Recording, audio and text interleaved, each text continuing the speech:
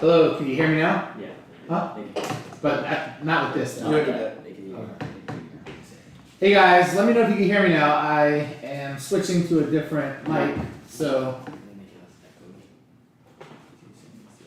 Keep talking. alright. We have a few dozen people here right now. So we'll get going.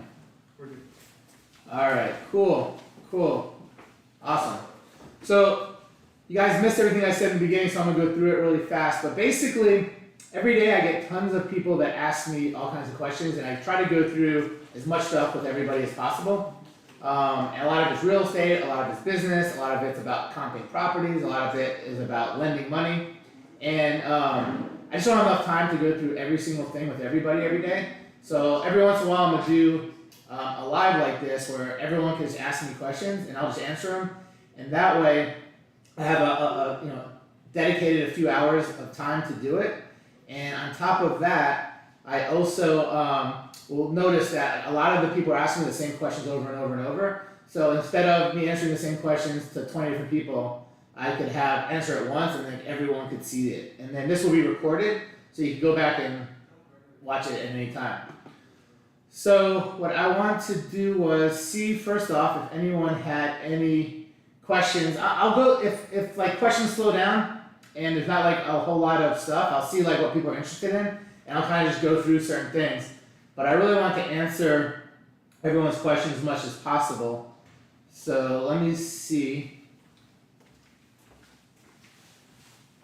Start teaching in sign language.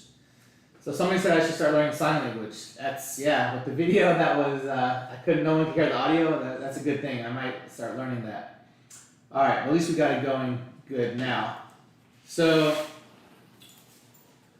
the question here is, have I ever bought a check cashing place? I've never bought a check cashing place before. So I don't know specifically what you're wanting to know about it. I know a lot about it, but I've never bought or owned one before. And then someone's asked me about SBA. I had a lot of people ask me about SBA. I'm gonna go through SBA funding for businesses in great detail. I actually have a bunch of slides I put together that I'm gonna show you all the different things that there is to know about it. Now when I'm buying businesses, right, because a lot of people want to know about buying businesses. When I'm buying businesses, using the SBA is one way to buy a business, and the problem with the SBA is that you personally guarantee it, and all the other ways that I buy businesses, you're not personally guaranteeing it. So I only use SBA loans if not all the other ways that I use to buy businesses don't work. So there's all kinds of different ways. Besides owner finance, you could borrow money on the business, you could borrow money on the equipment, you could borrow money on receivables, you could borrow money on a lot of different things, and you could get private investors to loan you a little bit of money, you could you could sell equity of the business, and you can do all these different types of things. But if none of that will work and you still can't buy the business, then I start looking at SBA options. So I'll go into that, but it's definitely like the last resort that I'll do is use the SBA loan for different reasons, and we can go through as we get different questions. But there's more and more people coming on. I know a lot of people are asking me about that, so I was gonna wait and go through the SBA stuff in a little bit. Once we're like a little deeper in, I'll answer other questions until then. Where do you recommend finding private money for your business purchases? So that's a great question. So the best way to get private money for anything, whether it's business or real estate deals or anything, is really to put your name out there on social media and around all your friends, go to local meetups, and let people know what you're doing. For many years, I didn't use social media to show people what I was doing, and I didn't get many more deals than the ones that I actually went after. But once I started posting on social media a lot more, different things I did, different businesses I was buying, different real estate that I've been buying and wanting to buy, I get so many just organic people that see me on Facebook that want to sell me more deals just because I post it. And it's the same thing with borrowing money. So a lot of people know that I lend a lot of money out to people for fix and flips mostly and other things in Atlanta. And since I've been posting about it, I have so many more people ask me to borrow money, and I show them what I'll loan money for, and how I figure out how much I'll loan them and the criteria. But because I do that, I actually constantly have people that want to give me money to loan out. So I've never really asked for people to give me money so I could loan other people money, but obviously the more money that I have, whether it's my money or other people's money, the more money I can loan other people. So just because I put out there that I am loaning money, buying all these different things, I have people that just organically come to me and try to ask me if I need to borrow money from them and what kind of returns I can give them. So I would say for borrowing money in general, I would say definitely post a lot of your accomplishments on social media. Let all your friends know what you're doing. It's crazy. I have so many friends that I train jiu-jitsu with and other martial arts and I'm at the gym with, and I don't even know what most of my friends do. Like, it's crazy. I'm friends with them all on Facebook, but they don't post anything, so I don't know. If I had a friend and I knew that they were doing certain types of businesses and I needed that business, I 100% would go to my friends way before I'd go to anybody else. Whether it's the same price, a little bit less, a little bit more, I'd rather support my friends. If I knew somebody was looking to do something, whether it was borrow money, whether it was they do some sort of service or they need help with different things, I would help them if I knew that they needed it. If they don't post it on social media and they don't talk about it when we're together, there's no way for me to know what they do and what they want me to do and what I could help them with. So you definitely got to get your name out there as far as what you want to, what you're doing, how you can help people, how people can help you, and of course let people know, look, I have this business that I'm doing really well with. I could buy a lot more properties, I could buy a lot more businesses, I could do all these different things, but let them know that, and then they're gonna just come to you and say, look, I saw that you're doing really well, I want to invest in you, I have this extra money. You'd be surprised how many people out there have so much extra money, or a little bit extra money, and are just making no money on it, and they would love to invest with someone that is their friend, and they know that they're going to get a good return. So that would be my first thing to start with doing.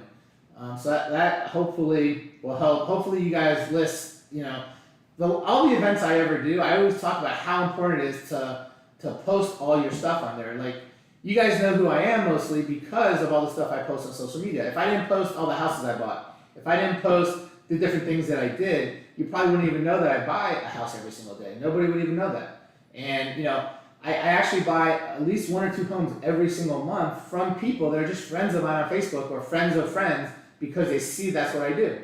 So you gotta let people know that. It costs nothing, it's really easy, and it's fun to do. So definitely do that. All right, hi Abraham. I know you started young. I'm 18 years old and getting into real estate investing. How did you pace yourself, and did you know where you were going to end up when you started?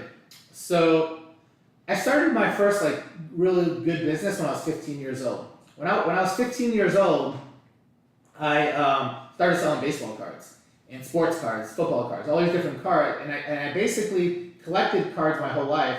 And when I was 15, I turned it into a business. I was really passionate about sports cards and sports at the time, and I was only 15, so I didn't really have any money or anything yet. But I collected all these cards. I started selling them. I went to baseball card shows. I sold some online. Back then it was Prodigy that everybody was using to sell stuff, and I didn't know where it was going to go. I was like, this is fun. I'm in school. Let's just see how much money I can make. I never thought it was going to come to nothing. I figured, I'd finish school, go to college, and do what everyone tells you to do. Well, I did really well, and when I was 15, I was making close. I started off making a few $100 a week to $500 a week to $1,000 a week. By the time I was 16, I was making multiple thousands of dollars a week. And of course, I was at that point. I moved in with my grandmother. I was living with my grandmother in Atlanta because I moved to Atlanta when I was 15, and I didn't have expenses, so I was able to save everything. So every single year, I was saving 100,000, and 200,000. Before you knew it, I had a lot of money saved up. But as far as pacing myself, you just got to start with something, right? And then you figure out how. Is that the right thing for you? Are you having fun? Are you making money? Is there something that you could do that's more productive? And once you see that you got something that's doing well, stick with it and build on it. And that's all I did. So when I was 15, I started my baseball cards. 16, I got more into it. I felt more comfortable. Once I saw I was starting to make $1,000 a week, I just did it bigger. And I started making $2,000 a week, then $3,000 a week. And I just kind of built on that. Every single business I had that made crazy amounts of money, and had tons of locations. I didn't start with tons of locations when I first started that business. I started with one location. I went from one location to 2 to 5 to 10, and eventually, some businesses had hundreds of locations, but it's just progressed that way because they were doing good. And if they didn't do good, I would start closing them and I would get into something else. So just pace yourself by, as you're doing better, just keep growing on that. And of course, get as much help as you can from any single person that that is really good at what you want to do. So, if you in particular are into real estate, go to all the local meetups, go on every Facebook group that is around in your area and see who is doing what you want to do, see who could help you, see who you could help, and network and get deals done together. All right, let's see, next question here. How do you build credibility with business owners as someone that wants to buy their business? So, Samir, you're asking about how do you build rapport and get somebody to want to buy, to sell you their business. So, by far, whether it's a business or real estate, because it's the same exact thing, if you are going to try to buy someone's business and get them to sell to you for a price and terms that are fair for everybody, they gotta like you, they gotta trust you. So the most important thing is obviously to build rapport. So you're asking me how do I build rapport? Well, you gotta come off as a really nice, honest person. You gotta be yourself. You gotta be true. Be very, very honest. Don't try to make up stuff and whatever, because they'll read right through it. The more you are yourself, the more that they'll just trust you. And then of course you gotta be a very, very good person. And people in general like people that are like themselves. So see what they like, and maybe kind of talk about it. If you know that they like the Atlanta Braves, talk about the Atlanta Braves. They're instantly gonna like you more. If you see that they're a dog lover, talk about your dogs or your friends' dogs. If anything that that they like to do or they have, kind of show them that you like the same sort of stuff. People like people that are like them, and that's going to get them to like you a lot more. And the more they like you, the more chance you're going to have. On top of that, show them other stuff that you've done. And some people might be like, well, I've never bought a business before. I never did a real estate deal before. How can I show them? Every single person here has done stuff that's probably pretty, something that's very, very good that somebody else hasn't done. You might not think it's a big deal because you've done it and you've done it a bunch of times, but to somebody else, it is a big deal. So try to think about all the different strengths that you have, all the different cool things that you've done, and basically show them that, look, I've done this. Whether it's the same industry or a different industry, it doesn't matter. On top of that, you could show them that, hold on a second, someone's calling. So show them that you've done all these different things, and then if for some reason you don't have all this to show them or can't think of something, you could tell them about your partners, right?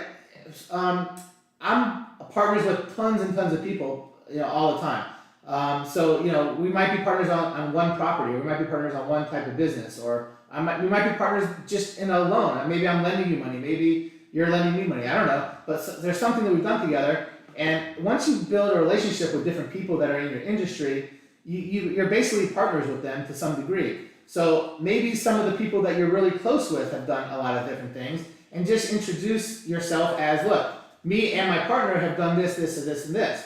And maybe it wasn't you per se, but maybe you guys did it together, or maybe you guys are working together now, and they're going to help you. So there's a lot of different ways to pitch it. Of course, if you have any more questions, I could go further and further with it, but that just kind of gives you a really good broad overview. And again, just be yourself, be honest, and people will sense that. All right, so do you have any totally passive investing in real estate syndications? If so, what class, multifamily? So you're asking if I have any different real estate investments that are very passive, super passive, where I don't do anything. I do have a lot of different real estate projects right now, or real estate investments right now that I do nothing with. I have a lot of rentals, a lot of Airbnbs, I have a lot of rooming homes, I have a multifamily.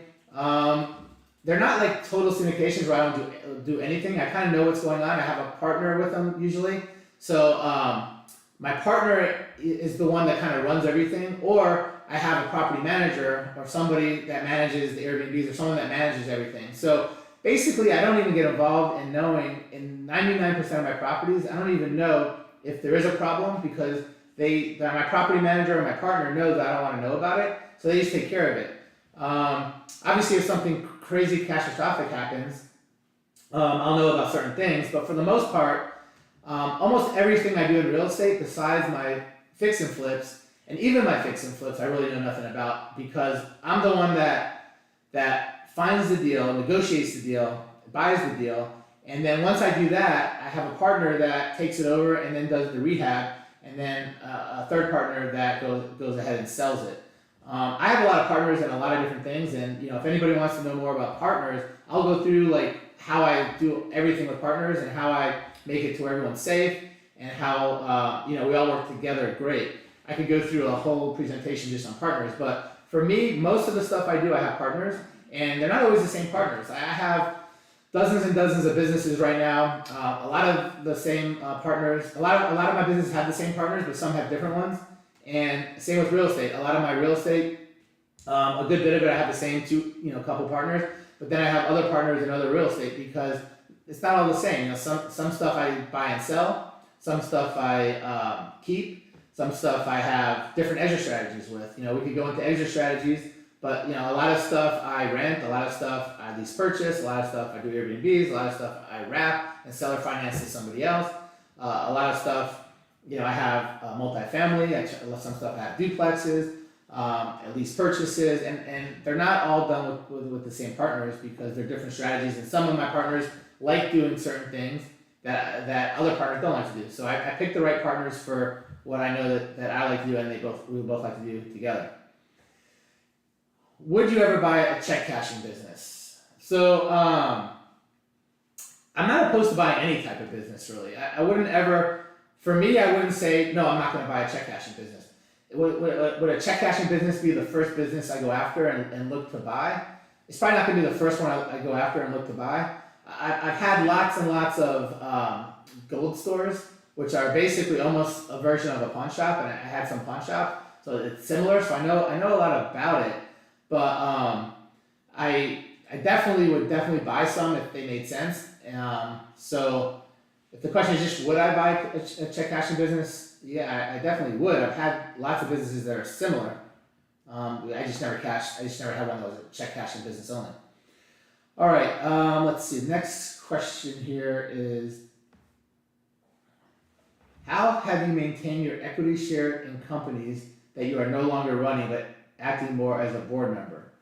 So I'm not really like a board member on any business I have. I'm basically, every business I have, I'm partners. I have some sort of partnership. But before I go into partnership with my partners, we discuss ahead of time what each of our roles are going to be. So we each have different roles. So my role is potentially to find the business, start the business, negotiate the business, and figure out how to get it started. My partner's role might be to operate the business. One of my partners, sometimes I have one partner, sometimes I have 2, 3, 4. I have businesses that have many partners in the same business. But each of our partners have a different role. Some could be in charge of accounting and legal. Some could be in charge of growth. Some could be in charge of marketing. Some could be in charge, and sometimes, all those could be with one person. But the question is, how do I maintain my share of equity in it? Is because my share of equity is based on what I'm supposed to do. What I'm supposed to do is come up with the business, if that's what my job is, to come up with the business, find a good business that can make a lot of money, maybe find the location, maybe set it up. If that's my role, that's my role. I did everything I'm supposed to do. Now, typically, a lot of my businesses, I have multiple partners with. So maybe my role is to find more businesses that I could add to that business. So maybe one of my partners is operating the business, and they're in charge of operating the business, and that's what they're supposed to do. And my role could be to find more businesses so we can make more money with that same partner. And again, it all boils down to what everybody agrees to in the beginning as partners. As long as everyone agrees to it, then you're fine. And I have a whole section of what to do with partners when you have them to make sure that everybody knows what their role is and what happens if people break their role. I actually posted on my Facebook 2 years ago, a bunch of different like rules, provisions that I have in my operating agreement, right? Everyone that has a partner should have an operating agreement. And in my operating agreement, I show, all the different provisions that like what happens if something, doesn't do what they're supposed to do, or all these different things that come up. And I actually posted it 2 years ago, and I just reshared it because it was a 2-year anniversary of that post. I just reshared it last week. So there's 14 different provisions I have in every operating agreement, and some I have a couple other things. But we could go through some of that stuff if anyone's interested, has partners or problems with partners, or is about to have partners. But if you just go on my Facebook, you'll see really fast the different things that I posted a couple years ago. All right, how do you underwrite a potential business that you're going to purchase? So that's a really long answer. The quick answer is I go ahead and I get their financials, which consists of their profit and loss statement and their balance sheet. And what I do is I look over their profit and loss statement, which people call P&Ls, and I see if the business is making enough money to where it's worth my time to put into it. And then once I determine, how much it's making, then I check to see how much, they're selling it for, and to see if the amount they're selling it for makes sense compared to what it's making. And, after I do that, I basically then double check it with the tax returns. So I'll check the tax returns for that business for the last, I usually do like 3 years, but I'll check to make sure the P&Ls and the tax returns match up. And if they do, that's good. And then, a lot of times they'll show how much money they have coming in or out on their profit and loss statement. Sometimes, depending on the business and how important it is, I'll double check it with their bank accounts. I'll actually get their bank account statements and make sure that the money they show went in really went in. Or, sometimes I don't do that. It depends on the business and how important that is. But determining of how I underwrite a potential business is I gotta see what the business is making, and that's the ways I do it to double check.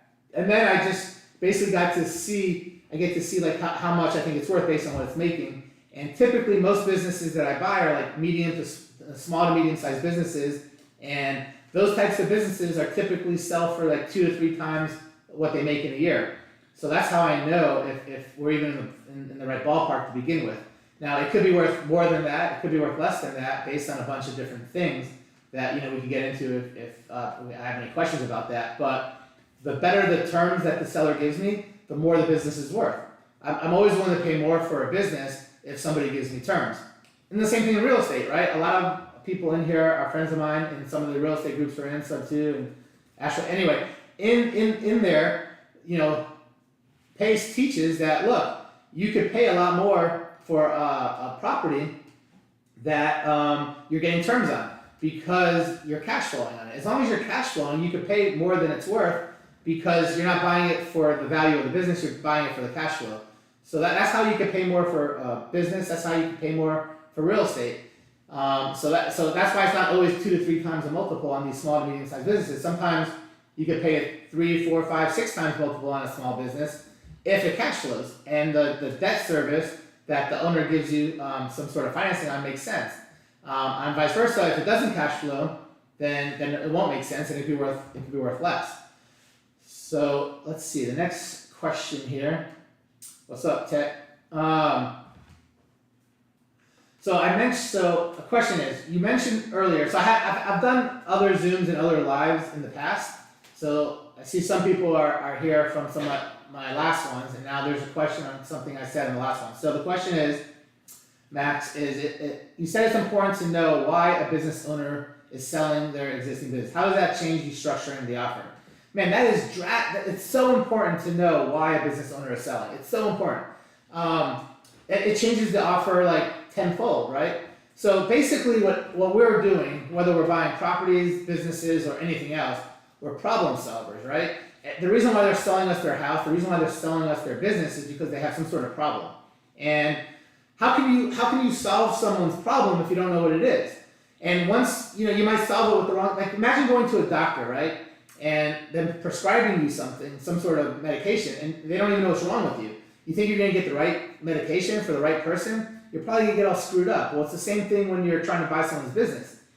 If they're trying to sell their business because of one reason, and the offer that you're giving them solves a totally separate reason, it's gonna be hard to get that deal done. sometimes the reason why somebody wants to sell has to do with some amount of money that they need. It's usually not all the money, but usually they need some amount of money. Sometimes they don't need any, sometimes they need a lot more. But if you're offering them something, if you're offering more or less money and that's not what they care about, that's not going to help buy that deal. If they're retiring and they care about their employees, which is very, very common, that they care about their employees, their customers, and especially they care about their legacy of that business. Like people know that that's been their business for a long time and they want to maintain a good standing in that community with that business, and you're offering them more money, but they care more about their employees and their their business standing and having great reviews, then you're not solving the right problem. So you just might be paying somebody too much. You might be focusing on the wrong stuff for what they care about. What's amazing is every single person that you buy a business from has different reasons why they're selling, and a good amount of people that you're buying properties from, you're buying these properties from them for different, they're selling it for different reasons. And if you got to make the offer that you're giving them, make sense for the reason that they're doing, right? You're solving problems. The people that solve the biggest problems in the world are the ones that make the most money. You look at the richest people in the world, they're solving the biggest problems. Every single thing in life is about solving problems. Everyone has problems, right? They could be small problems, medium problems, big problems, and you got to solve them. And if you're able to solve them, you make a lot of money and you help people out, and that's why it's so important to understand why somebody is selling their business, because you don't want to prescribe for them the wrong medication for the wrong problem. All right, let's see. More about how. So my wife and I recently bought an Amazon FBA wholesale store. It's very passive, love it. Are there any other businesses we should look at acquiring that are mostly passive outside of e-commerce? So Wesley, the crazy thing about your question is every single business I have is passive. There's no such thing as a business that's not passive or a business that is passive. It's the way you structure, it's the way you set up the business and the way you structure it, right? Your Amazon business, and I'm just going to give you an example on your Amazon business. Your Amazon business is, well, I guess it's all shipped from a warehouse, so it's more passive that way. But you still got to make sure that you have inventory there. You still got to do certain things that you still got to do. So there's some involvement. However, you could make a business to where there's no involvement. So all you got to do is put the right people in place. By having an FBA wholesale store, you are basically having somebody else fulfill all your stuff. So just look at it in a different perspective, to where no matter what the business is, you have people that will just fulfill whatever needs to be done, right? If you have a store that's selling stuff, you're not going to be the one working at the register. You're going to hire someone to do that. And then, of course, they're going to have managers. A lot of times it's the owner that's the manager, but you don't have to be the owner as a manager. You can hire a manager. And then once you have the right people in place, you really almost don't have to do anything. You just got to have the right people in place that are good, incentivize them, make sure that they're happy, make sure that they're making enough for what they do, and then pretty much everything becomes passive. Right now I have dozens of businesses. A lot of them are out of state, and I haven't been to any of those businesses since way before COVID. I haven't been to any business I have out of town since before COVID. That's almost 2 or 3 years. They run fine. I get checks every single month. I can show you deposits I get in my account every single month from these businesses. They're 100% totally passive for me. So really any business could become passive. Some businesses are easier to make than others passive, but again, it's a matter of finding a business that has somebody that is running the business. So one of the most important things I do when I buy a business, besides making sure that it's worth what it's worth because it's making a certain amount and I have a good cash flow, is I make sure that there is leadership in place, management in place, someone that can run the business. So if you do that, and that's kind of what I teach mostly, is buying those type of businesses that already have someone in place that's running it, it's instantly a passive business no matter what the business is. Now there's nothing wrong with running a business. A lot of people I know like running their business. And when I first started and I had my first few businesses, I ran them for many years. And I think that helped me a lot because now I understand more about running businesses and what it takes. And I busted my ass for a while, but now I don't really run anything, so you don't have to. I definitely think that if you've never run one, I think the first businesses you buy, it's kind of good to run it for a little while, just so you get a good example and you understand what it's like to run a business. And then eventually, if you don't like running it, put people in place and find more businesses that you don't have to run and have somebody in place. All right, next question. Since you have borrowed, how much structured loan? All right. Since you have people you would borrow from, how do you structure your loan payback to private money lenders? So I think the question is, if you're borrowing money from someone, how do you pay? Since you have people you would borrow from, how do you structure your loan payback to private money lenders? So every single private money lender is going to have a different structure of how they want to get paid. I actually loan money to a lot of people, and everyone that I loan money to, not everyone pays me the same way. I have different ways people could pay me back. But typically, when people borrow money, they typically are going to either pay you back like interest only for a certain amount of time, or potentially principal and interest until it's paid back. Most of the loans that I do are interest only, and there's some sort of balloon where they have to pay me the whole thing back. So 90% of the loans I do are for real estate and really for fix and flips or for lipstick repairs. And most people need somewhere between a month and up to 6 months to fix it and relist it. So I structure my loans with all those types of people where they basically pay me interest every single month. Every 30 days I get an interest payment. And then whenever they sell the property, I get all my money back that I lent them. And that's how I structure those. But again, there's no right or wrong way to structure a loan. It depends on the person that is borrowing the money. Do they want to loan you money for short periods of time because they might need it for something else? Or do they have a lot of extra money that they want to keep out there for a long time because they're not making any interest on it, so they want to keep it out there? Then you do a different type of deal with them.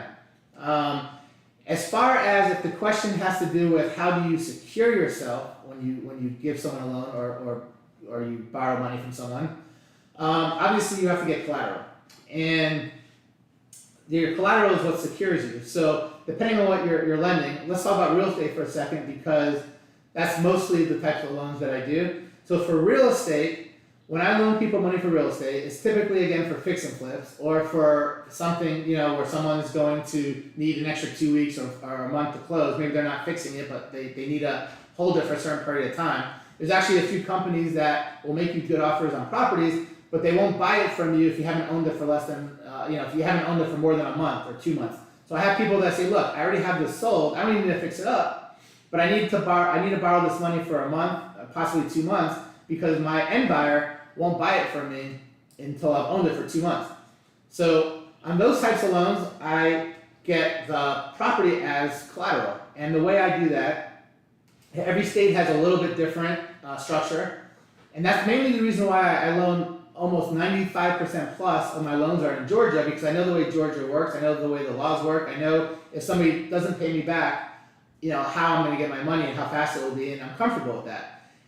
Plus I know the market really well, so when I'm loaning people money in Georgia on properties, I know that my collateral is good, right? You have to make sure your collateral is good, or else what's the point of getting collateral? If you're lending someone $100,000, collateral's only worth $50,000, you don't get paid, you just lost half your money. So I'm very comfortable with prices in Atlanta, and I'm very comfortable with how to get my money back if someone doesn't pay me. So to go back to that, when I lend somebody money, I always get two things that I always get. I actually get more than two things, but two things that are super important that you always have to get. You have to get the person to give you a security deed. That basically shows that you lent them X amount of dollars, and when they sell it, they don't get any money until you're paid back whatever is in that security deed. And it's basically a lien on the property that you have, a lien on the property, and somebody can't do anything with it until you're paid off. The second thing that I get that's really important is called a promissory note. A promissory note shows how much money you lent them and what your terms are of the loan. It'll say, okay, look, he's got to pay me this much interest rate. He's got to pay me the interest every month, every 6 months. He's got to pay me principal and interest or just interest. Anyway, it says everything that you guys agreed to is going to be in that promissory note. And basically, without that promissory note, the security, no one's going to really know what you talked about, what you agreed to, right? They're gonna know that you are owed this money, but they're not gonna know if the person defaulted or didn't default because they don't know what the terms are. So in my promissory note, it will show like how long they have to pay me back. If they don't pay me back in 6 months, well, they have to. They're gonna have to figure out a way to pay me.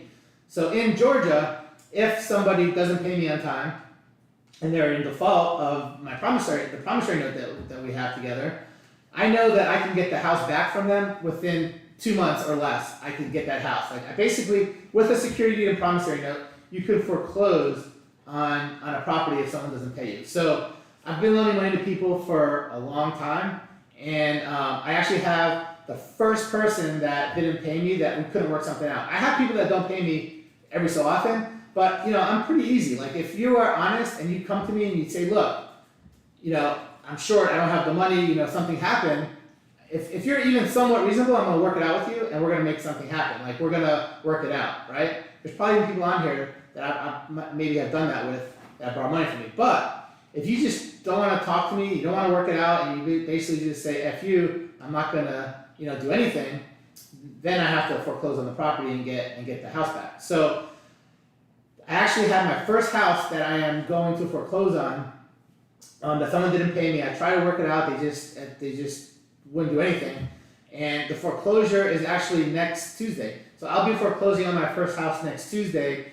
And what's crazy is they owe me a significant amount less than what the house, is gonna sell for.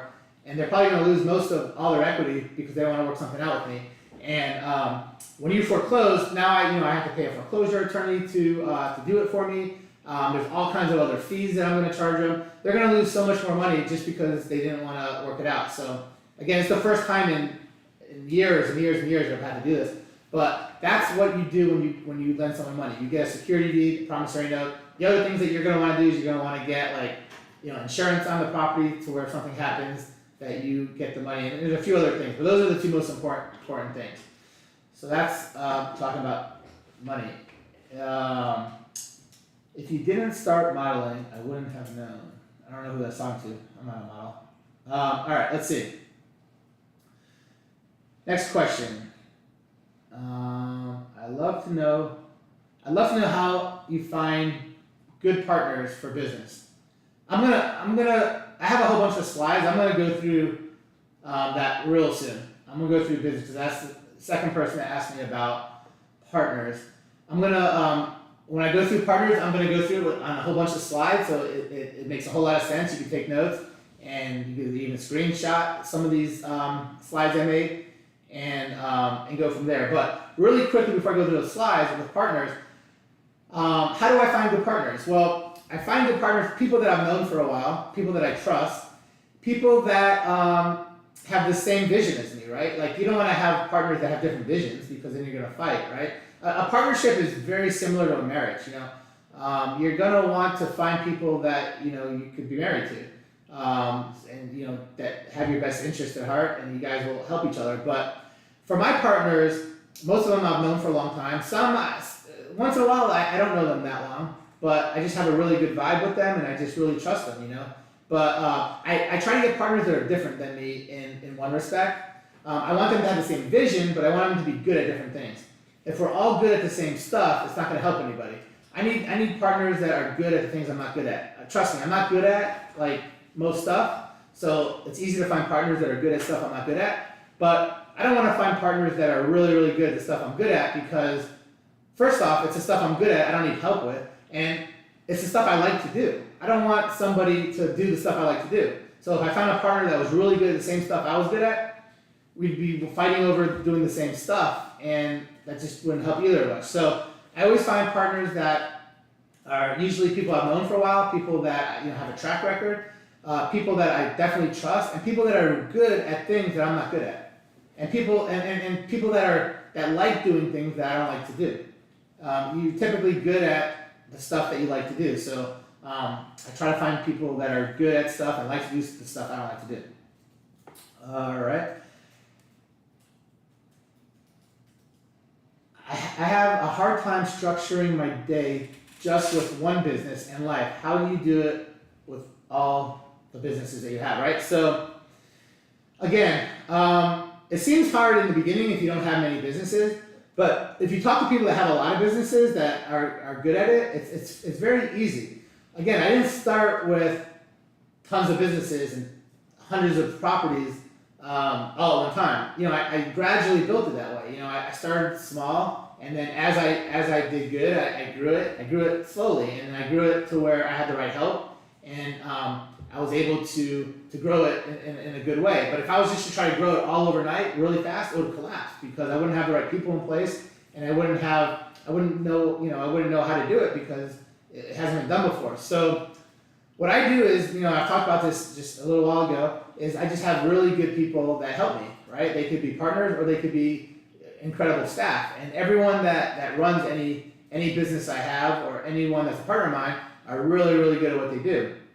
And because they're really, really good at it, they're better than me at what they do. And because they're really good at what they do, I don't really have to deal with anything because that's what they do. You know, again, when we're in a partnership together, before we start it, I say, look, this is what I'm good at, this is what I'm able to do. I'm not good at the other stuff, I'm not going to be able to do the other stuff. And then they do the same thing, and we make sure that all the puzzles fit together to where the stuff that they need to do and the stuff I need to do, you know, becomes, you know, one whole thing. So I don't need to structure my day that much because I know what my day's like. My day is, you know, my day is, you know, I wake up and I try to buy more deals. I try to negotiate, you know, deals. I try to buy businesses. I try to buy properties, and I comp stuff. I'm really, really good at comping stuff. I can comp stuff better than anybody. So I know as soon as I look at a property, I know what it's worth. I know how much the rehab is going to be. I know how much, you know, the most I can pay for it, and how much I could sell it for, and how much I'm going to make if I buy it at different prices. So I'm literally all day looking at properties, looking at businesses, and just trying to figure out which ones are worth buying. And then once I'm able to buy it, you know, I pass it off to one of my partners, and then they take it over from there. So that's how I structure my day. I do the stuff that I know I'm good at, the stuff that I enjoy to do, and I don't do it. If you are working every day and you're doing stuff you don't like to do, and you're doing the stuff you're not good at, your life's gonna be miserable. Your day's gonna be miserable. Like I won't do it for any amount. There's nothing that you know you could have. There's certain things I hate doing, and I just make sure somebody else does it. I don't even care what I pay them. Like it doesn't matter to me because I just need to get it done. But obviously, on the grand scheme of things, you make sure that you're paying somebody a fair price for what they're doing. So if you're having a hard time structuring your day with one business, that means that you don't have all the right people in place, or you don't have something in place right. And the same thing in life. You know, he said business and life. So in life, so I've been married. I was with my wife since 1997, like that long. We've been together 26 years. You know, we have 3 kids, and I structure my life the same way. Like my wife and me, we know exactly, you know, what we're both good at, and you know what we both want to do and what we don't want to do. We make agreements, right? We make agreements. We're like, look, I'm going to do this. You're going to do this. You know, I'm going to make, you know, the money doing this. You're going to help me do this. You're going to take care of the kids. You're going to clean this. You're going to, or you know, you have your kids help. But basically, ahead of time, we both tell each other what we need in the relationship, and we both tell each other what we like doing or don't like doing, and what we expect the other person to do, and we make that agreement before we get into the next step. Like if we're going out on a date, we'll be like, look, you know, you need to pick the restaurant, you need to pick the place we go to after, and you know, stuff like that. We just have it all figured out to where we all know what's gonna make it to where we're both happy. And we figure that out ahead of time, and then when we go to this stuff, you know, we're just all happy, and you know that's why we're together 26 years, and you know, everyone stays happy. The kids are good, so that's how we structure business and life. So you want an example of how we structure some stuff in our relationship or marriage, right? In the beginning, so we were together for like almost 10 years before we had kids, and you know, I was always scared to have kids in the beginning, just because I just like having my freedom. I like being able to do whatever I wanted, and I knew like when you have kids, that you're tied down, and there's a lot of things that you want to do. Plus, there's you know other different things. So my wife always wanted to have kids way before me, and we always had that like argument: when are we going to have kids? I knew at some point we were going to have kids, and I kept delaying it, and she wanted to you know have kids sooner. So she came to me and she's like, why don't you want to have kids right now? Why don't you want to have kids right now? Because I want to have them, I just don't want to have them right now. So I explained to her, look, I needed my freedom. I explained to her all the stuff that's important to me. I can't stand dirty diapers. Like, when I go over friends' houses and their kids are puking all over the place and I see them change diapers, I can't do that. Like, I would pass out. Like, I can't do it. And we went through like dozens of different things of why I wanted to have kids, dozens of different things why I didn't want to have kids. And then we went through with my wife a dozen different things why she wanted to have kids now and the reasons why she thought that, my thoughts didn't make sense and how she could counter my thoughts to where I wouldn't have to worry about it. So what happened? She came to me after she saw all the different reasons why I didn't want to have kids right now. She's like, look, here are the 6 reasons why you didn't want to have kids right now. Those are problems I have, right? We talked about earlier how solving problems, is what everybody does, right? The more solutions you have in life, the more successful you're going to be in life and the more money you're going to make because everything in life is about solving problems. So I gave her my problems of why I didn't want to have it, and she came and gave me all the solutions to them all. So what happened? So the next year we had kids because she solved all of my problems, right? So one of my problems was, not having the free time. So, we were able to have people to help us with that. Of course, one of the big things, I don't know, people might not like me for this, but one of the big things where I did not want to change diapers. That was like the only thing. It was grossed me out, and I don't know, I couldn't do it. So that was like one of our biggest things. She's like, you know what? If we have kids, don't worry. Like the deal is we'll have kids, but you don't have to change diapers. I have 3 kids, and I've never changed a diaper in my life. And but we made an agreement, and there was a lot of things I gave in that was good for her, and there's a lot of things she gave in that was good for me, and it worked out, and we were both happy.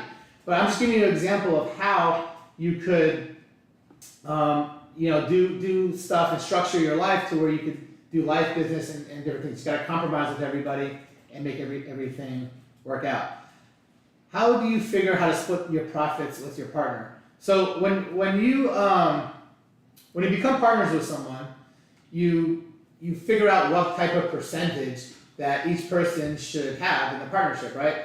Some partnerships, I own 10% of the business. Some partnerships, I own 80% of the business. Some I own 30% of the business. Every partnership I have, I own a different percent of the business. And you can structure it to where you own the same percentage of the business with how the profits are split.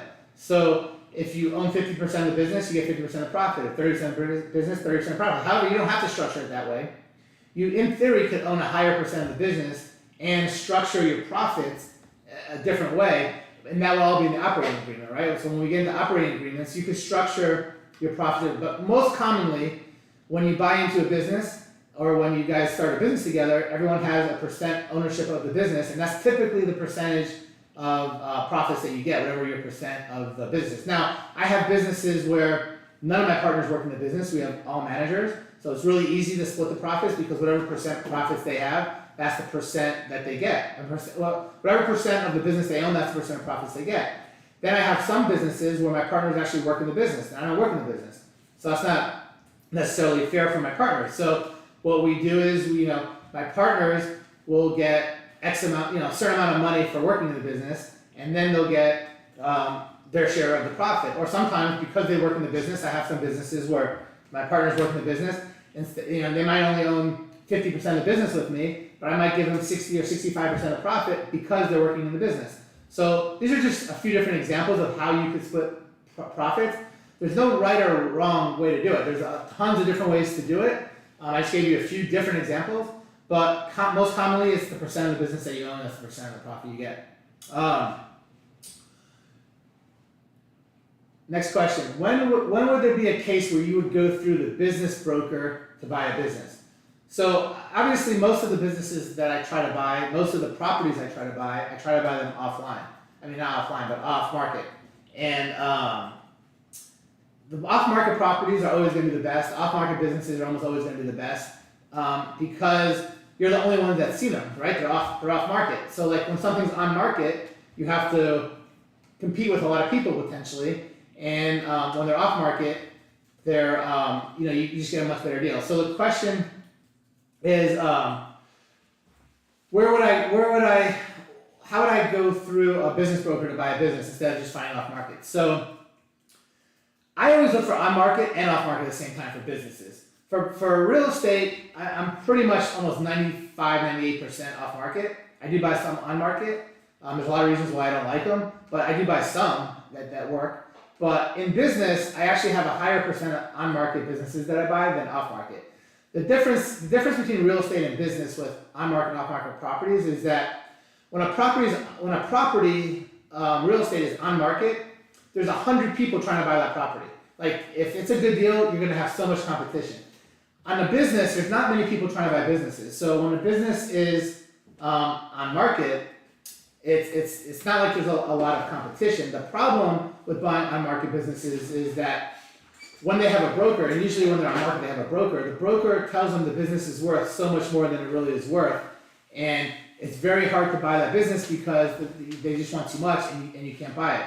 So I do buy a lot of on market businesses, but typically what I do is I wait for businesses to be on the market for 10 months, 12 months or longer, and at that point, the people that have had businesses on the market that long, they realize that what their broker told them in the beginning is BS, and that it's not worth that much, and they are going to have to do terms and all these different things, and that's when I can get good deals. So I have a business broker that I've been working with for decades, and I use that guy for any type of business that I buy that's on market.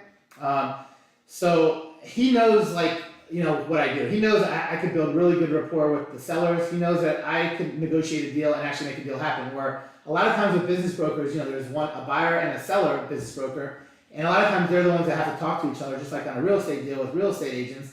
And the problem is with real estate, it's always good to have good rapport with the seller. But in business, it's crucial. In real estate, most of the time it's about price. In business, the price isn't always the most important thing. So in business, you really, really have to have that good rapport with the seller. So you got to be able to talk to the seller. You can't go through brokers over and over and over. So you got to find a really good broker that understands that and knows you and knows that you are good at talking with sellers and knows that you're good at negotiating, knows that you are able to build that good rapport and get that seller to like you, and that because they let you talk to the seller is the reason why this deal happens.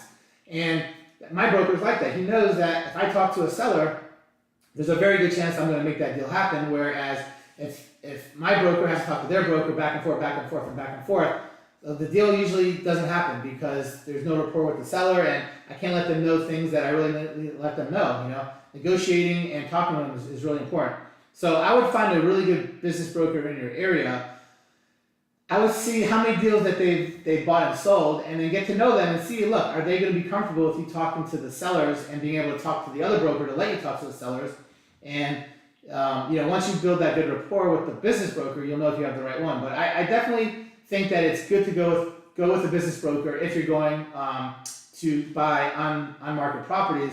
But you got to make sure that the business broker you're using is good enough to know that you got to have that good rapport with the seller and talk to them.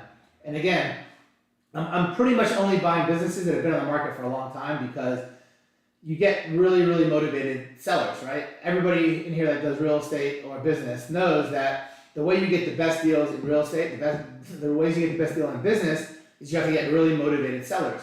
Well, if somebody has their listing on the business, trying to sell their business for a year and it hasn't sold, and obviously they want to sell it, they put it on the market a year ago. So I know they're super motivated a year later, 2 years later, 3 years, they're super, super motivated. If they really want to sell the business, then they're going to have to sell it to you for what it's worth. It's worth what someone's willing to pay for it. And once you talk to them and you let them know, again, figure out what their problems are. Why are they selling this business? Figure out all those issues, and then you address each one at a time, make them like you, solve their problems of why they're selling it, they'll end up selling it. It's very hard a lot of times in the beginning when they just list it to solve all their problems because they were kind of conned into thinking their business is worth a lot more, or different things that you want to talk to them and try to get them to do. They're conned out of thinking that it's possible by their broker that listed the business because their broker got them to list the business because they promised them all these things that aren't really possible. So that's why I wait a while. Next question. As you know now, what businesses can you start? So I guess the question is, what businesses would you start as far as instead of buying? So I always suggest 100% to always try to buy a business and not start a business. There's a million reasons why. I made a couple other lives and Zooms of why. The last one I made is actually was on YouTube like a week ago. Just watch it. It's like 4 hours plus. It's recorded, and that's all I talk about is why you should buy existing businesses instead of starting one. But the question is, what businesses could you start, or what businesses would you want to start as opposed to buying a business? So the ways I've made a lot of money over the years is starting businesses, which I tell people it's stupid. But the exception to buying business, the exception to why you want to start a business is because it's a business that doesn't exist in your area. And you know the business is going to do really well. And the reason why you know this is because I've done research in other markets that business actually does exist in. It could be in different cities, it could be in different states. A lot of times it's in different countries, it hasn't even came to America yet. And I have all these different ways to figure these things out. And those are the businesses that I actually start. Businesses that don't exist. Like I would never go ahead and start most businesses in my town if there's already similar businesses in there. I would try to buy some of those people's businesses.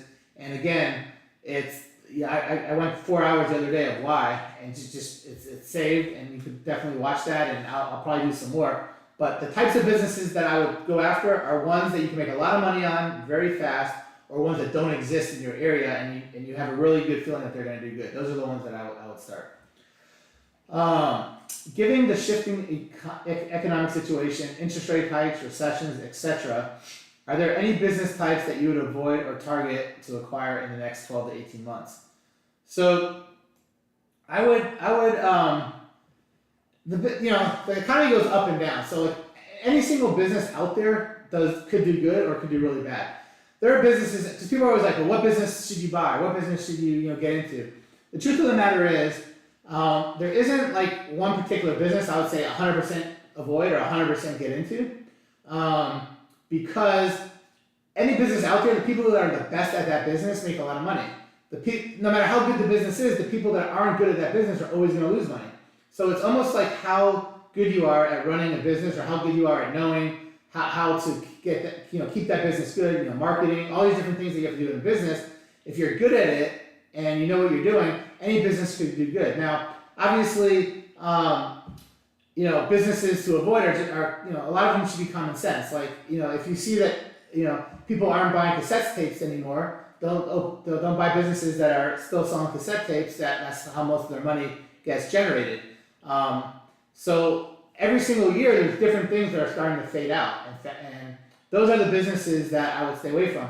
The other businesses that I would stay away from is when you're looking at a business to buy, they're going to show you their financials and how they're doing.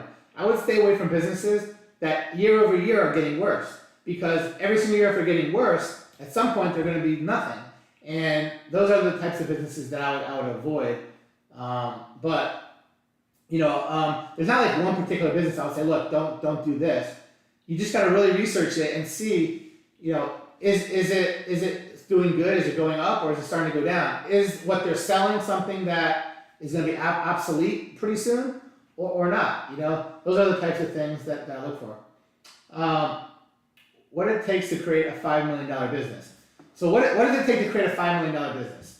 So if you've been from the beginning, sometimes you don't know. Sometimes you start off to create $100,000 or $300,000 or $500,000 business, and what happens is you're doing so well in that business that it keeps growing.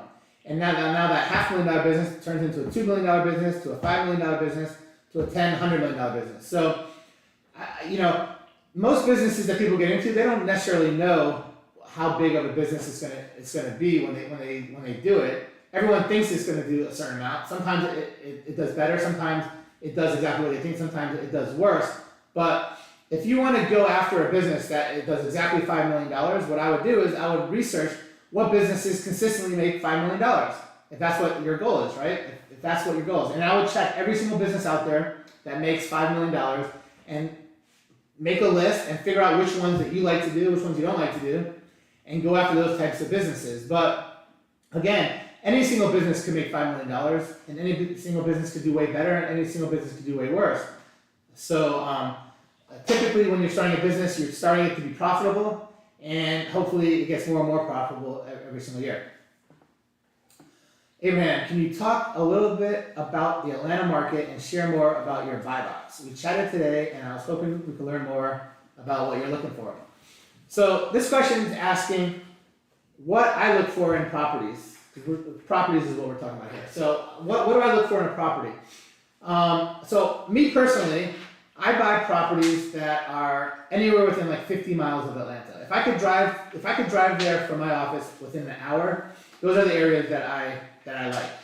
Now, there are definitely areas I like better or worse, and I personally like stuff that is a little bit newer, meaning not from the 1920s, 30s, 40s, because those need a ton of work. So ones that need a little bit less work.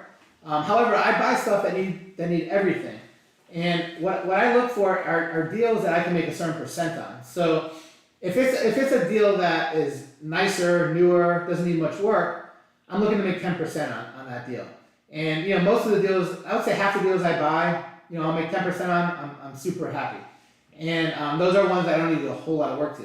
I'll buy ones that need a decent amount of work, that need crazy amount of work. But those are the ones that now I need to start making 15%, maybe even 20% if they just need a crazy amount of work, because the more work it needs, the more time that it's going to take my people and my crews, my partners to be involved with. So, I could do sometimes 3 or 4 deals that need very, very little, as opposed to one really, really big one. So I got to make a lot more on that big one just to make up for all the time and my crews that are missing from all the small ones.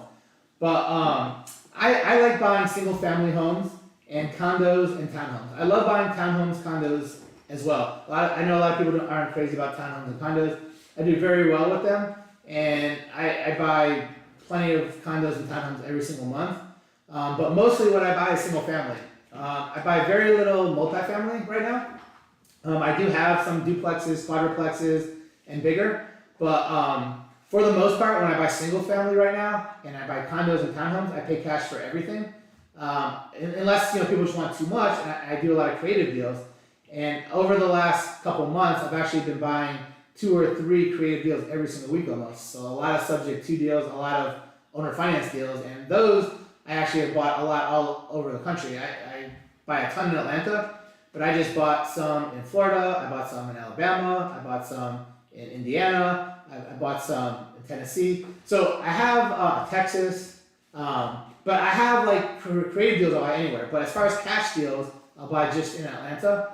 And again, it's because I know the market really, really well, and I'm very comfortable with them, and I know how to comp them, and I can make a decision. Like if you send me a property, there's 3 things I need to determine what I want to buy a property. I need pictures, the price, and the address. With those 3 things, I pretty much will know 90% of the time within 5 minutes if I could buy it. If the pictures aren't good, that's where I start having problems, or there's certain areas that are a little bit weird, but that's what I target. As far as multifamily, I do buy some. Most of the multifamily I buy, it pretty much has to be some sort of creative deal. So it has to be some sort of owner finance or some sort of subject to or something else that's creative to buy the multifamily. But there's nothing wrong with the stuff I don't like. It's just I'm good at what I like. The reason why I buy what I buy is because I'm really good with that stuff. I know that stuff backwards and forward. You could tell me a zip code in Atlanta, or you can tell me a square footage, or and I can know what it's worth without even looking at the pictures or anything else typically. But I still need those 3 things because then I'm sure. But with multifamilies and stuff like that, I don't really like try to fix and flip multifamilies. So that stuff I try to keep longer, and it ties up a lot of cash. So I don't like to use cash for it because I'd rather use my cash for lending money to people and for buying properties. And my single families I could just turn really fast. My multifamilies is more long term for me, and I don't sell them as fast, so it ties up more money. So with the creative aspect, I like them because once they're cash flowing, they're good. Hope that answers kind of like mainly what I'm looking for in Atlanta. I'm always happy to look at anything. Just email me, and I'll tell you what I like or don't like about it. Some people giving some good advice of different books and stuff to read here. So if a business office building is vacant, bringing in no income since they purchased it, Do you go with pro formas? So if the question is, how do I price or how do I determine the value of an office building if it's vacant and there's no money coming in? What I would do is typically see like how much the rents would be if I were to get it occupied. And typically, an office building, it could be anywhere from 80 to 100% occupied, depending where it's at and what it looks like and what the rents are. But I would base the value on what it's worth, how much money is coming in once it's all occupied, and then I would look at it and say, look, to get it occupied, I need to spend this much money on it because it needs all kinds of repairs. Typically when an office building is vacant, there's a lot of stuff that is wrong with the building that needs to be repaired before you can get people in there.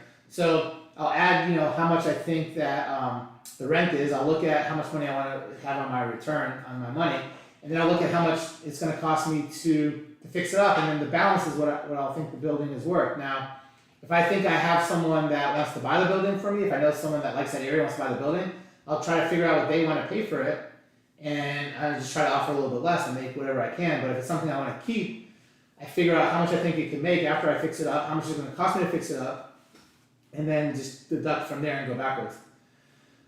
All right, next here, how do you keep track? So Samir asks, how do I keep track of all the back-end stuff like accounting, checking in on people, and scaling your business? Awesome. So again, I don't do most of my businesses on my own. Like I have a few that I do myself. It's very, very few. It's like less than 5% of what I do is by myself. I have partners and I have really good staff that work in almost every business I have. And everyone has a different thing that they got to keep track of, right? So in your question here, back-end stuff like accounting. Well, first off, I have one of my partners that's in charge of accounting that oversees every single thing that has to do with accounting. I have another partner that double checks all the credit card receipts or different things like that. If we're talking real estate and rehabbing, make sure that all the people are buying stuff that we actually need, right materials, that we're not buying tools that people are keeping. And then of course I have an accountant that does my books every single month, gives us our P&Ls every month. I could see from month to month, okay, look, this month we spent this much on labor, this much on materials, this much on on a P&L it's broken down into as many categories as you want. Typically, we have 20, 30 different categories that we see where the money's going. Our bookkeeper will send us the P&Ls, we'll review it. My partner that's in charge of accounting will see if there's any inconsistencies where all of a sudden one number went up like crazy or one number went down like crazy. They'll have to figure out why. So we have a lot of checks and balances on that. And there's only certain people that could spend money. So there's only certain people, and the few people that could spend money, whoever their manager is, will be the one that double checks to make sure that they're spending the money correctly and not doing anything crazy. Next thing is, how do I check in on people? Well, every person that works for any business I have or anything I have has some sort of manager. At some point, the manager could be me, but maybe I'm the manager of like one person that manages 10 people that manages 50 people. But basically, how do I check in with people? I don't check in on anyone that I don't manage. I only check in on the people that are directly under me, right? So if you have an organizational chart, you might have a ton of employees, then you have a few supervisors, then you have a manager. At some point, whoever is in charge of that person is the one that checks on that person. And the person that's in charge of that manager checks on that manager, and at some point, you only have to check on the most high-level person because everybody else is being checked on by somebody else. So that's how I check on people. As far as scaling your business, the way I scale my business, there's multiple ways depending on the business, but obviously marketing is a very important key to scaling your business. So I always make sure that my ads are on point, whether they're social media ads, whether they're Google ads, whether they're billboards, it doesn't matter what it is. Whatever that business needs, I make sure that I'm doing the right marketing for it, and I check my marketing every single month or every few months to make sure that I'm getting a good return on my money on my marketing. Another way that I scale my business is my favorite way by far to scale my business is not marketing. My favorite way to scale my businesses is by buying other businesses that are similar to my business that I could instantly grow my business, crazy overnight, right? So a lot of my businesses that I have, I've bought competitors out or I bought, people that are about to retire out that are in the same industry as me, and literally I went from having, 1,000 customers to having the next day 1,500 customers because I might have 1,000 customers in my business. I just bought another business that had 500 customers that's the same industry as me, and now I have 1,500 customers. So if I was to market and try to grow it with marketing, it could have taken years to potentially grow from 1,000 to 1,500. But by buying a competitor or buying, what I call bolt-on business, I could grow infinitely overnight. And you can just keep buying more and more businesses that are similar to yours. And that's what I love about business. You could just buy so many more businesses and just grow your business. And if they do exactly what you do, that's great.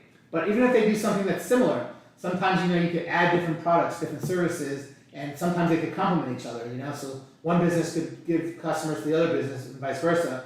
So that's how I like to scale my business. Hopefully that answered those 3 questions there. All right, let's see. Actually calling it my business isn't technically accurate. I'm helping. Okay, so I gotcha. You're helping other people with their business. No, it's great. Let's see. Next question. So is there a rule of thumb when evaluating a business? Like 50% rule for operating expenses for multifamily. And so every single business is so unique. Some businesses have a 10%, when they make 10%, on their money. Some make 50%. So what you have to do is, depending on the business, look at that industry. Like whatever the business is, look at the industry, and then you could probably even Google, in this particular industry, what is the, amount of money that you should make on your, so there's not like a 50% rule, like for multifamily operating expenses. It's really different. Sometimes the product is 50% of the business, sometimes it's 10%, sometimes it's 30%, sometimes the labor is 50%, sometimes the labor is 10%, sometimes, it's different. Every single business is different, so there's no rule of thumb.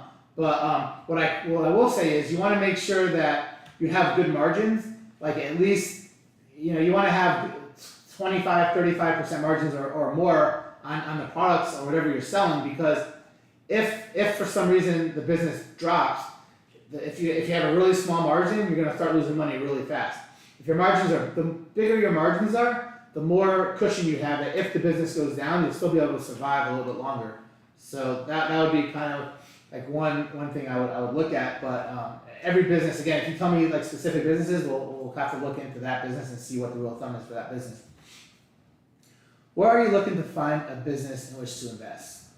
So I'm always looking at businesses all over, but mainly I like to buy businesses in Atlanta. I live in Atlanta, so it's easier for me to buy businesses in Atlanta because I'm here and I, could drive by, look at them and stuff like that. Although even though I don't really ever go by my businesses, I just like to start with business in Atlanta. So a really quick overview. The way I do it, I own a lot of shopping centers in Atlanta, and I buy shopping centers, every year or so, and I put my own businesses in most of my shopping centers have at least some of my businesses in it, and then I have a lot of, also other people that I rent to.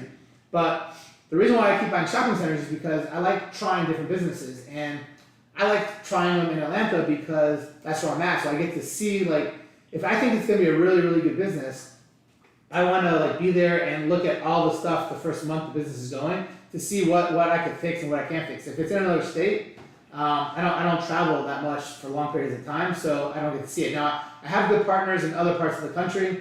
I have good partners in New Jersey, Pennsylvania, New York, different places that if we start businesses there, I feel really confident they can do the same thing. So sometimes I start businesses there, but a lot of times I don't know what businesses I'm going to really always like, so I try to start them in Atlanta or buy them in Atlanta, and then once I see that they do good, I then start doing that concept or having that business in other states because I already know it really well where I'm at.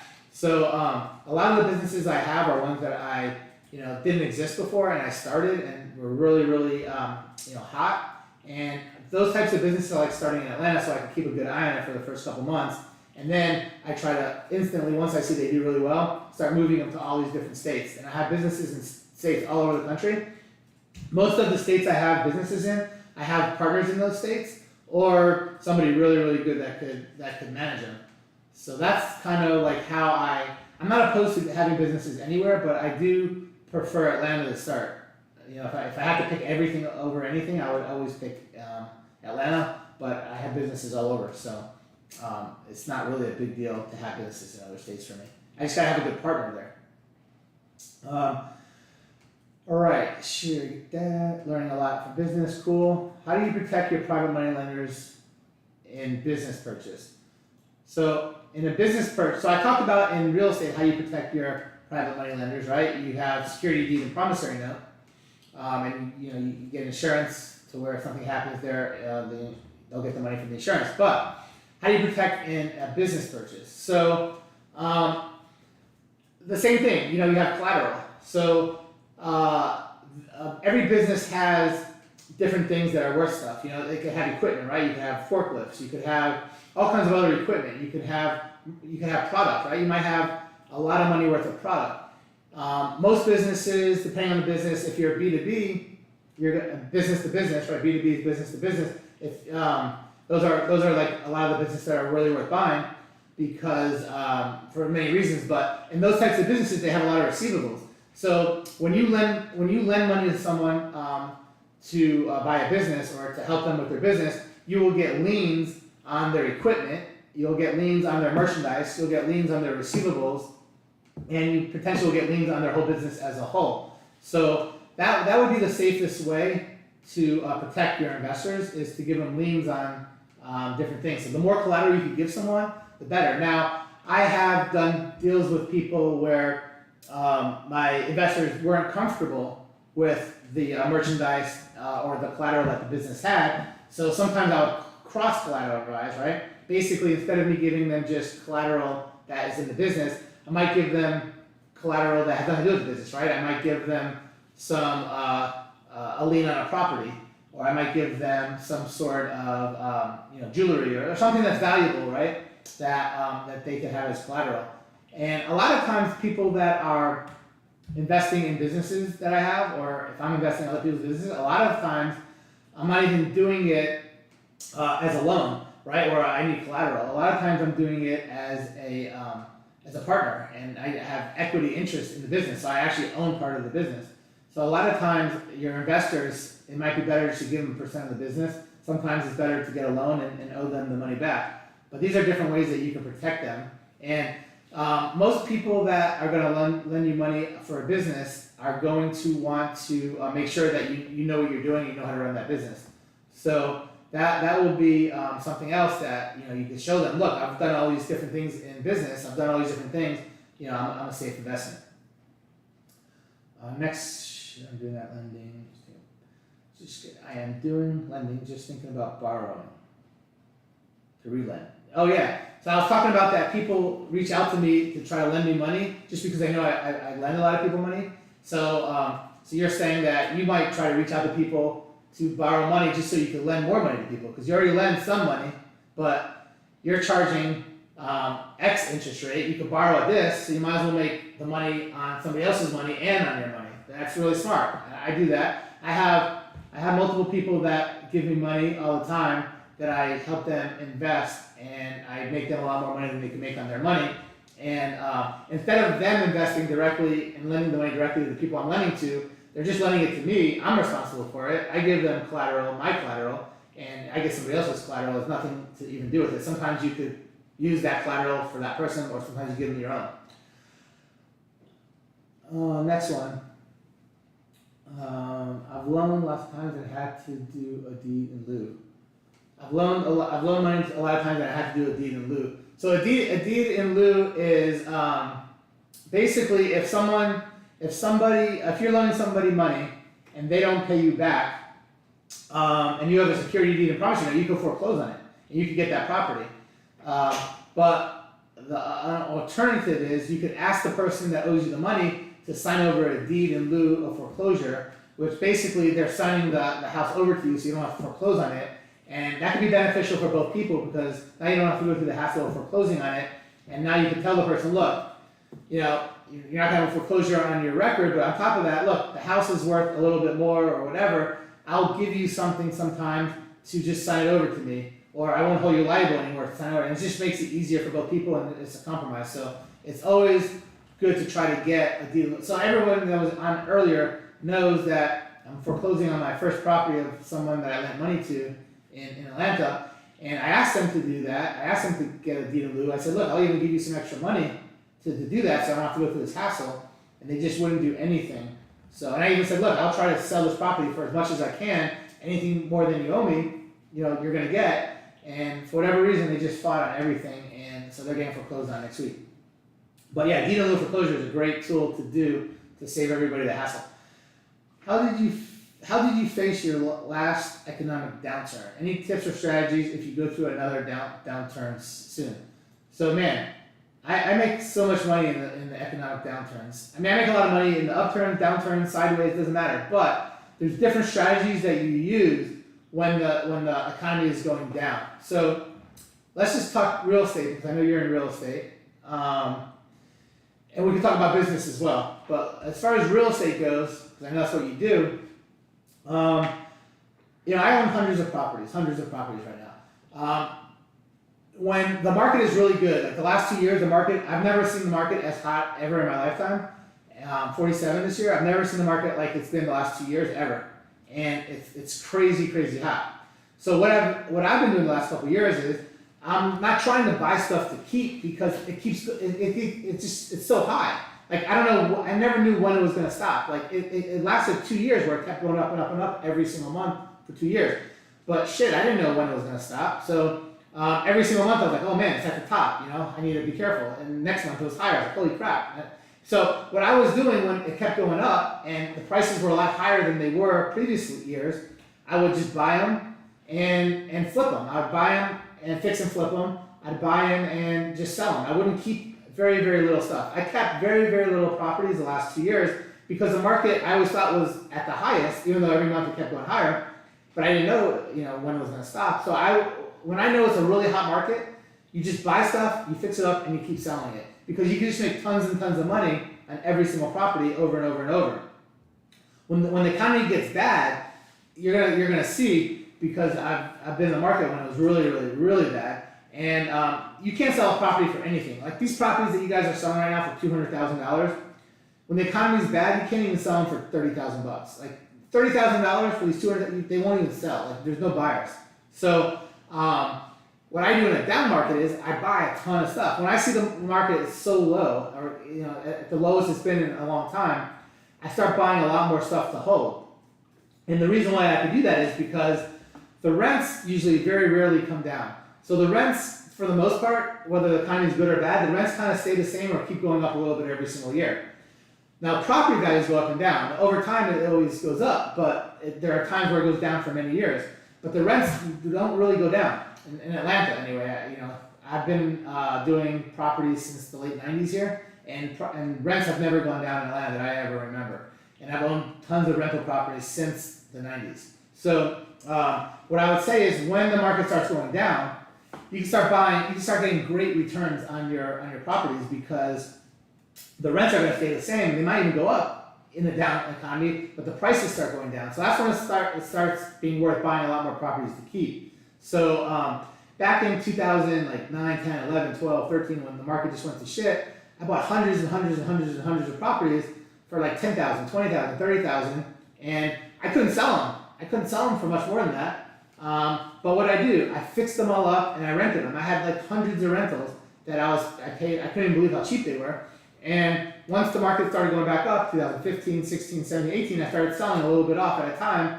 And the last few years I sold a bunch. I still have 100 of those properties till this day that I paid $20,000 for. They're worth 200 and some thousand right now. But I made so much money, right? In the last 2 years, I had like 200 properties that I had rentals on that literally went up like almost $15 million in equity. I made like $15 million almost in 2 years just by holding properties because I bought them when they were so cheap. Now, if you were to do that when the market's high, you'd lose that much money. So, and you don't have to pay taxes or anything on your equity, right? Until you sell it, you don't owe anything. So, in a down market is when I start buying a lot more properties to keep for longer term strategies. On top of that, the best thing to do now is a lot of people don't want to sell properties. I was buying 30 properties a month for a long time. The last month I probably bought like in the 20s. And now I'm seeing it's starting to get harder. I'm still buying in the 20s at least, but what I am noticing is a lot of people just want too much for it because they don't realize that it's come down a lot. So I've been buying a lot more creative deals. So when the market is going down, there's a lot more creative deals you can buy for a lot of different reasons. So I would say start buying a lot more creative deals on property and on businesses and on really anything else. And you'll make a lot of money by doing creative deals. So if you are in, some of the groups I'm in that does creative, like Pace, right? That's all he teaches. That's not all he teaches, but that's like a big part of what he teaches. So anyone that can learn how to do creative deals, you'll make so much money buying seller finance deals and subject to deals, just by being able to negotiate and knowing how to structure them and knowing how to build that rapport and get the people to do it to you. So right now you can make a lot of money buying creative deals, and as the market drops down further, I'll probably start buying even some deals that either for cash or for getting loans on them to rent out, because my return on the money is going to be so high. Right now, if I'm buying a $200,000 home and renting it for $1,200, I'm making X. But if I'm able to buy that home for $100,000 and get $1,200 for it, I'm making double. So as the market goes down, I buy a lot more buy and holds, a lot more rentals, and a lot more creative deals. That's what I do when the market down turns down in a nutshell. Have I owned a car wash before? I've never owned a car wash before. I've had a couple people ask me about car washes and laundromats. I've never owned car washes and laundromats, but I know people that do. And again, I know people that have made fortunes in car washes, fortunes in laundromats, but I also know people that have lost money in them. So it's the same thing. You got to really understand the business and know what to do to keep your expenses down, keep your margins high, and all that. Car washes definitely could be a really, really good business to buy. There are some out there that are worth buying, and there's some out there that aren't worth buying. If you're looking to buy a car wash, so I had a couple people ask me about different car washes that they were looking at buying, and they sent me the numbers. Some of the people that sent me numbers on them, they look good, and some of them look terrible. So you can't just say like one business is good or one business isn't good. You got to really look at each one and break down the numbers and see what they are. Where do I get something to move forward on a first-time commercial business? The impetus. I have an office building. I'd like to make recreation center and rent out spaces and meeting rooms. So, I'm missing a word here, but how do you get a commercial business deal done the first time? I have an office building. I want to make it into rent out many spaces. So, I'm not sure exactly what the question is, but if you have an office building and you want to, instead of renting the whole office building out, you want to just rent it by the room. I'm not sure if the question is how do you rent out offices by the room, but basically I have a lot of office space, and I have some where I rent out whole floors. I have some I rent out just certain offices. I have some I rent out the whole building. You just got to figure out in that area what's wanted, right? What's needed in that area that you have your office building in. Do people want like the full building? Do people want just a floor? Do people want certain offices? And then how do you make the most money? Can you make way more money doing it individually? Not. So that's kind of like what I'd look at as far as where that building is and what's needed in that area and how you can make the most money on it. Let's see here. Next one.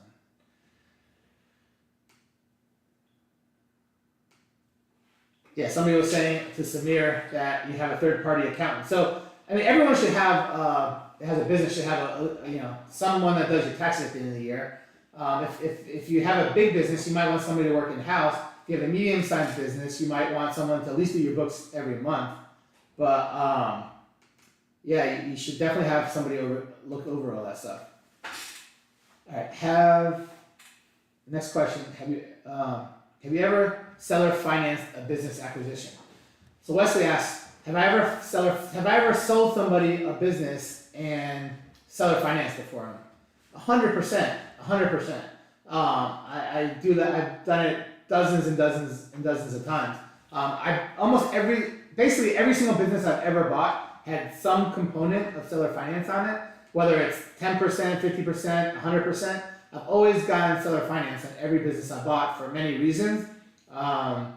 I could talk about a couple of them, but the main reason why you always want to get seller finance is because you're probably going to need that business owner to help you at some point. And if you don't owe him anything, he's less motivated to help you. So I always make sure that I don't pay anybody off 100% on a business for the most part. Now, if it's a business that I'm going to like merge with another business, or a business I'm buying just because I want the inventory and I don't care about running the business, then sometimes I'll just buy the business. But I always buy every business some sort of component of seller finance. Now, when I sell businesses, I always try to get all cash up front, right? But a lot of times, people aren't stupid enough to pay me all cash up front because they realize, look, what if this guy's not a good guy and he doesn't want to help me and I need his help? Because with a real estate, it's pretty simple. You inspect it, you know what you have to do. There's certain things you have to fix. With a business, you might not understand certain things for a year down the road. Like there could be certain customers or certain products that you need to get that you just can't go through everything in a business.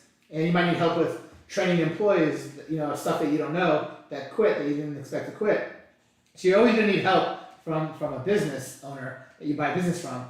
So most people that know what they're doing will ask me to seller finance some portion of it, especially, the reason why I would seller finance something as opposed to not seller financing something is I try to always obviously seller finance as little as possible, but it all comes down to how motivated I am, right? If I have a business and I love my business and I'm making a ton of money and it's super passive and I don't have to do anything, it's going to be very unlikely that I'm going to seller finance that business for much.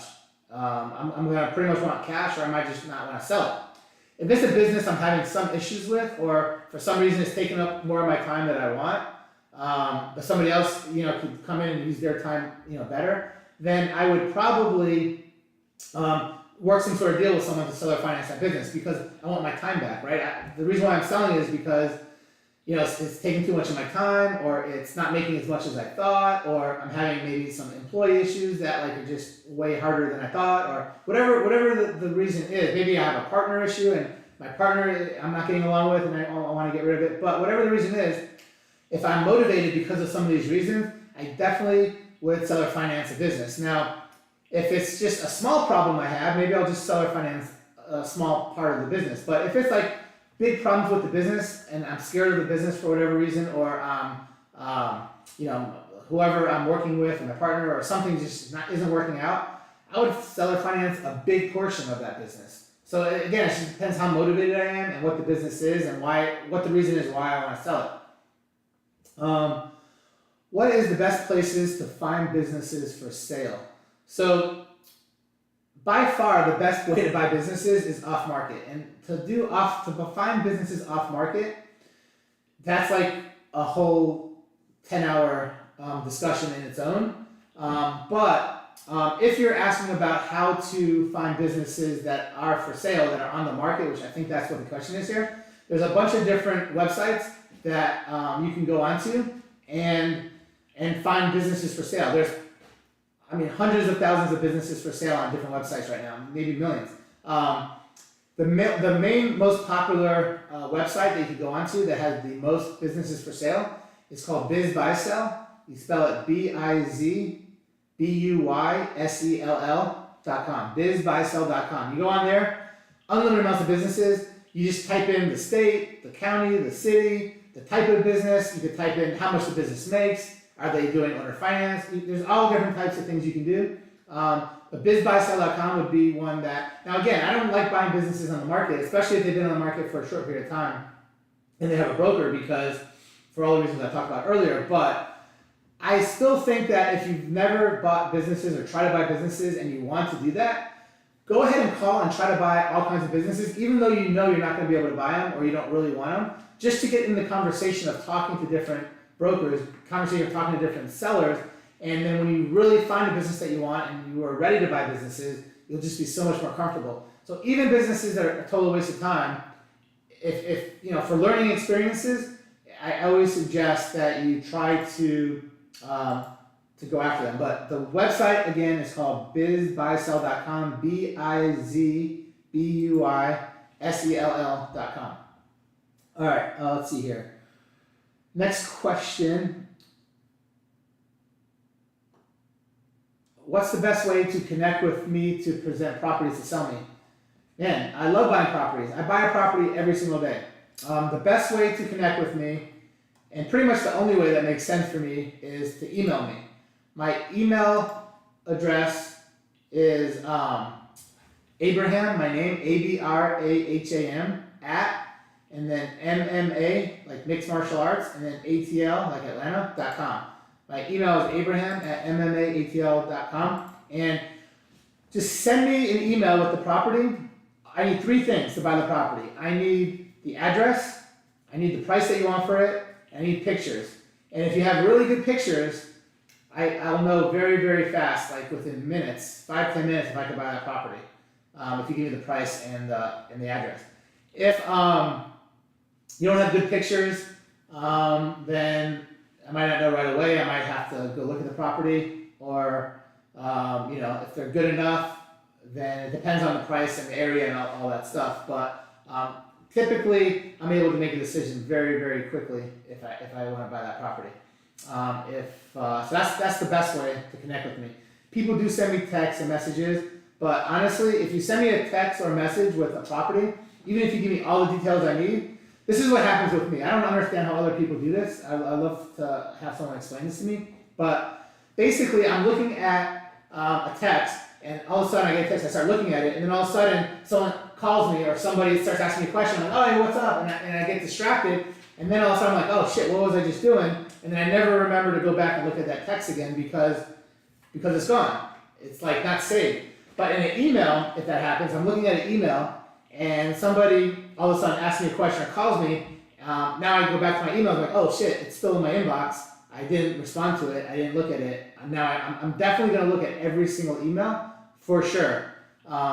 Text and messengers and all this stuff.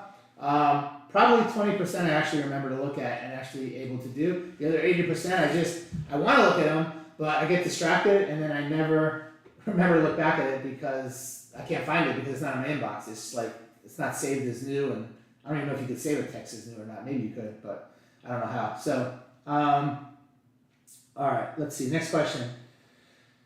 What is... Happy doing this. How did you learn? So the next question. So happy you're doing this. How did you learn how to value businesses to structure and offer? Just by repetition. I've basically been doing this since the mid-90s and have learned, probably the early 90s. I think my first business was 1989, 1990. So I've had businesses since for a long time. And just every single time I buy a business, you just learn more about it, right? How do you get good at anything? The more you do something, the better you get at it. So the way I learned really is by just doing it more and more, making some mistakes, learning from them, and then eventually buying different people's courses. When I was younger, I bought a lot of courses, and I learned from the courses, and I learned from making mistakes, and I learned from the good things I did too, not just my mistakes.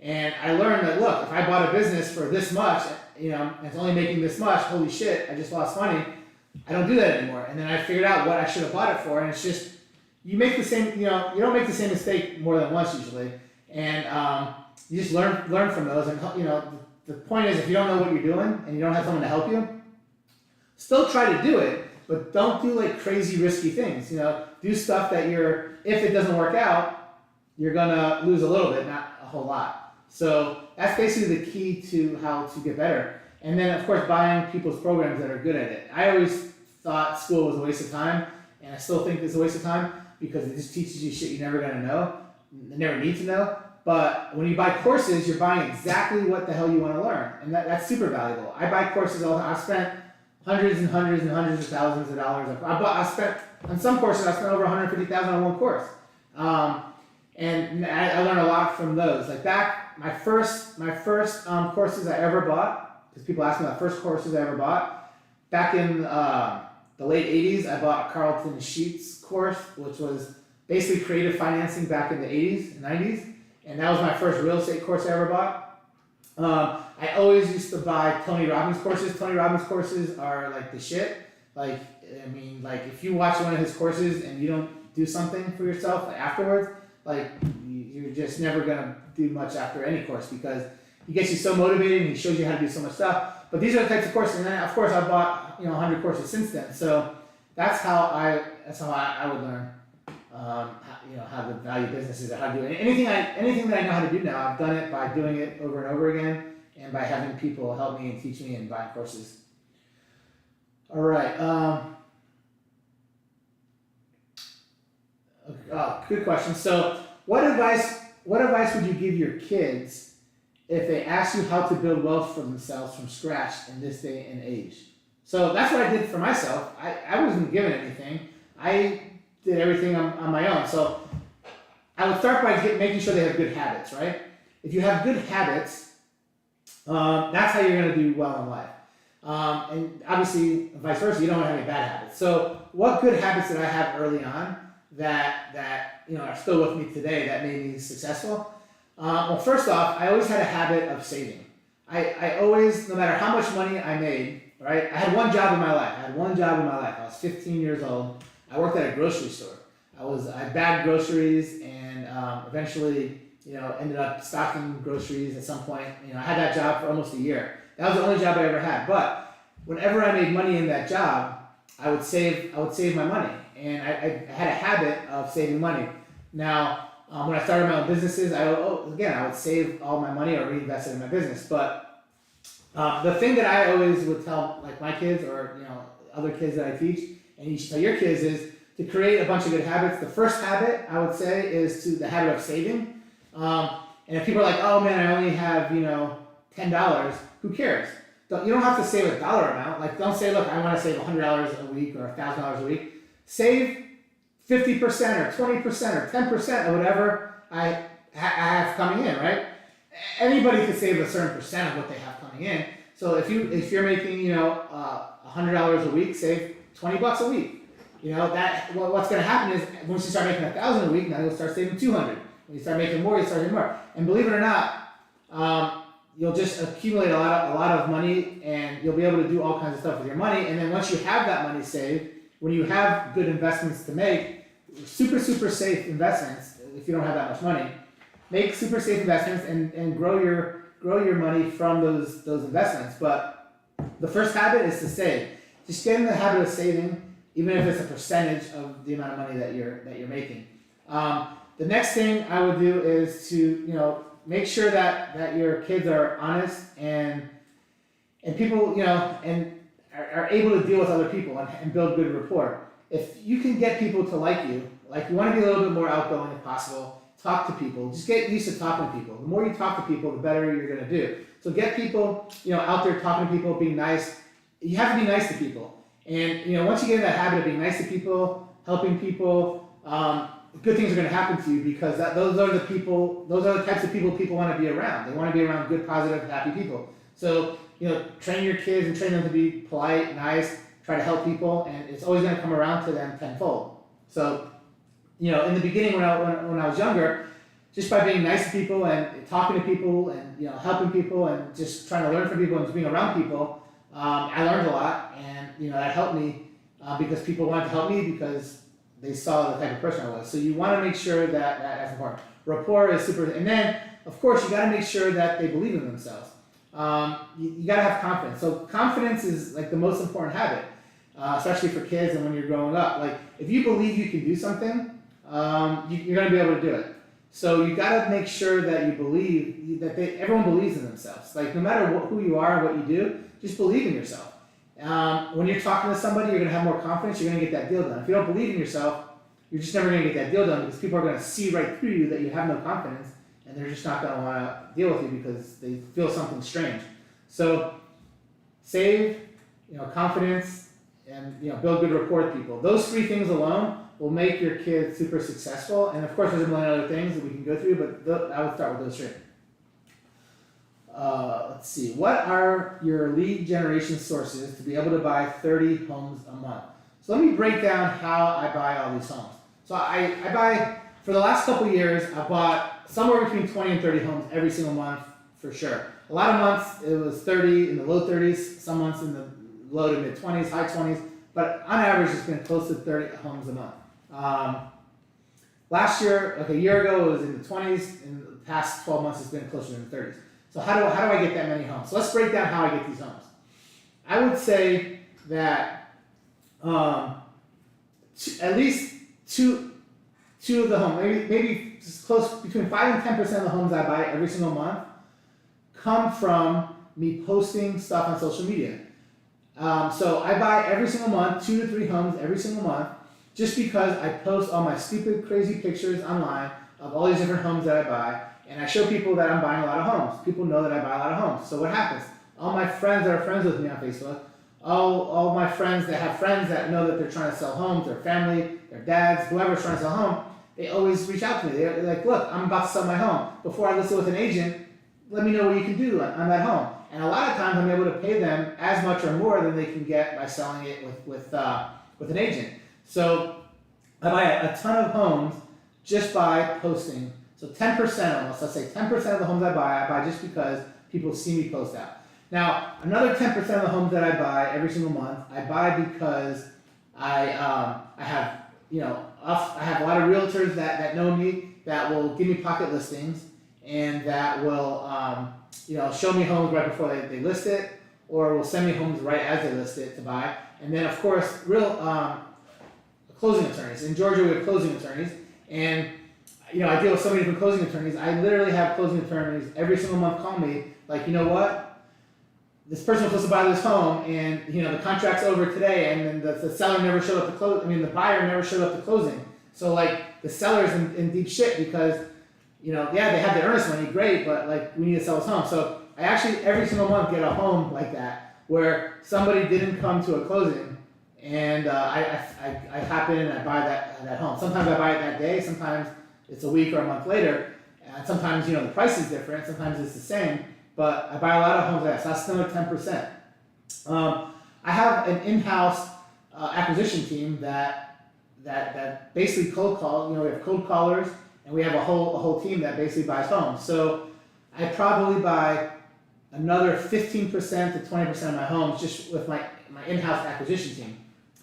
Every single month we're buying a couple, 1 to 2 a week, every single week from my acquisition in-house team. So that's another percent. Then I buy probably 50% of my homes from other wholesalers. So literally, I'm on every single Facebook group. I think I'm on 30 plus different Facebook groups in Atlanta for people that, for wholesalers and repair people and all these different things. So I literally get over half my deals from wholesalers, and that's how I get most of my deals. Now, the last part, I probably get like maybe 5% of my deals. I own a home investor franchise, and we buy a couple homes every month from our home investor franchise. So there's probably like, I don't even know, like 30, 40 different franchises, home investor franchises in Atlanta. So I have one of them that I partner with somebody, and I buy some homes from there. But as you see, the majority of the homes I buy, 50+%, 60% sometimes, are from wholesalers. So that's how I get them. They send me emails, and that's it. Now, back, I haven't done much the last couple of years, but like years ago, I used to go to auctions, every foreclosure auction, all the different counties around here, DeKalb County, Gwinnett County, Clayton County, Fulton County. Anyway, I used to go and buy lots of homes at auctions. I haven't been buying many homes at auctions lately because there hasn't been that many since COVID because they quit foreclosing. And the hedge funds are so crazy at these auctions that they pay so high that like it's harder to buy over the last year or so. But mainly because there wasn't a quantity like there used to be. But that is a way that I used to buy a ton of properties, and I still own over 100 properties that I bought at auctions from 5-10 years ago that I still own today that I rent out, or Airbnb, or have rooming homes. I have a lot of rooming homes in Atlanta, and they do really well. So that's how I get my 30 homes a month. I hope that helps. Obviously, there's strategies of how I do a lot of these things, but we could get into that as well if there's any specific questions. Question. Thanks for doing it. Do you still use other people's money or your own money? So I actually use all my own money for every single fix and flip I do. I've been lucky enough to have hundreds of businesses throughout my time, and I've had businesses where I've made crazy amounts of money. Lots of businesses I make millions of dollars. Lots of them have made tens of millions. I've had businesses that I've made $100 million on in profit. So I have plenty of money. So I'm never really low on money. So I never need to borrow money for fix and flips because they're turning, right? Like if I was to just buy tons of properties, eventually I'd still run out of money. But for fix and flips, which is mostly what I've done the last couple of years, I'm turning them. Like every 4, 5, 6 months, I'm turning them. So I typically have $10, $20 million tied up at a time on fix and flips. And that's just not that much money. So I always have that much money. And so I use my own money for that. Plus, I'm able to close like instantly. Anyone that sells me a deal knows I can close the same day. Heck, they sell me the deal if the title's ready. So I like using my own money because it's fast. And I have extra money to use it. If I didn't have my own money though, I could still do everything I'm doing today. That's what's crazy. I could still buy 30 homes a day if I didn't have any money. I know how to get money, and as long as you're borrowing money at a rate to where you're making more, that's fine. And I'm happy to show you how to do exactly what I do and buy that much and not even have money because you can still do it. Now, I do buy a lot of subject to and creative finance deals, and the creative finance deals I buy, obviously I don't use my own money because I'm using the seller finance or I'm using the previous mortgage stays in place, so I'm not using it. Sometimes I have to come up with some down payment money or rehab, but for the down payment money and the rehab, yes, I use my own money. But I have unlimited amounts of people literally every single month try to loan me money, and I do borrow money from a few people, but I usually borrow money from the people that have a lot of money to loan. I don't want to borrow small amounts, and the reason why I borrow that money is because I lend out so much money that I base it, and like at any given time I have $10 million plus of my own money lent out to people, mostly in Atlanta when they do fix and flips. And I get a good return, and the people that are borrowing from me make a lot of money because they're doing really well on the fix and flips. But sometimes, I'm fine using some of my friends' money to lend that money out. So I'm basically borrowing money from my friend at 10, and then I'm loaning it out at 15. So I'm making 50% on somebody else's money. So I'm able to lend out a little bit more because no matter how much money I have, I'm only comfortable lending out a certain amount of my money. So by borrowing money from other people, I'm able to lend out more money, and I'm also able to give my friends a good return on their money compared to what they would normally get. And I'm able to help more people do more fix and flips. I've never had an instance where somebody needed to borrow money. I don't care how much it is, millions of dollars, hundreds of thousands of dollars for any deal. Well, I haven't been able to give them the money because I didn't have the money. The only reason why I don't loan money to people is because the deals, I can't loan them as much because I don't feel the collateral is good enough, or I think it's too risky. It's not because of the amount of money. All right. Would you buy overseas? We are in Costa Rica, so I've never done anything overseas before. I've never bought any properties. I've never bought any businesses. I've never done any of that stuff overseas ever before. I'm not really interested in doing stuff overseas. I know a lot of people that have made an incredible amount of money overseas doing stuff, but I'm not doing overseas stuff because I don't think it's profitable. It's because I'm good at what I do, and I'm very content at what I do, and I know I'm very comfortable, I guess, with what I do, and I don't need to do anything else. I'm doing just as well as I'm happy to do. I don't need to do any better, and if I do, I'd rather do it or I'm already doing stuff. So I don't go after stuff because I'm not comfortable, because I don't know about it. I honestly don't know about properties or businesses out of the country much. So I don't like to get into stuff that I don't know enough about. I don't like to get into stuff I'm not comfortable on. And overseas stuff, I'm just not as comfortable. Now, I have a business mastermind that I do a couple times a year. And I teach just about how to buy businesses, using none of your own money, profitable businesses. And I only talk about stuff in the United States because that's all I've done. I only know the United States. In my next business mastermind, I actually bought a course from somebody. I bought lots of business courses. And the course that I bought that was the best by far, 100 times better than any other course I ever bought for businesses, the person that I bought that course from, we became good friends, and he's actually coming to my next event, and he's going to teach anything that people have questions on.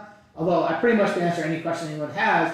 I don't know much about overseas stuff, and No one really ever asked me about overseas stuff because most people I deal with want to do stuff in the country. But this guy has businesses all over the world, like every country. So he'll be there, and if somebody wanted to know about anything to do with other countries, how to borrow money in other countries, how to run stuff in other countries, and how to be in one country and own stuff in other countries, this guy is amazing at it. He'll be at my next event. It's in November in Atlanta. He's flying here from he lives in England, and he's coming here to help me because he's someone that I look up to that I learned stuff from, and I actually help. He has a big mentorship. I don't have a mentorship. I never want to have a mentorship. I like doing these masterminds; they're fun. But he has a big mentorship, and he'll have me come on there and talk and do Zoom calls and stuff to teach people different things that I do that he doesn't do that really helps people, and it's pretty cool. So he's gonna come in and come to my next mastermind, and it'll be awesome for everyone to meet him. He's like the best person in the world that's ever taught a course on businesses. All right, so he does stuff overseas. That's why I brought that up. All right, I see a lot of performing short-term rentals being sold as a business. I'm wary of them. Don't like underwriting properties as short-term rentals. I only underwrite properties as long-term rentals. Would you buy a performing short-term rental business? So Jeff, so basically short-term rental business, obviously I know a lot of people that do it. I have short-term rentals that do really, really well. I do see that every single month different rules coming out of different cities across the country where they are not allowing or restricting short-term rentals to different capacities. Some are like, look, you can still do them, but you can only have one in my city. Some are like, you can have two in my city. Some you have to live in my city to do it. Some are like, look, you can't even do it in my city anymore. So most of the people that have these restrictions coming in their cities, either the cities haven't really been really strict on them yet, so they haven't really, they haven't seen the effect yet, and some might lighten up and might let them again. But I wouldn't buy myself a short-term rental business from somebody at a high multiple, because I don't know how long that business is gonna last. Now, if it's a city that I'm pretty comfortable with, that I know they're not gonna have these crazy restrictions and it's gonna be a really good business for a long time, I might consider it. But my thing is this: why should I buy? And this is me. Now, I don't think it's bad for other people to buy short-term rental business, but for me, in my mind, this is the way I think. Why should I buy somebody's short-term rental business when I could just start my own? I could just get buy the house next door or arbitrage, right, and rent the house next door and just do my own, short-term rental and, build it up.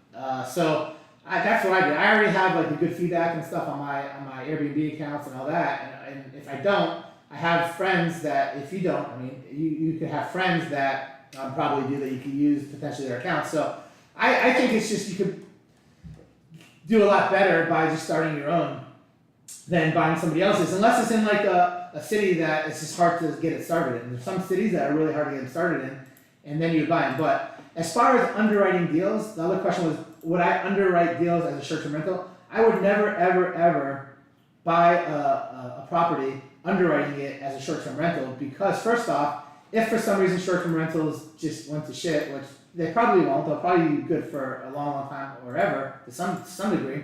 But if they didn't, I would be in big trouble. So if, for instance, if I'm, buying a creative deal or even not a creative deal, I'm getting a loan on it, and my mortgage is $2,000 a month, and I know short-term rentals, it's $5,000 a month, but I know regular rentals are $1,800 a month. I would never buy that property banking on I'm always going to get that $4,000 plus a month. I would bank on that I know I'm always going to get the long-term rentals, price, but it's just very dangerous.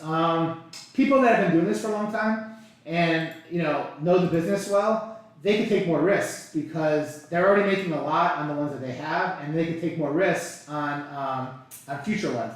If you're just starting into it, you got to be more careful, because you can't take a big hit on something because you don't have any other stuff to back it up. Like if I do really bad in something, I have another business or another property that could bring the money in to where I'm not getting killed. But if you're just starting and you don't have that many of them, and you take a big hit on the first couple, then you could be in really big trouble. So I would never underwrite it as that. Now, I've seen Pace buy properties that he underwrites as short-term rentals, and he would definitely lose money on his regular rentals, and I've seen him buy his short-term rentals, and it works for him because he has so many other ones that, like, if something were to happen, he could afford the loss, and he had other things to back it up. Plus, he buys short-term rentals for other reasons, properties for other reasons than just short-term rentals and cash flow, right? Most people are buying these properties for cash flow, where people that already have such a good cash flow or have enough money where money's not the big thing. I know Pace is looking at a lot of these investments for a tax write-off, for depreciation, and he has the best real estate program around, right? Pace and Jamil, they have the best programs that exist, and he likes helping his students out, right? So he'll actually buy deals from some of his students that he probably would never have bought if they weren't his students, or if he didn't care about depreciation and didn't care about this stuff.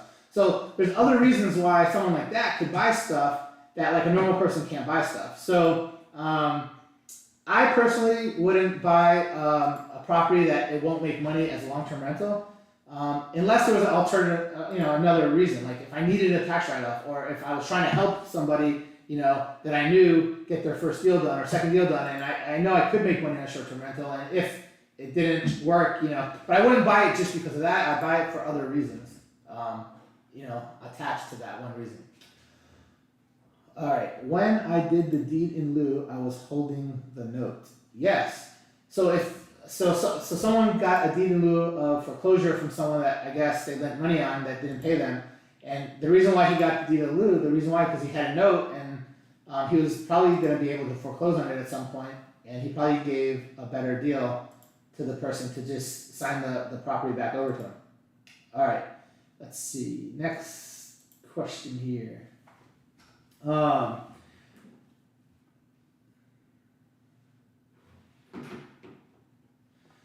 Abraham, my father founded a manufacturing company here in Tampa. I used to live in Tampa for a few years, I like Tampa. He brought in a partner years ago. They both own 50%. I want to make an offer to buy his partner's 50% share for $2.5 million. Part 2. Last year, his partner offered for me to buy his share for $1 million down, and he would hold the paper for the rest. I need to restructure the offer so I have a lower down payment. Part 3. What do you suggest is the best path resource to figure out how I can structure this deal to the partner? So that's a lot of questions. It's a good question. So first thing that I would need to know is why does your father's partner want to sell the business? I need to know his motivations. Once I know his motivations of why he wants to sell the business, I can give you a little bit more insight of different strategies to use to reach out to him. Maybe you could write in the comments lower, and when I get to it, I'll revisit it. But I think that based on why he wants to sell the business, there's a whole lot of different things that you can do. But if for some reason he won't lower the down payment and you still have to pay a higher down payment, there are a lot of ways to lower the down payment. Maybe what you do is, again, there's different suggestions and there's all kinds of creative ideas, but maybe instead of buying his 50%, maybe buy half of his 50%, or part of his 50% now, with some sort of agreement that you could buy the rest of it at a later time, whether it's a month, 6 months, a year. So that way you wouldn't have to come up with as much money up front because you're not buying the whole 50% right away. But again, without knowing exactly why he wants to sell it to you, it's hard to really give you an exact answer. But there's lots of creative things you can do. And of course, maybe you could get another business partner to do it with you, and maybe have them put some of the money in and maybe have a right to buy them out at some point. But these are just some different ideas. But once you tell me why he wants to sell, I'll give you some even better ideas. So Lisa said, doesn't the seller pay the commission on an on-market property? Typically, most of the time, the seller always pays the commission on an on-market property. However, it doesn't have to be all the time. Like, everything's negotiable. There's nothing that's set in stone. But typically, most of the time, the seller does pay the commission. I'm not sure why you asked that, maybe I missed something earlier. But, yes, the seller does pay most of the time, but they don't always have to, right? Like, if you're in the real estate business the last couple of years, and we're buying properties off people, I don't know, I buy a ton of properties, I know I pay the commissions most of the time, that's what gets them to sell me the property. So, there's always negotiations involved. Of course, if I pay the commission, I'm figuring, that into the price that I'm paying. So one half doesn't the other, sometimes you say you're paying the commission to make the person feel better, and you're lowering the price, or whatever, but yeah. Do you own any CBD stores or manufacturers? So, I actually used to own a ton of different gold jewelry stores, and a lot of my jewelry stores turned into CBD stores when we started closing some of the stores back probably 7 years ago.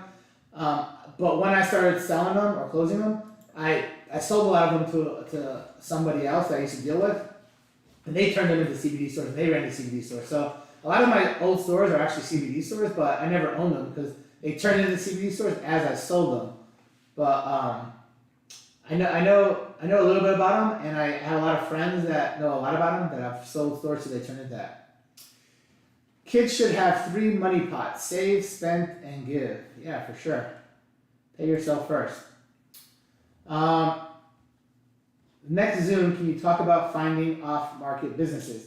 I could do better, Mike. I don't know how long you're going to stay here for, but if people want to stay here for a long time, I actually set my time to where I don't have to leave at any time. I could stay here literally all night if there's enough people that care to listen to me talk. So if at the end of all these questions, you want to go super dive deep into certain specific things like off-market businesses or whatever it is, I'll stay here. If there's people here, I'll stay here. As long as there's enough people, I'll stay here and I'll go through it until I bore people too much. So I could do that today, or we could do it on another one. What kind of requirements do you have for lending money, or is it just fix and flips? So Josh asked, what are my requirements for lending money? So for the most part, I will loan money on a lot of different things, but 90% are for people that are doing fix and flips or transactional loans. So most of my things that I lend for are real estate. So it could be fix and flips where someone's actually fix and flipping it, which could take 3 to 6 months, or they could be where they have to buy a property and they have a seller for it, they have a buyer for it, but the buyer won't buy it from them until they own it for a certain amount of time. And a lot of times hedge funds are like that. There's a lot of hedge funds out there that buy a lot of property, but they won't buy a property from you if you haven't owned it long enough. So a lot of times I'll loan money to people for a certain amount of time until the hedge fund will buy it, or fix and flips. Now for any type of loan that I do for people that it has to do with real estate, I only do those pretty much in Georgia. Like 99% of the time, if it's not in Georgia, I won't do it. And more even than Georgia, like 85% of the time, it's pretty much in the Atlanta market, within an hour drive of Atlanta. Although I do stuff in other parts of Georgia as well, but Atlanta for sure.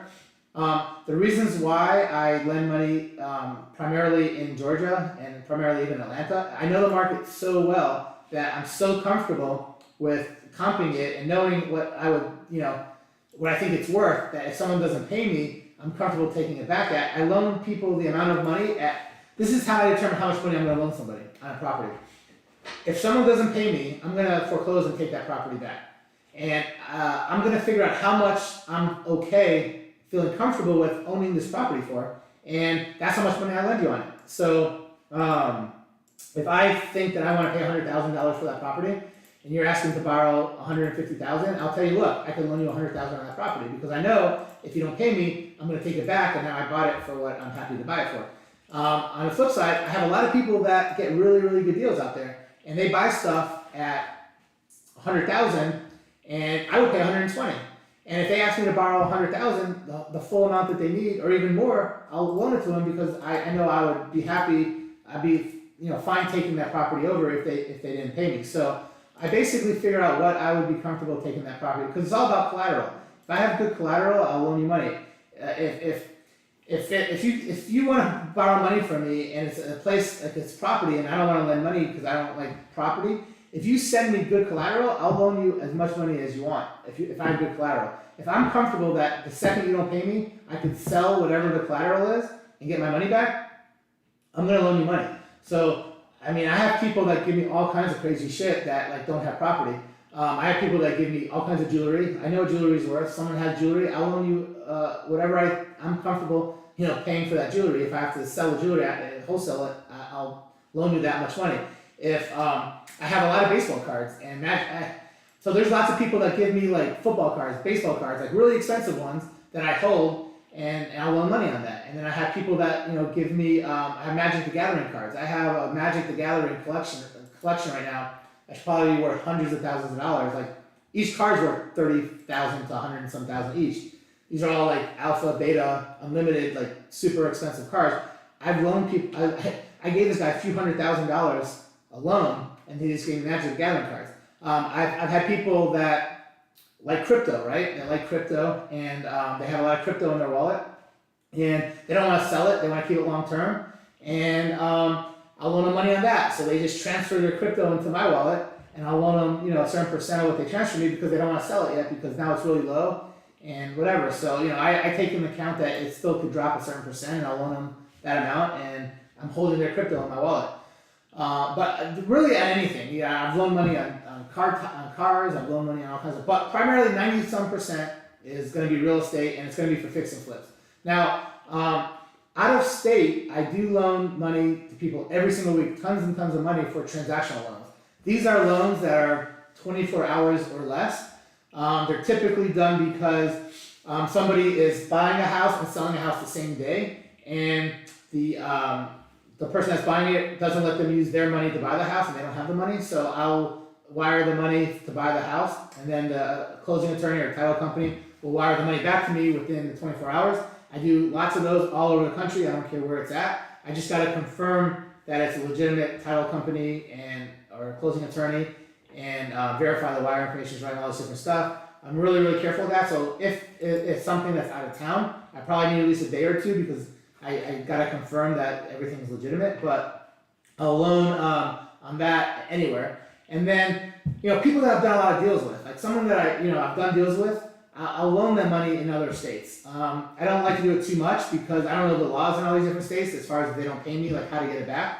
But I know I'm good enough to where if it's somebody that I know really, really well, I feel a little bit comfortable enough to loan people money. So I have deals, I've loaned people money. A lot of people in the sub 2 and all these different groups needed like money for upfront costs on different sub 2s that they bought or other finances they bought. But they tell me, look, I only need it for 3 months or 4 months or whatever. I've loaned them money in other states for that. They're usually smaller amounts of money, and they're usually people that I know or that I see help other people, so I know they're good people. And those are the type of people that I would loan money to out of state. But I try not to do many loans out of state on real estate unless I actually have physical collateral that they send me or that I could get. I've had people send me gold, coins, all kinds of stuff. And if I have something, then I know if you don't pay me.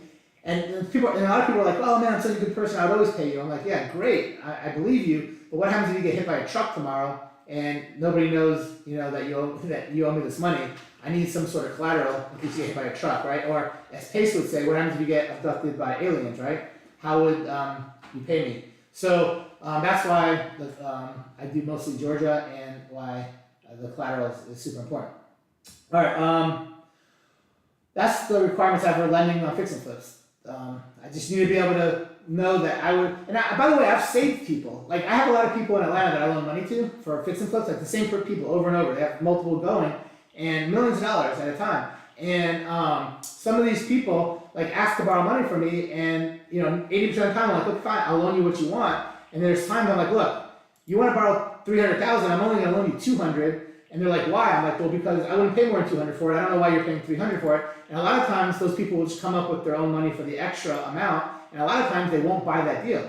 And when they don't buy that deal, I've actually saved some people because they probably would have overpaid and not made money or lost money and just wasted a lot of their time. So that's how I determine what I'm gonna do when I loan money to people. And that's what you should do. I've had people ask me, look, I'm about to start loaning money to people. I'm a gator lender or elephant or whatever. Anyhow, but they ask me like what to do if they're loaning money to people, and I tell them you gotta get good collateral. You gotta feel that your collateral is worth what you're loaning them in case they don't pay you. So let's see here. Next question. Abraham, appreciate Abraham. Love going to day 3. You did last time. Learned so much. Oh, cool. So yeah, so we have some people in here that came to the last couple masterminds. Cool. I haven't even posted about the next one yet. It's in November. I'll start posting about it tomorrow because I have so many people asking about it. But I usually wait like a few months beforehand, and it's still like I think 4 months away. It's in Atlanta. They're 3 days. They're 10-hour days, and we go through like everything. And I'm gonna have the coolest possible guest you could have for buying businesses at the next one. The guy that is the best in the world at doing it, done billions of dollars in buying businesses. All right. Seems like we're asking similar questions. Let's connect. Yeah. So this is awesome. So this is the great thing about these types of things. A lot of people in this chat are close to each other or want to do the same things, and you guys meet each other. So at these events that you do, like if you go to local real estate events or local or different things, or you're in a community with like-minded people, you get so many deals together. I get so many deals from people in astro flipping, from people in sub 2, from people in all these other groups that I'm in, and however much these mentorships cost. First of all, they're unbelievable because I mean anyone that's in those 2 that I was talking about, obviously patience.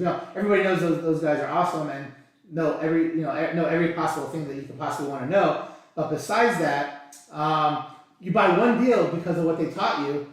You made all your money back. Like for whatever you spent on the mentorship, you made all your money back. And then on top of that, the connections that you make and the network that you make, you just make money forever. So I've of course I learned something from every mentorship I buy, but I do better just by meeting so many cool people that are like-minded, that we both like doing the same thing. We both like doing real estate. We both like doing business. We both like doing marketing or SEO or gym stuff. I have all kinds of programs, and I do a lot of deals with them and just make tons of money forever. And now we've become really good friends.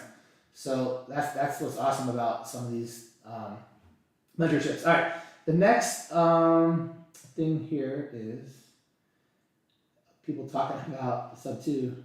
That you guys are all a bunch of people in here from here. All right. Am I buying hotels in Houston? So I've never bought hotels. I really don't know anything about hotels. I actually have some friends that are really big hotel buyers that I could put you in contact with. I have no interest in buying hotels. If you ask me why, it's not because I don't think they're good. Hotels could be great, because that's the next question. Are you buying hotels? Why or why not? The reason why I don't buy hotels is because I know nothing about hotels. And I do so well in everything I do. Why should I get into something I don't know anything about? Or enough about to where I want to get into something, and especially in Houston, right? I'm in Atlanta. If I was to buy a hotel, I'd probably start in the Atlanta area, or I'd start in an area where I had a partner that I could do it with. If I had like good friends in Houston or partners in Houston, I would consider Houston if I was to want to buy hotels. But I really don't have that much interest in buying hotels. I've never bought a hotel. But I do know people that are big in the hotel business that own lots of hotels all over the place that I could refer somebody to if they want. But I primarily stick to things that I've done a lot and I'm good at, and I know that I've done really well, and I try to stay away from things that I know nothing about, and I don't have anyone to help me. Right? If I don't have someone to help me and I don't know anything about it, it's disaster. So if you don't know much about it, but you have people that can help you through it, then it's okay to still do it. But you got to have people to help you through it. And with me, I just don't have enough time in the day to do much more than I'm doing. So that's I just don't want to learn about it right now. Maybe I'll change my mind at some point, but that's the reason. Can you go over how I buy 30 houses a day? I don't buy 30 houses a day. I buy 30 houses a month. 30 houses a day would be pretty hard, yeah. But 30 houses a day, I mean a month. I buy a house every day. I literally have 100 people that send me deals every single day. Out of those 100, I buy one. So I get tons of deals sent to me that I don't buy. Most of the 90-some% of the deals that are sent to me I don't buy.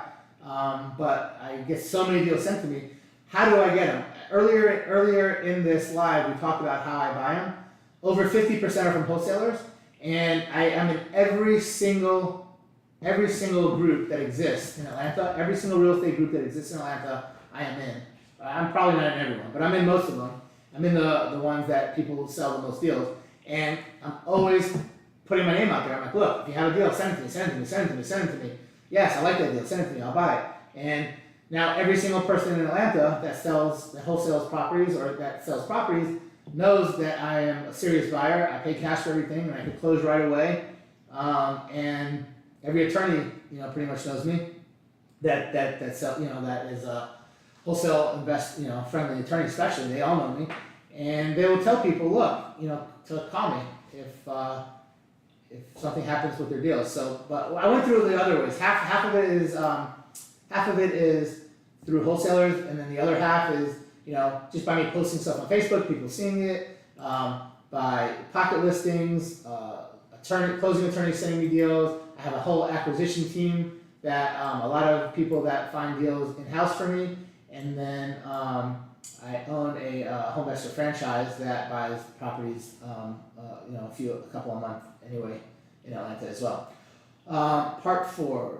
The partner that wants to sell for 2 reasons. He is 64 and wants to retire after 35 years in the industry. He wants to sell because the partnership with my father has completely deteriorated. So,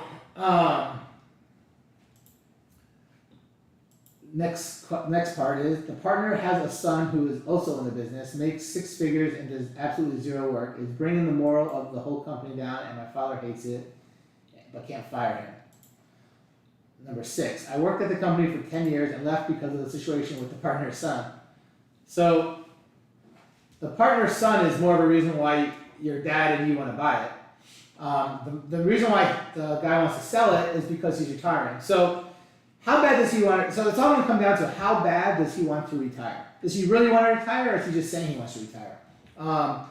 If he really wants to retire, then you got to figure out. He's selling his half of the business for $2.5 million. You're saying that he'll owner finance $1.5 million, and he wants $1 million up front. First off, what is he going to figure out? What is he going to do with that $1 million? If you give him $1 million up front, what is he going to do with that money? Does he need it for a particular reason? So if he needs it for a particular reason, then I could probably figure out ways to get him that money without you giving him the money. So if you could tell me why he needs that $1 million cash up front, I could give you a lot of suggestions of how to give him that $1 million cash up front without you having to give him that money.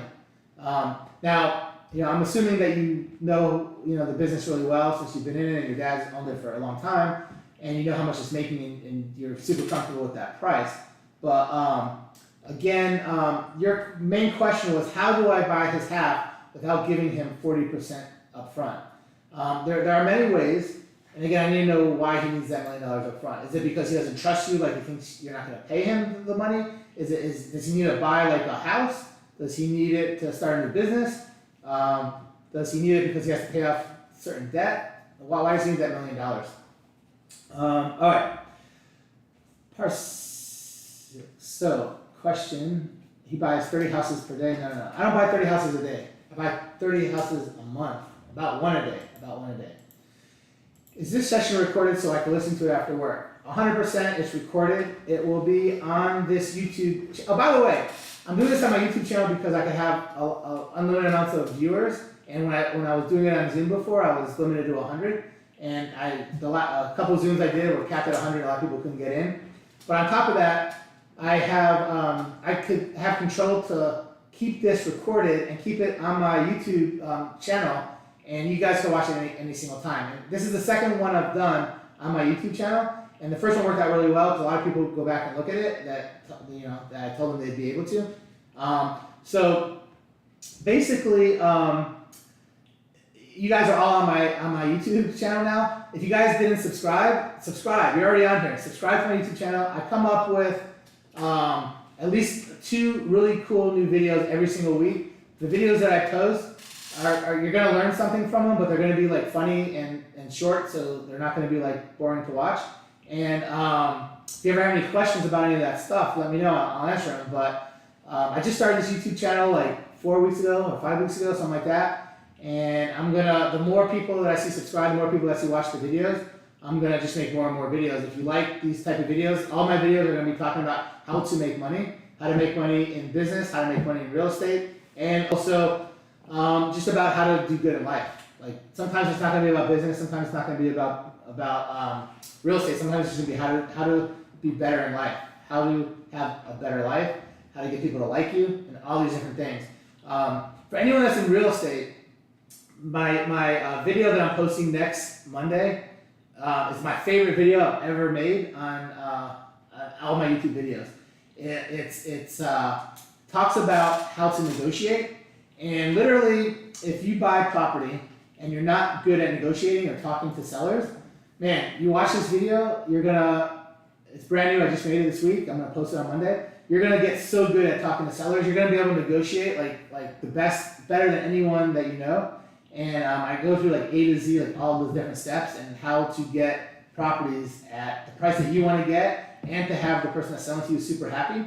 And that's my video for Monday. So you gotta watch that video because it's my favorite.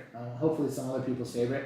Even if you're really, really good at negotiating, I use some techniques that a lot of people don't use. And no matter how good you are, you could always be better. I could be better. I mean, I get better every single time I hear other people do stuff. So no matter how good you are, you're gonna want to see it because you'll get better. But besides that, if you're not good at it, this will definitely get you right there to where you're as good as an average person or better, and then you'll just keep getting better. So watch that video coming up on Monday. Next question. What would be the best way to find a business in my area where I could step in as an owner-operator and manage and replace a W-2 income too? All right, cool. So Caleb, so you want to find a business and you want to step in as the owner-operator, which is great.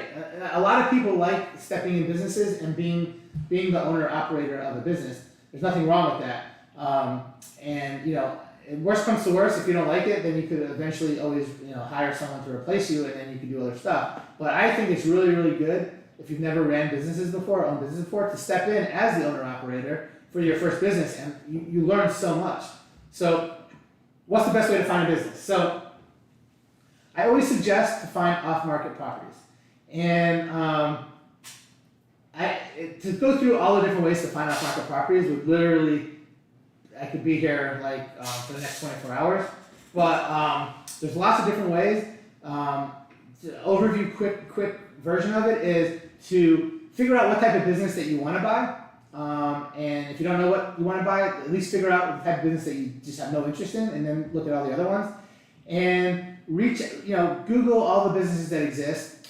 Reach out to all the different business owners by sending them letters, by stopping by the business, by skip tracing them and calling them.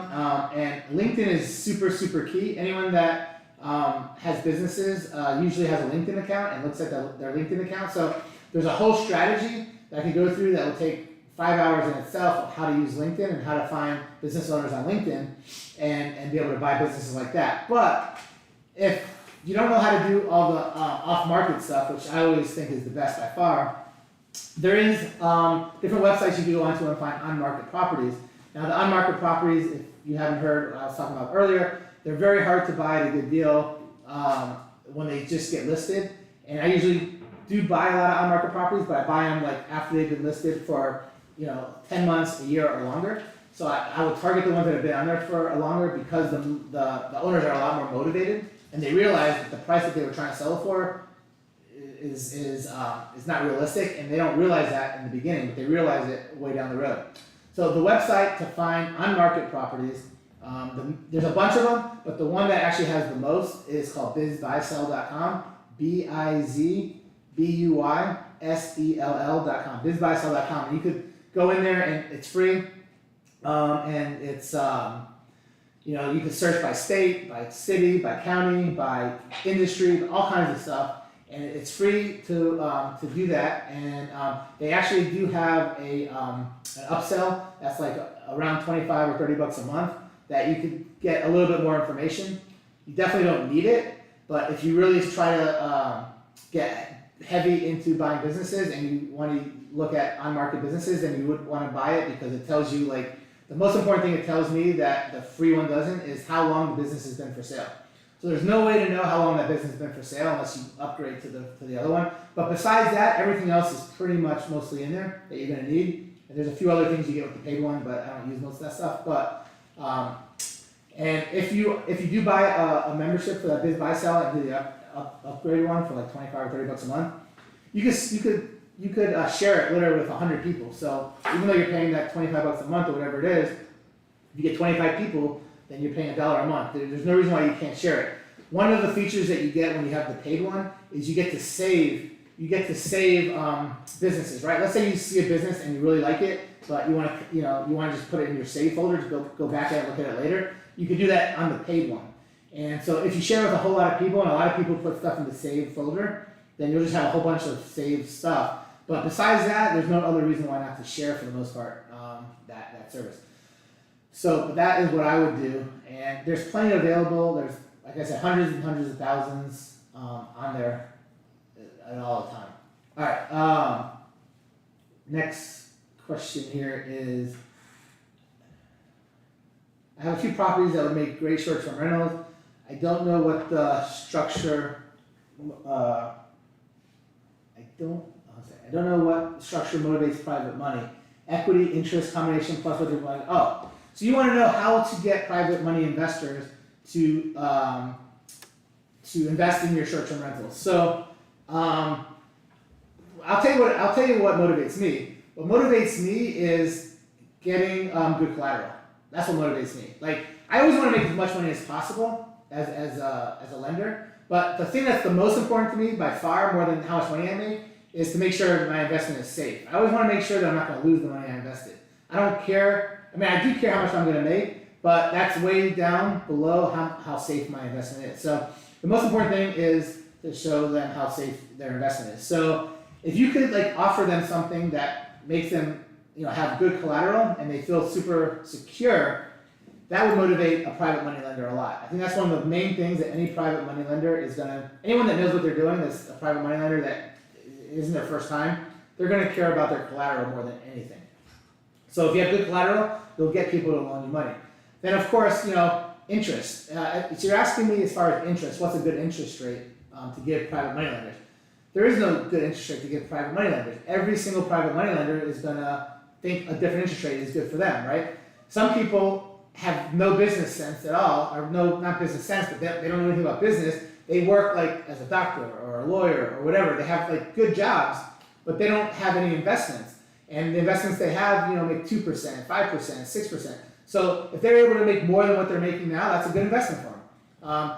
People that are business people that use their money and flip homes and that do all these types of things are making a really good interest rate on their money as business people. So for those type of people, you're gonna have to pay them way higher than a doctor or a lawyer it's not a business person, right? So you have to find the person that you're gonna lend money to and that's gonna lend you money and figure out what's important to them. Collateral is gonna be important to anybody, but after that, figure out how much money that they feel good with. Some people are like, oh man, I'm making 6-7% of my money, that's great, that's higher than what the interest rate is right now. That's unbelievable. Some people will be like, what, at 7% or 8%, I would borrow money from you because I could make more money with it. So you got to find the right person that will give you the best deal based on what they can do with their money and how they can use their money. As far as giving somebody equity, there's a lot of investors out there that have no interest at all in having any equity in anything. They just want to have a good return. And then there's some investors out there that don't want a return. They don't care about the return. They just want to be partners with you. So again, there's no right or wrong. Everyone's going to be a little bit different. Start off by letting all your friends know what you're trying to do, what you're doing, what you do good at. Be confident and show them all the potential of different things that you could do, and then people will come to you. When people come to you, you get much better deals. If you have to go to people, then you're usually paying a little bit more or giving a little bit extra. So, for instance, like what you should do on I'll just give you an example of having people come to you instead of you going to them. Just post about different deals that you've done. Be like, look, I just did this great deal. I made this much money on it. And just keep putting it out there, but in a way that hints to people, look, I always have good deals. If anybody else wants to do as good as I am and somebody wants to invest money, I could always, help you, and I have plenty of people that I could get this from, or I don't necessarily need your money, but, if you wanna make extra money, I can help you. And keep posting stuff to that degree, right? Not exactly the way I said it, but to that effect. Then people will come to you. But if you go out on the same Facebook post or whatever and say, look, I need money, I'm looking for a deal, I'm looking for an investor because I have this great deal and I need your money, you're looking a little bit more desperate. You're looking like you don't know what you're doing as much because now you don't have the money that you need. So it's just, you could say the same two things two different ways and you pitch it, and you're going to get a much better response if you make people come to you because you show them how good you're doing and show them that you could help them do good and you're helping them instead of them helping you. Then you get a lot better deals. I hope that answers the question on all that, and interest and equity and how to do how to get private money and how to make it seem to where you're helping them instead of them helping you. Let's see, next question. What are you changing in your flip process to account for a softening market with higher rates? All right, so what am I doing now that I wasn't doing? Like 5-6 months ago, the market was great. And now, over the last at least 2 months, I've noticed, and I'm in Atlanta and I mainly only do Atlanta fix and flips, but what I've noticed is that the market has come down at least 10 to 20% in the last 2 months. So what did I do to change the market softening? I'm paying, and also the interest rates are higher, so it's harder to sell stuff to people for the same price. Because the interest rates are higher, they need to pay less for the same thing. So I just adjusted my price. I just adjusted what I pay. Whatever I used to pay $100,000 for, now I'm paying $80,000 for. I just basically adjusted what I'm paying around 20% less. Some areas 10% less, some areas 30% less, right? Some areas that I buy in have dropped a lot more than other areas. So like the stable areas have dropped less. So let's go back a year or two. Let's go back a year or two from now. I have if you know Atlanta, great. If you don't know Atlanta, I won't be specific about areas. But basically, people will come to me and be like, why are you paying, this much ARV for areas in this part of Atlanta and this much less ARV in this area and this much more in this area? Well, what I told them was, and I'm starting to see it now come to tuition. Basically, I said, look, in the last 5 or 10 years, properties in this particular area have only gone up, 2 times. In this area, they've gone up 10 times. Because it's gone up 10 times, it has so much more room to come down. So the areas that went up the most, like percent-wise, are the areas that always paid the smaller ARV, because if the market was to ever correct, which is starting to correct now, the areas that went up the most are the areas that are now coming down the most.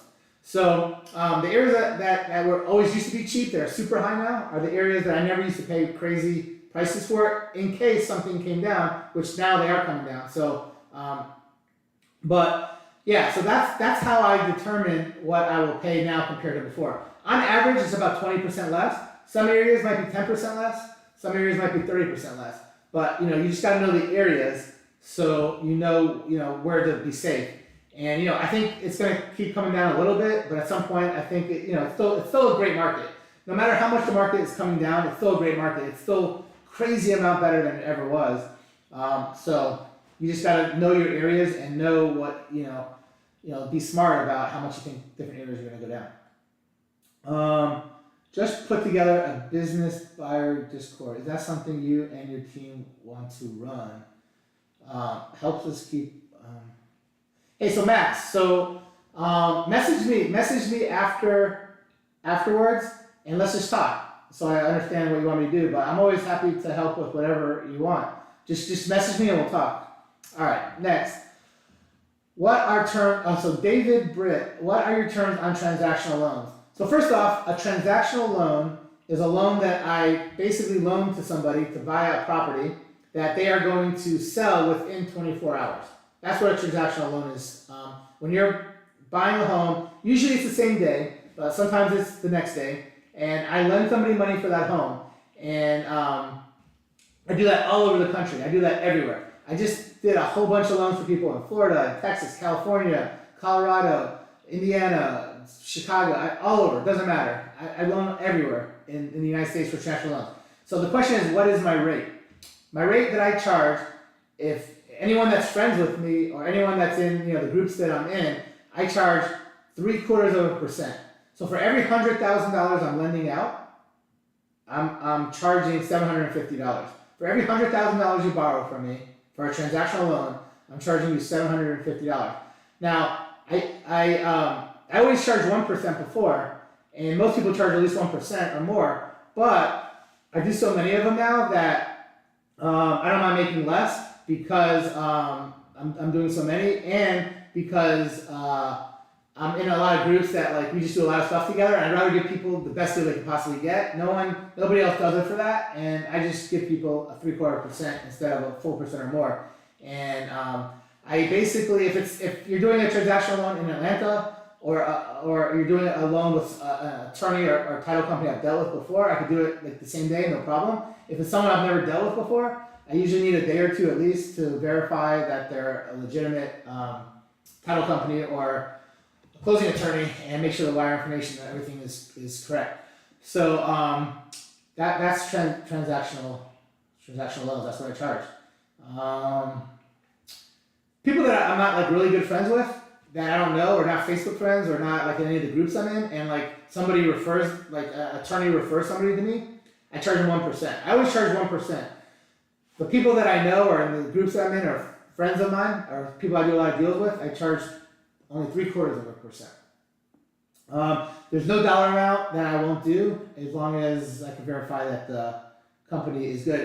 Now, a lot of times on these transactional loans, I got to verify the buyer, making sure that the buyer is a legitimate buyer, that they're actually going to close, because I don't want to get stuck, loaning money and then the buyer not closing on it. So typically, I have a thing where I tell the closing attorney that I don't allow them to release my funds until the person that buys releases their funds, if it's somebody that I don't know that well. If it's somebody I know that well, if it's somebody I know or a good buyer, then I don't care. The other thing I charge with transactional funding is, that's it. It's just the 0.75% or 1% if I don't know you. But the other thing I do is I charge like a minimum $1,000, because no matter if I wire somebody $100,000 or $1 million, it's just there's stuff I have to do, and there's a process, and there's some risk, and I have different accounting and everything. So I charge a minimum $1,000. It's not really worth doing it for less than $1,000. Now, if you're somebody that wants to do a whole bunch of them and they're cheaper ones, I'll work with you. But for the most part, $1,000 or 0.75%. All right. What is your cost? So yeah, a few people ask me transactional loans. Okay. On the above question specifically for construction costs, how much do I loan money? How much? So I guess the question is, if it's not a transactional loan, if it's a loan that I'm loaning people that is for longer than 24 hours, how much do I charge? Well, first off, I pretty much only do those loans in Georgia, primarily within an hour of Atlanta, but I do them in other parts of Georgia too. I don't do those in other states besides Georgia because I know the laws in Georgia, if someone doesn't pay me, and I'm very comfortable with comping and the pricing. But as far as what I charge 1.5% a month, interest only. So there's no other fees. I don't charge any types of fees at all. It's 1.5% a month. And typically, most of them people borrow for like 3-4 months. So it's costing them around 5% from the start to finish of a transaction. And hopefully you're making 25% or more on your deal. So it's a small cost. But everyone that I've loaned money to has done really well, and I want people to do good. And if I'm loaning you money, you're probably going to do good, because I'm not going to loan you more than I would think the house is worth, unless you use some of your own money to make up the difference. So by borrowing money from me, I'll also save you if you're paying too much. I'll tell you, at least my opinion, that I think you're paying too much. Max, right? How about a Slack channel? Again, Max, Julie, reach out to me afterwards. I'll do whatever you guys think. Let's talk about it, and we'll see what makes sense.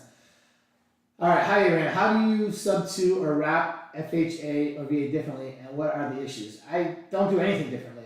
So when I buy a sub 2, and it's a VA or FHA, I don't do anything differently. I have a ton of them, and I've never had an issue, and I do them just like I do all the other ones. I'm not sure why some people think that those would be different.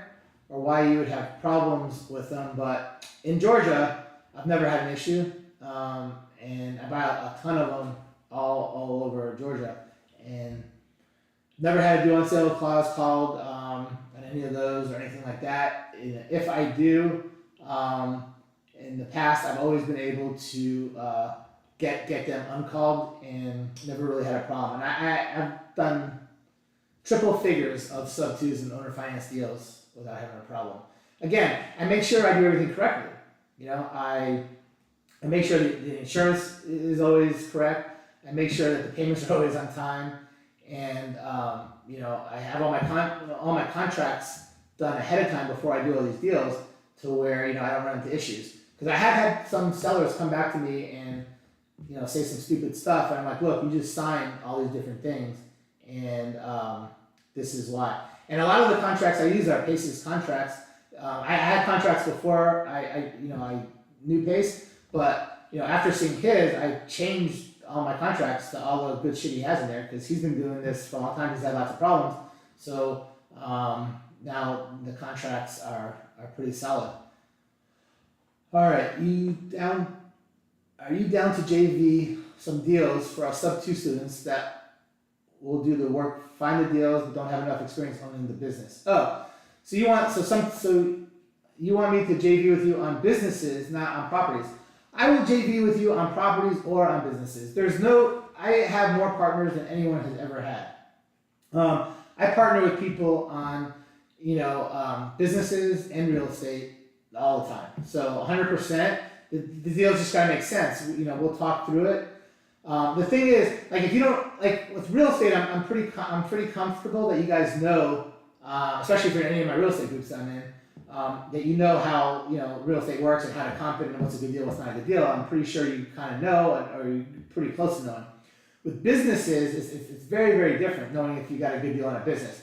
I literally do a 3-day, 30 hours, 10 hours a day for 3 days, course just on how to understand how to do it and how to make sure it's a good deal, how to get financing, everything from A to Z. So if you haven't gone through all that or haven't had your own businesses or done it, you're probably going to be sending me a lot of deals that don't make sense. So I prefer to JV or partner with you on businesses once you understand what a good deal is and everything else like that. So I don't care if you ever go through my mastermind or not. I just want you to understand how to tell a good deal on a business. So if you have other businesses and you know how to tell a good deal, 100%. If you've never done a business deal before, I just want you to have a good understanding before you send me a whole bunch of stuff, so we could, not waste a whole lot of time. But I 100% will partner with anybody on businesses anywhere in the country.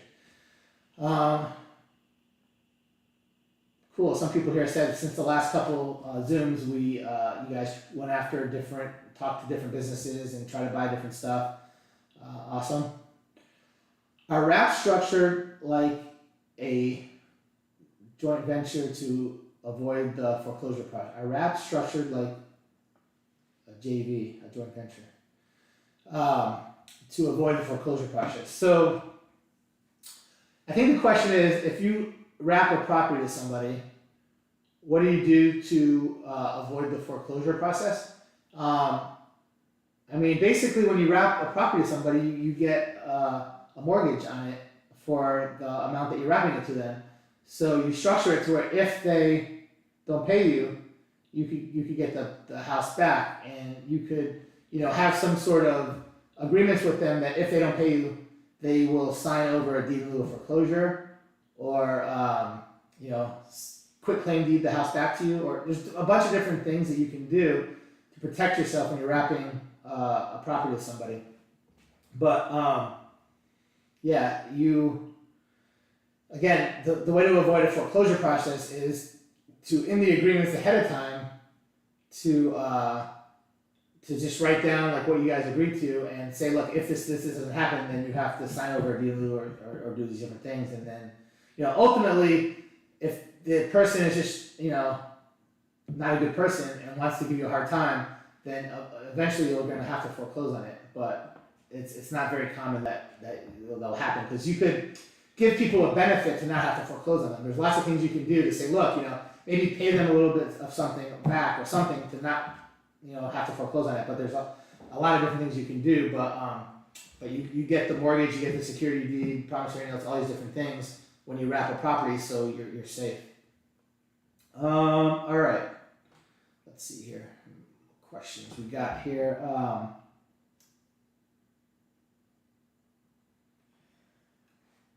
At what ARV are you buying in Atlanta? Can you please tell me your buy box and give me an example of your recent transaction? So, I hate when people say, what ARV are you buying at? I know that's not what everybody says, and I know that's like that everyone's taught to say, like what ARV are you buying at? I don't tell people what ARV I'm buying at, because what is ARV? After repair value, or actual repair, right? After repair value. So my ARV and your ARV, the odds of it being the same is so slim to none that it's unbelievable. Like literally, we could have 10 people give an ARV for our property right now, and I would be surprised if 2 people gave the same exact ARV. That's how crazy I think going off ARV is. What I like to tell people though is, this is what I will do. Because look, whoever's selling me the property has an ARV 50% more than what what it's worth, for the most part. There are some people that are really good that give you like correct ARVs, but for the most part, 90% of deals that people send me have an ARV that are just not real ARVs. They're bullshit, right? So I don't like to say, because my ARV is going to be different. I can tell you any percent-wise of ARV, but how did I come up with my ARV and how did you come up with your ARV is going to be a totally different, that's a longer conversation. So what I like to tell people is, look, if I'm buying a property, I need to make 10%. I need to make 10% profit of what I'm selling it for, and that's what I tell people. So if I have to do very little work, or like a lipstick job, or I'm not doing a big remodel, and I get it done in like a month or less, I want to make 10% on my money. Whatever I sell that property for, I want to make 10% after all my fees, right? And my fees are, I have realtor fees when I sell it, if I put it on MLS. I have holding costs, taxes I'm paying, insurance I'm paying. In theory, most people have money for hard money lenders or whatever. And then you have closing costs. And usually, when I buy a property, or anyone buys a property from an investor, you're paying closing costs when you buy it, and then when you're selling it, a lot of times you're paying closing costs again if you're selling it to an end user, because they always ask you to pay it. And then there's different things. So what I say is I need to make 10%. So if I'm selling a property for $300,000, I need to make $30,000 on it. So any property that I sell for $300,000, I need to make $30,000. And that's if it's a normal rehab, right? If it's a normal rehab where I'm painting it, I'm putting flooring in, I'm maybe fixing half a dozen other things, fine. That's like a 1 month flip to me. If I'm buying a house that needs a big remodel, and I gotta do all new electrical or plumbing, or put all new kitchens or bathrooms or stuff like that in, now I need to start making 15 to 20%, because it takes a lot more time. So there's not really an ARV that I'll pay, but what I would say is I want to make 10% on whatever I'm selling it for most flips. For flips that I need to do a lot more work, it could be 15%. If it's a total gut, 20%. That's what I need to make, and that's after. And another question: what's my buy box? My buy box is I buy anything within 50 miles of Atlanta for cash that I can make 10% or more on, right? After all my fees. And for creative deals, right, like seller finance deals or subject to deals, those I'll buy anywhere over the country. I try to buy them at least in towns that have a significant amount of people in. But I just bought creative deals in a lot of different states recently. And so I own property in a lot of different states on creative deals. But on cash deals, they have to be within like 50 miles of Atlanta. Most deals I buy are cash, but they're all like in the Atlanta market. All right, next question. Is a sub-to a lien? Is it just an agreement, a contract? Interested in understanding it legally with regards to seller or buyer default, civil dispute, death, due on sale clause.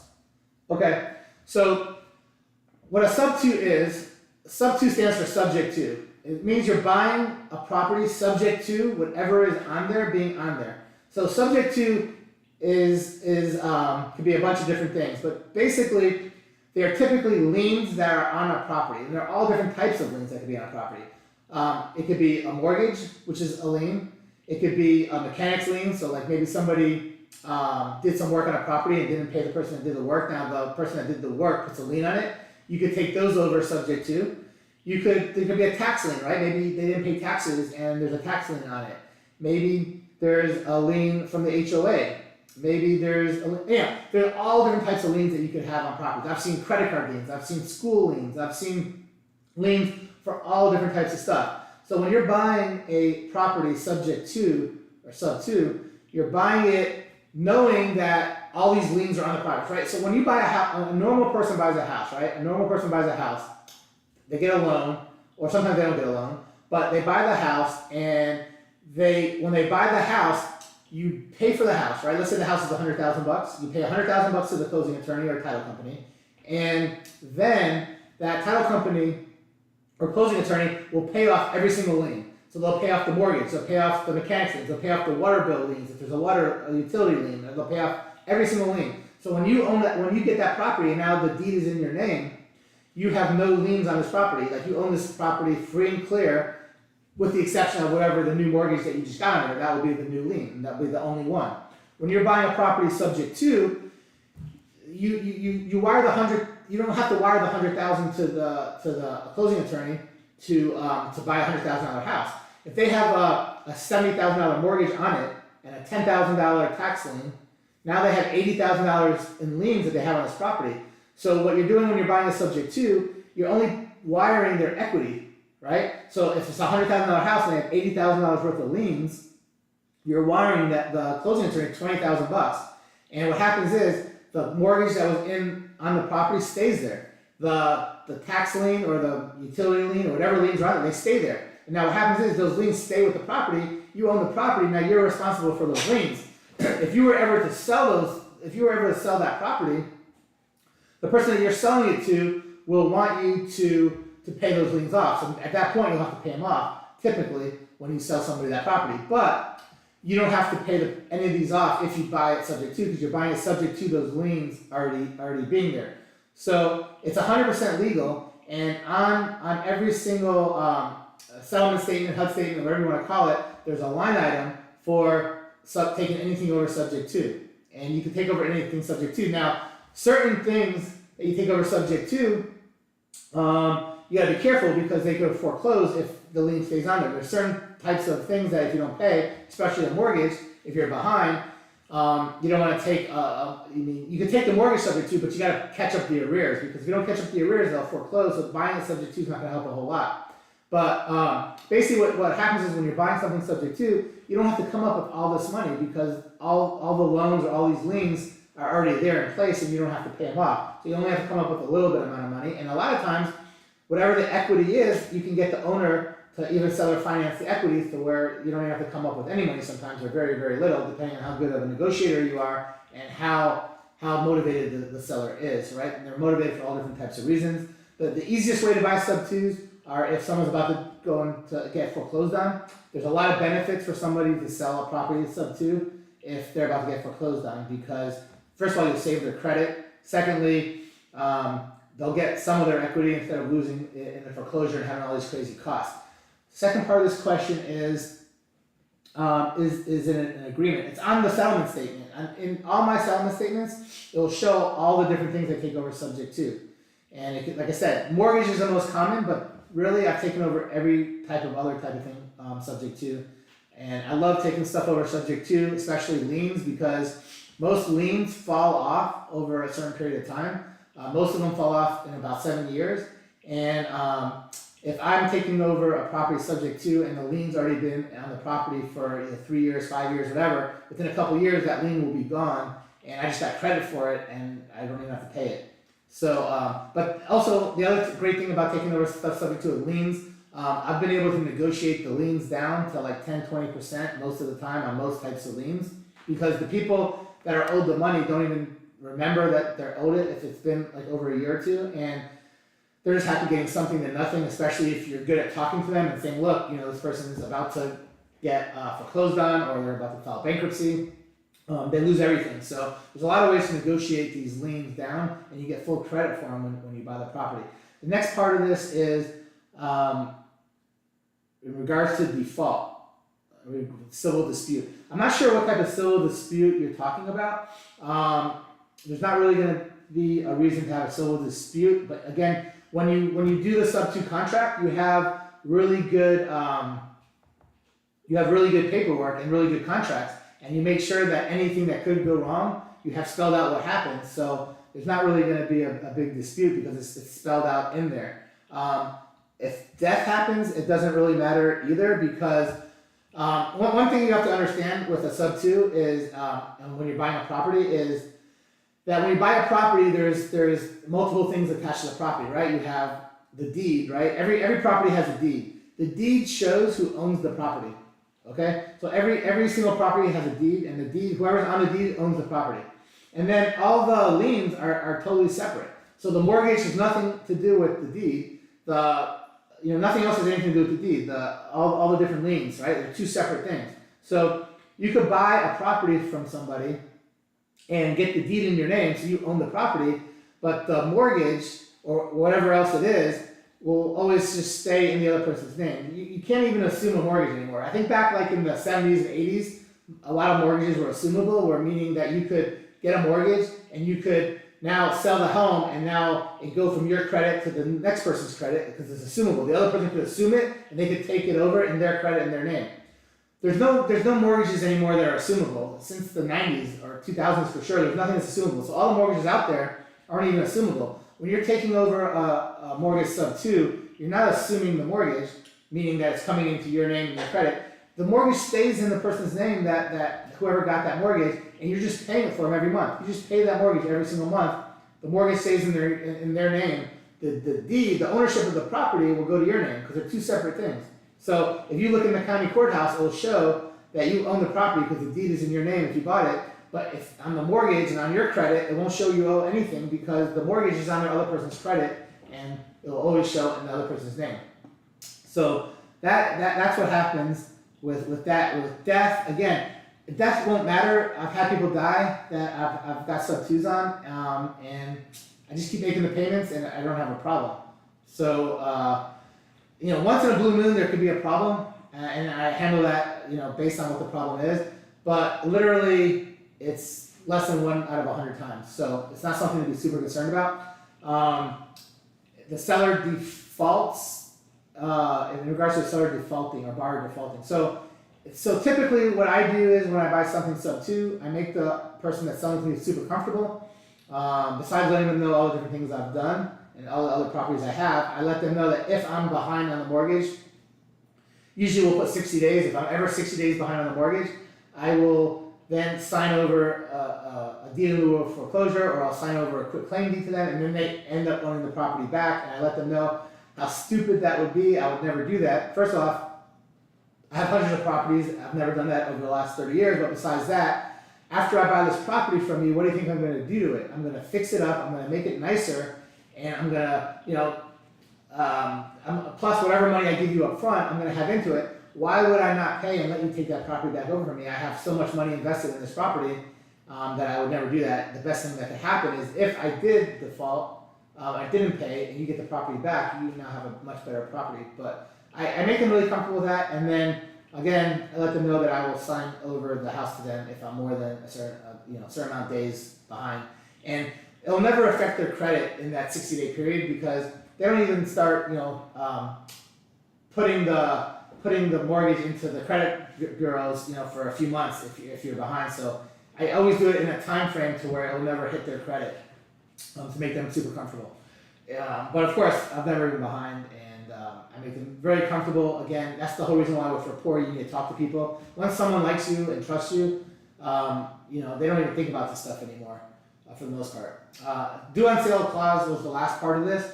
So due on sales clause, anyone that doesn't know, anyone in sub-2 knows what due on sales clause is, but for the people that aren't in sub-2, a due on sale clause is basically when you get a mortgage on a property, you sign a whole bunch of documents, and one of the documents that you sign when you get the mortgage says that if you were to sell this property, that and you don't pay off the mortgage when you sell the property, that we, the bank, are allowed to foreclose on the property and get the property back. Meaning that if you do a sub-2 transaction with somebody and the bank has the right to say, look, I didn't allow that, and now you owe $100,000 on the property, I'm calling it due, you need to pay $100,000. If you don't pay me the $100,000, we're going to foreclose and take the property back. So that is what a due on sale clause is.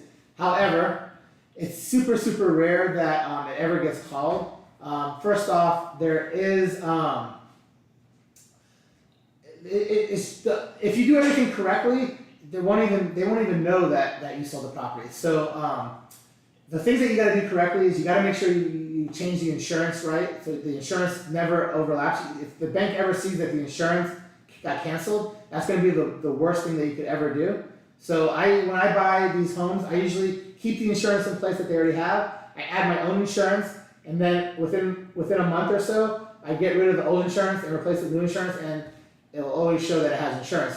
The next thing, if you miss a payment, if you miss a payment, that could be a red flag. But even if you miss payments, I've never seen due on sale clauses called unless it's like super behind. But again, you're buying these, you're not going to miss payments, so there's no reason for that to happen. And then, of course, the most common banks that would call it due would be like hard money lenders, which you wouldn't want to do sub-twos on for the most part anyway, or small lenders or small banks. A lot of times they'll see that there is a change in title or change in ownership, and they might call it. But once you talk to them on the phone, you can almost always get them to understand what just happened, and that what just happened benefits the bank, and that they shouldn't call a due on sale clause. And they almost always reverse it.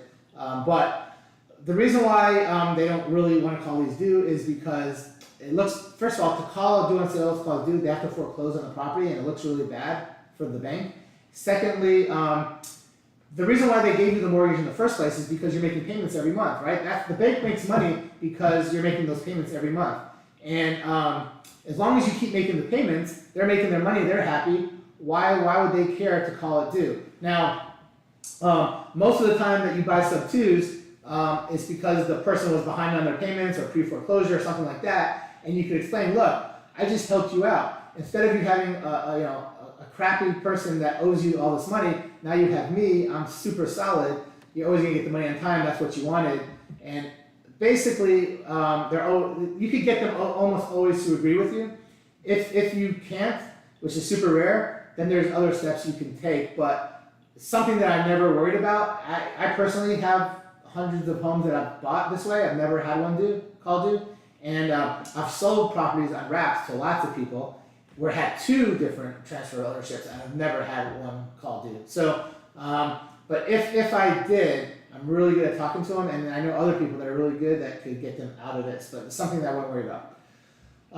Somebody asked me, what's that site? I'm not sure what site you're talking about, but if you're talking about a site where you buy businesses, again, I always try to buy businesses that are off market, but if you want to buy businesses on market, which are worth buying, especially once the owner gets super motivated, which usually is 10, 12 months or longer down the road after they had it listed because it didn't sell yet. The site that you would go to find on market businesses, there's a lot of them, but the most popular one is called bizbuysell.com.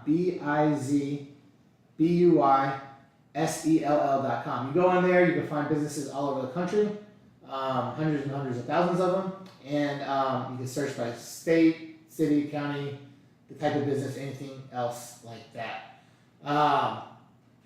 Next question. Who manages the businesses you own? Who do you oversee them? So I have lots and lots of businesses. I have dozens of businesses. And most of my businesses, almost all my businesses for the most part, I have partners in. And when I go into a partnership with somebody, I have an operating agreement, which I'll go through. Once all the questions are done, I'm going to start going through some other cool shit, right? If people want to listen to me. But basically, I have operating agreement. In the operating agreement, it shows what everyone is responsible to do and what happens if they don't do it. So my partners are usually the ones that are in charge of the operations and some of the other stuff that I don't like to do. I'm, for the most part, in charge of finding the deals, negotiating the deals, making sure the deal is a good deal, making sure once once we start running them, that they're running smooth in the beginning and that they make sense. And then from there I hand them off. And then my other partners do the other stuff. So who manages the business? Either one of my other partners manages a lot of my businesses, or more than that, because a lot of my other partners don't like managing, don't manage the businesses because they have a whole bunch of other stuff going on as well. We have really good managers in place. We have some district managers. We have some, regional managers. We have managers that are just for that location, but they're all very, very good. I don't really have any crappy managers. My managers, for the most part, are very good, and if they're not, then I got to replace them because I don't want to have to manage it. So, or my partner that manages the managers, right? My partner that runs the operation of all my businesses manages the managers, and if he feels that the manager isn't good, he'll replace him. So, who manages my businesses? My head managers, my top managers, my regional managers, and then my partners manage my managers. Do I oversee them? I actually don't oversee anything to do with any of my operations because I'm not in charge of that part of the business. However, when my partners come over to me, or if my managers come over to me and they ask me to help them, I always help them. So if they ask me for suggestions or different things to do or different ways to run stuff, I'm always going to tell them what I think is best, and then I let them decide if they want to do it or not. So when I have somebody that is in charge of a particular area, I'm happy to give them suggestions, but ultimately, whatever they decide, that's their thing. They decide it. If I'm in charge of something, and I want to do it my way, and somebody else, comes and give me suggestions, and I don't like their suggestions, I'm not going to listen to them because I'm in charge of it. If they have good suggestions, I'll listen to it. But for the most part, whoever's in charge of that particular thing is going to make the final decision, and that's who runs, that part of it. Sorry I'm late. I just got off a 3-hour Zoom interviewing candidates. Man, that's brutal. 3 hours of interviewing candidates. So, happy you made it now. It's okay, we've been going on for a while. So, I'll keep going until people think that I'm too boring or nobody else has any more questions. So, don't worry, if you have any questions, let's go through it. We'll do it now. So next, dude, I'm in the sub 2 group with you, and I would love to do business with you. I would gladly pay 1%. I'm not sure what you want to pay me 1% for, but I don't charge anybody anything. I just want to do deals with you. I would love to do deals with you, whether you're in sub 2 or astro flipping or any other group I'm in, or just a cool dude. I love to do deals with you. You're talking about sub 2. You're in sub 2, so I'm talking about sub 2, but I have done deals with over 100 and something people in sub 2. I could make a post one day in sub 2 and say, look, and I could tag 100 people and say, I can talk about every single deal I do with these 100 people. I've done hundreds of deals with people in that group, and I've done over 100 different people. A lot of the deals I've done are, I've JV'd and I've done owner finance deals and sub 2 deals where we own properties together. I have a lot of property that I own with people. They found the deal, and instead of them selling it to me, they're like, look, I don't want to sell it to you. Could we just I don't have the money to buy it, but can we go partners? You put up the money to buy it, and we go partners together. And I've done that. So I have a lot of partners in sub 2 that I own properties with all over the place. But they found the properties for me. If I find the property, I'm buying it myself. But if somebody else finds a property and they want to sell it to me, I love buying it. But if they want to partner with me and they don't want to sell it to me, I'm not going to force you to sell it to me. We'll figure out a way to partner on it. And so I definitely do that. And then, of course, I do a lot of transactional loans for people in sub 2, and I do tons of fix and flips. Like anyone in sub 2 that does fix and flips in Atlanta that needs to borrow money, I guarantee you I've lent them money. I have tons and tons of people. And then, of course, I just have, I've actually sold some people deals that are in sub 2, which is rare because I'm usually more buying stuff, but I've bought tons and tons of deals from tons and tons of people in sub 2, and there's a few people I've even sold deals to as well. 100%. By the way, if you're not, I think everyone here is friends with me on Facebook, but if you're not friends with me on Facebook, make sure you friend request me. I'll accept anybody's friend request if we're in the same group. I want to be friends with everybody here, and that's how we're going to do deals together if we're friends. And I'll figure out ways to help you. If you figure out ways to help me, we'll do all that. So definitely be friends with me. definitely subscribe to my YouTube channel. You guys are on it right now. This is live on my YouTube, so subscribe, watch all my videos. I'm going to teach you how to make money in real estate. I'm going to teach you how to make money in business. I'm going to teach you how to have a better life, whether it's nothing to do with real estate or nothing to do with, I'm going to show you, right?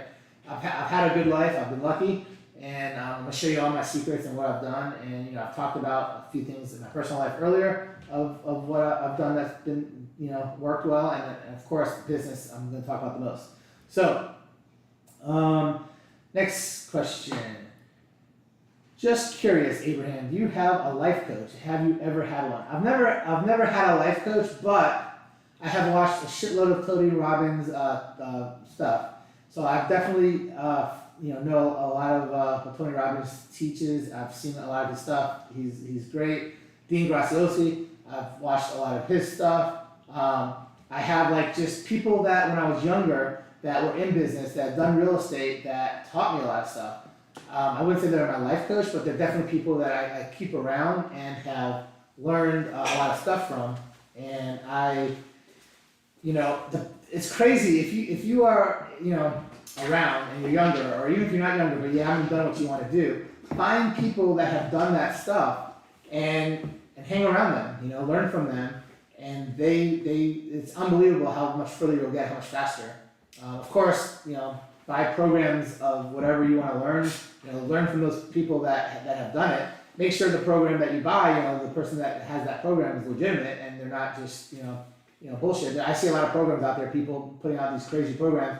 They haven't done hardly anything, that they teach. But yeah, buy programs of people that have done what they teach and people that, that you want to learn from. But forget about buying programs, who cares? Just hang around people that you want, whether it's relatives, whether it's friends, whether it's Facebook groups. Just join every Facebook group that exists in your area of stuff that you want to learn, and you'll learn a lot just from that. So somebody said that FHA loans are assumable. So great. I've never assumed one, but I take them all over sub 2, which is way better. But if they are assumable, then and somebody doesn't want to do a sub 2, then you could assume them, I guess. But I've never assumed a loan. I take them all over sub 2. The difference between taking it over sub 2 and assuming it, when you assume it, you have to go through credit checks and different things typically, and they run your credit, and you have to, now the mortgage is in your name and it affects your credit to some degree. When you take them over sub 2, it doesn't affect you whatsoever at all. No one even knows that you have that you're paying that loan because you're paying it for somebody else. Somebody asked me here,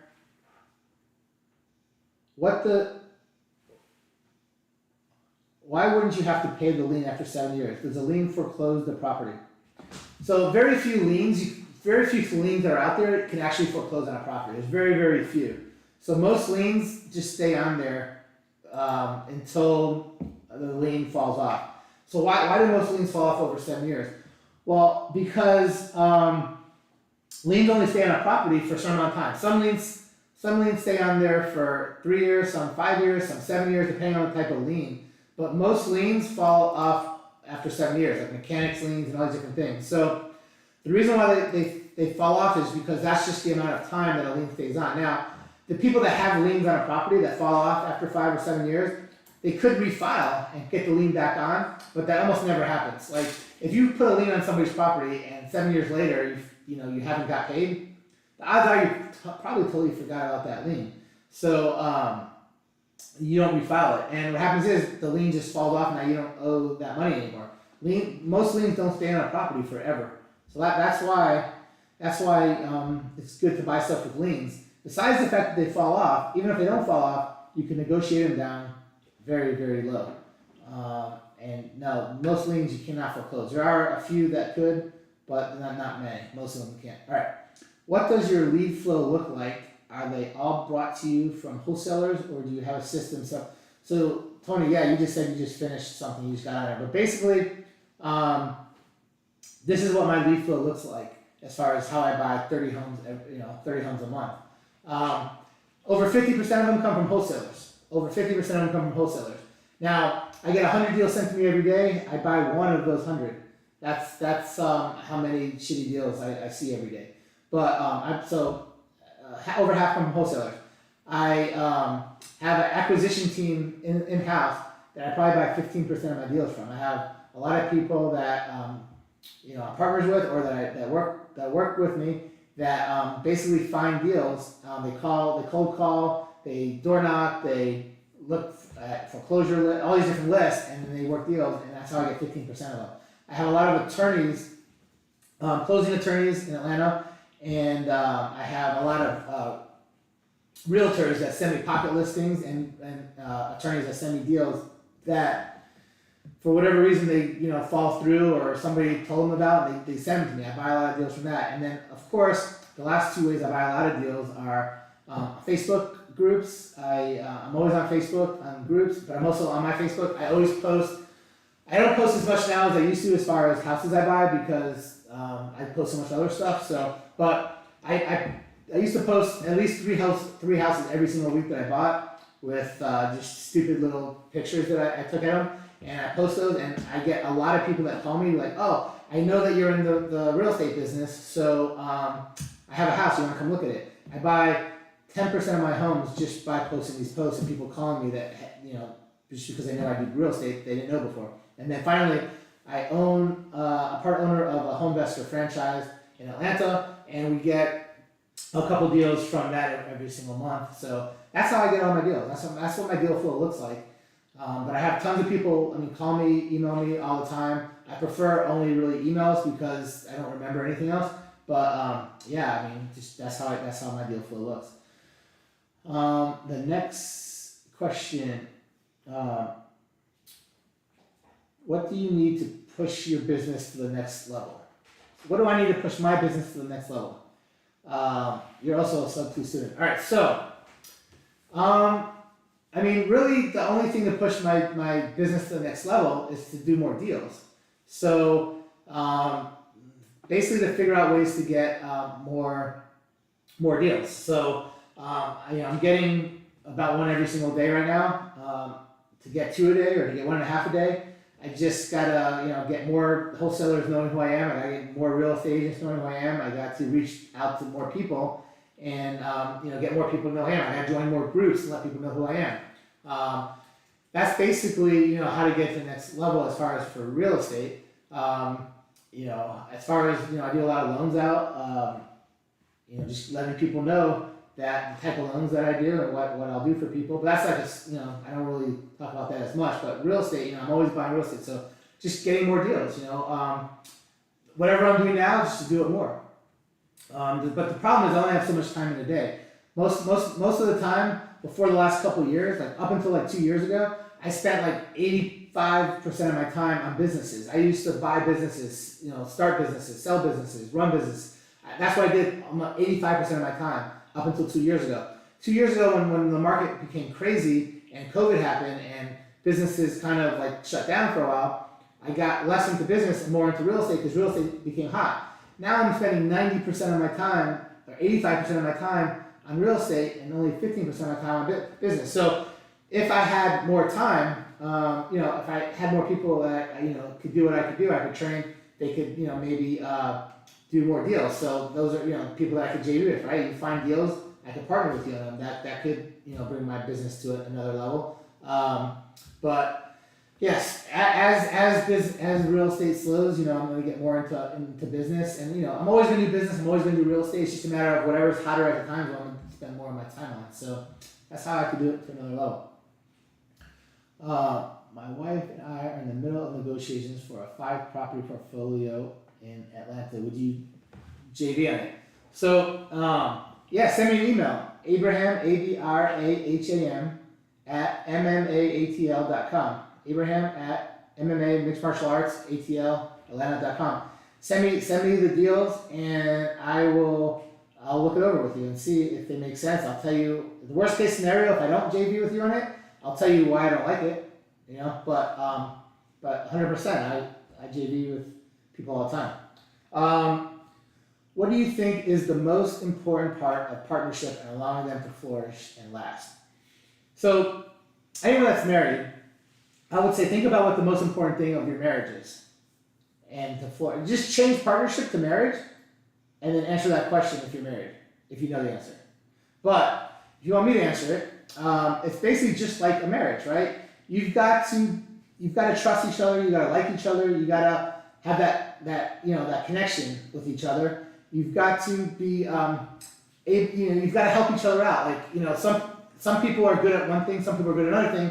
You got to do what you're good at. You got to let the other person do what they're good at. You got to give people their space. You got to give people your partners, basically, their props. When they're doing good, tell them that, show them that you appreciate them. Show them that you're doing good.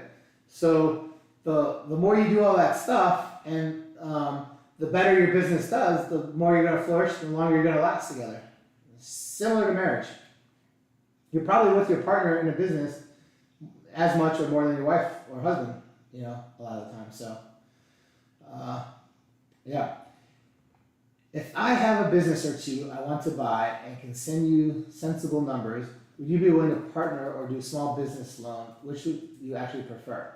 So I don't ever do small business loans. I could refer some people to you that do small business loans. I wouldn't say I never do small business loans, but it's very rare that I do small business loans. Now, I would do a small business loan if you had good collateral, but for the most part, I don't do small business loans. I do mostly real estate loans. But if you had a good deal, 100%, I would be willing to partner. I always partner with tons and tons of people. So, and Paul, man, I know you really well. Of course, I would partner with you. I think I've talked to you in the past about maybe doing something with you with some different gyms and stuff, but like, something always happened or whatever. But Paul, dude, call me. Like, let's go eat lunch and let's talk about what you have and let's figure out something that you're talking about exactly and see what could make sense. But I love doing deals with people that I know. I've known you for a long time, and you have an awesome business. I mean, I always, anyone I know that wants to that lives in Decatur that wants to do martial arts or whatever, I always tell them to check you out. So I always will, one day let's just talk. We just talked I think this week or yesterday or today about going to have lunch together, but let's go have lunch and talk one day. It's been like a year or two since we've done it last. It's always fun. So next question here. I am efficient and put my pants on 2 legs at a time. Damn, you saw me change. Do we have cameras in my room? What the hell? How does this fucking person know that I? Damn. All right, I gotta check my camera to make sure. All right. So let's see here. Next, how does a gangster lean fast? How does a gangster lean fast? I'm not sure what that. What does that mean? Huh? I have no idea what How does a gangster? That sounds like a cool as hell question. I love that question. I just don't know how to answer it. I don't know. You stumped me finally. How does a gangster lean fast? No, I think it's last. I think what they mean is like, you're talking about leans, it's like a gangster lean. Yeah. Oh, how does a gangster lean? How long does it last? Yeah. I don't know if that's a serious question. How long does a gangster lean last? Okay, so if the question is how long can you do good for in business, if that's the question, forever. I mean, once you do good, and you're an honest person, everyone starts to like you. You build a good name for yourself. There's no reason why you can't last forever. Now, does every business last forever? No. Does every real estate deal you do last forever? No. But there's always different deals that you could keep going into. Gangster lean. Oh, L-I-E-N. Is he saying gangster lean? No. I don't know. Whatever. I'll answer anything I think is possibly could be the question. But if you're asking how long could it last, how good it could last forever. And if you're doing something that doesn't last forever, like changes, just get into something else. Get into a new business. There's always stuff you could get into. If you've done good once, then you already have the formula. You can keep doing good in other stuff. Just keep the momentum going. how do you structure paying the different people doing things for you, callers, etc. So, I didn't know who you're talking about exactly, but I'll just give you an overview of like different things that I pay. So, obviously I have a lot of partners. My partners, whatever percent we're partners, that's the percent pretty much that those people get of the profit. And then, as far as managers go, in my businesses, I basically look to see what similar managers make in that industry, and I try to be on the top of the market. Like if I see that, people make a certain amount, I want to pay them on the high end because I want the best people. So I just look to see what employees make in my industry. If everyone's making X amount, I try to be on the higher side. I'm not always the highest, but I try to be at least on the higher side. So that's what I do as far as employees, managers, stuff like that.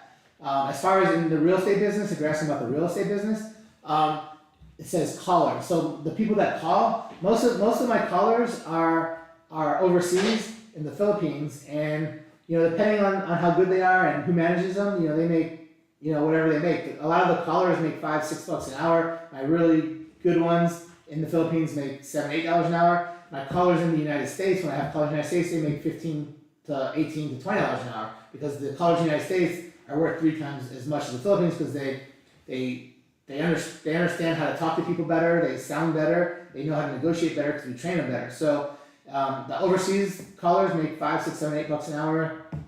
The even $4 I think possibly, but you don't want those $4 or $5 ones because they're not good. But then the ones that I have locally, a lot of them are $15-20 an hour, and then some of them are $10-12 an hour plus commission. That ends up being way more than $20 an hour. So it depends on what type of callers you're talking about. As far as acquisition people that actually go out and buy stuff, they get a percentage of the profit. So depending on, if I'm paying for all the ads and everything else, they get, a certain percent of profit. If some people I have, they do all their own marketing and all their own stuff, and they get a higher percent of the profit. But it's just a percentage of the profit based on what they do. But, the people that can lock up a lot of deals can make a lot of money. Can you give examples or a list of liens that fall off after specific years? Yeah, so the ones that fall off, pretty much almost everything falls off after 7 years. Some are sooner, but obviously mortgages never fall off. Mortgages are on until it's paid off. So mortgages would be technically a lien that never falls off. Tax liens will never fall off for the most part. There's certain types of tax liens that could. But like there's liens that people put on your property for like doing work, right? If they fixed your house, they painted your house or did HVAC or put a new roof on your house and you don't pay them, they put a lien on it. All those liens fall off after 7 years. Sometimes you have a credit card bill that they attach to your property. Those will typically fall off after 7 years. Schools, a lot of times, like you have a school loan or something, maybe a private school for your kids or a college. Those, if they put a lien on your property, those typically fall off after 7 years. HOA liens, depending on the HOA, a lot of times those fall off after 5 years. There are memorandums, right? And I put liens on properties. If I lock up a property with somebody and I put a memo on it, right? That's a lien. A memorandum, basically that means that someone made a contract with me that they were going to sell me the house, and then they changed their mind and they got either a higher offer or they want to sell to somebody else for whatever reason. I know that they're going to sell the house to somebody else after they have a legally binding contract with me. I put a lien on a memo on those. Those, depending on the state, they could fall off as well. Sometimes those fall off after 5 years, sometimes after 7 years. I've seen some fall off after 3 years. So it depends on the lien. But if you just Google it or you ask your your closing attorney or title company in your state, they could tell you if you have a specific one that you want to find out about. But those are just different types of ones that could fall off. So let's see next. Also, do you analyze your own? All right. So do you analyze your own deals or does somebody do it for you? So that is the thing that I do. That's like the main thing I do all day. I am analyzing deals all day. I don't want anyone to analyze my deals. I don't trust anyone else to analyze my deals. I do trust other people to analyze them, but if I'm using my own money, right, I use my own money to buy every single deal, I need to feel comfortable. And sometimes some other person will analyze it and give it to me to reanalyze, but ultimately I have to be the final person that analyzes it before I buy it. But 95+% of the deals, I analyze it. I'm the only one that analyzes it. I analyze it first, last, I'm the only one. So the thing is, I can analyze a deal so much faster than anybody else. Like if I have anybody else here that wants to analyze a deal, maybe it takes them 30 minutes, an hour. Maybe sometimes it takes them 5 hours to analyze a deal. I can analyze a deal in 5 minutes or less. So I could analyze 10 deals before somebody else in my office analyzes one, you know? Like, it's stupid to have them analyze it. Plus, you know, I'm using my money, so I gotta feel comfortable with it. So even after they analyze it, I gotta sometimes reanalyze it. Now, I'm not always perfect. Sometimes I make a mistake and I don't analyze it right. And sometimes I'll say, look, I only think it's worth 100,000, and then somebody in my office will come to me like, no, it's worth 120, and this is why. Then sometimes I'll reanalyze it based on the information they give me, and then sometimes I'll agree with them. Yeah, you're right. I was wrong. It's a little bit more, but for the most part, I'm right. Like, you know, I have to be right because I'm using I spend all my money. So I'm pretty accurate on analyzing, comping. I can comp any property as good as anybody in Atlanta for sure. So, because I buy so much stuff and I just know what stuff sells for. I see everything I buy, what people sell me stuff for. I see what other people are selling stuff for. I see what I sell everything for after I fix it up, right? Almost everything that I've been buying over the last 2 years, I've been selling. I haven't been keeping most of this stuff. I keep 5 to 10% tops of what I buy, maybe 10%. But most of the stuff I keep is stuff that are sub to or owner finance. I don't have a ton of cash tied into it. But yeah, I analyze everything. That's like one of the most important things, right? I'm the guy that's the creative guy. Not only do I analyze everything, I'm the one that finds almost everything. Like, out of all my partners, I find every deal. Like, my partners don't find any deals. Now I have people in my office that find some deals, but I'm the one that finds the deals. I'm the one that analyzes the deals, and I'm the one that determines what I think the best way to sell it is, and then I let them figure out the cost. I'll give them an estimate of what I think the rehab should be. But one of my partners is better than me at figuring out the rehab, right? Because he does rehab every single day, all day long. So basically, I let whoever is better than me at doing it, I let them do it. But I am the best in my office and my partners at analyzing and finding deals. So that's what I do. Most people don't even know my partners because my partners are the one. I have 2 partners that I do most of my real estate stuff with. One of them is just really in charge of just rehab. That's all he does, rehab. He finds contractors. We have tons of contractors, but he's in charge of rehab and pricing stuff out. No one will ever know him because there's no reason to know him. He just rehabs. Everybody knows me because I'm the one that you have to deal with for me to buy a property. And then some people know my third partner because he's the one that sells most of the stuff. But unless you're buying stuff from me, and I'm getting like pretty high prices for stuff, so like I'm usually selling it to end buyers or hedge funds that pay more than they're worth. Those are the people that know him. But most people don't know him. Everyone knows me. Next question. How do you find most people treat you better or worse when they find out you have a good bit of money? Those that aren't seeking loans or all right. So how do people treat me better or worse when they find out that I have a good bit of money? So crazy enough, I dress like I don't have much money. I don't have any jewelry. I wear flip-flops all the time. I look like a bum. So like most people that see me or know me have no idea, who I am. So very few people will know how much money I would have or not have. Most people would probably think I have none because that's the way, but yeah, if you were to come to my house and you're a friend of mine, then you'll know. I mean, my house is a $6-7 million house. I have a Tesla. It's not a big deal. I think a lot of people have Teslas now, so I don't think that's like super special. I think with gas prices, I think you're richer to not have a Tesla than to have a Tesla. With all the money you're paying in gas, I think people that don't have Teslas are richer because how the hell can you afford not having a Tesla? So I mean, I don't think my car is like anything special. I never had expensive, fancy cars. I've always had like, nice cars, but not like super nice. Like I never had Lamborghinis, Ferraris, Bentleys, crazy shit like that. I never liked it.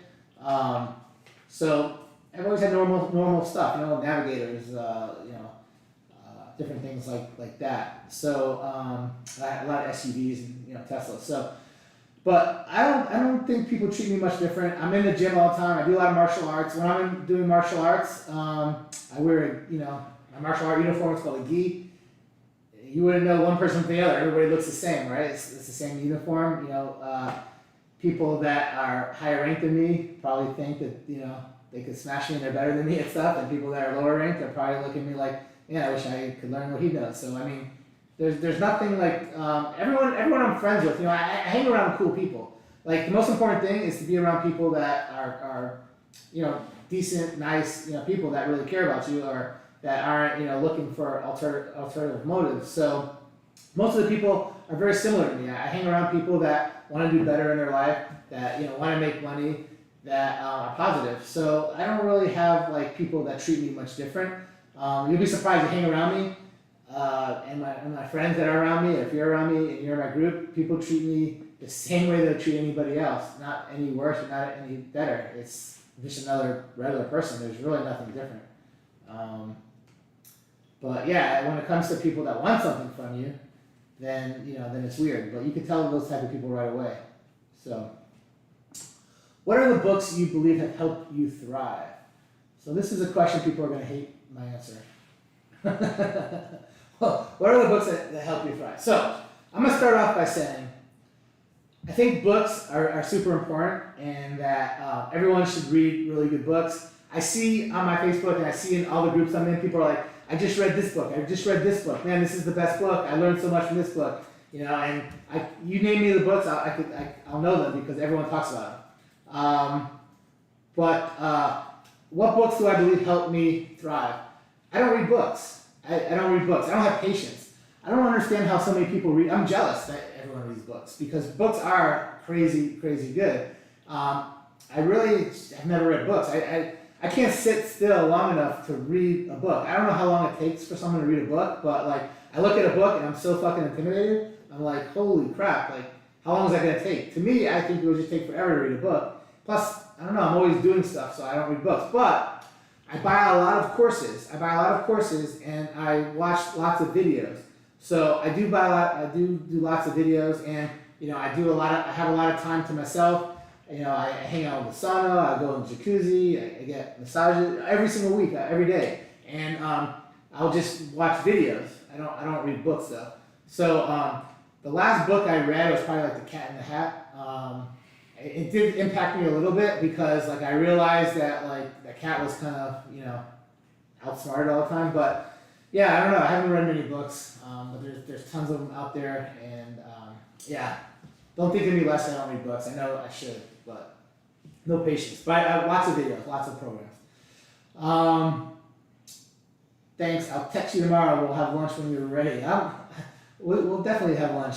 Text me. Call me. All right. So calculating payments for owner financing or wrapping. That's just for the principal and interest. I divide the taxes and insurance by 12 and incorporate into the payments. Calculating payments for owner financing or wrapping.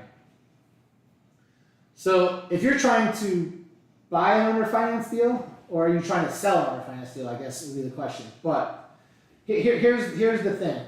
When you're doing a seller finance deal, you are only paying principal and interest. Hopefully just principal. Hopefully you don't have to pay interest. A lot of my deals I don't have interest, but a lot of them, probably more of them have interest. But the truth of the matter is when you're paying your seller, if you're buying an owner finance deal, you're paying them every single month principal and interest.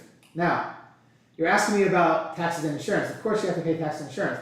So taxes is due like once in Atlanta, in Georgia, taxes are due once a year, sometimes twice a year. But typically they're due like around October. Every county is a little bit different, but around October, your taxes are due. Some counties you have to pay the whole tax October at one time, and sometimes they're broken down where maybe you pay September and November, half and half. But I pay the taxes directly to the government. I don't pay my taxes at all to the seller that I'm buying the property from.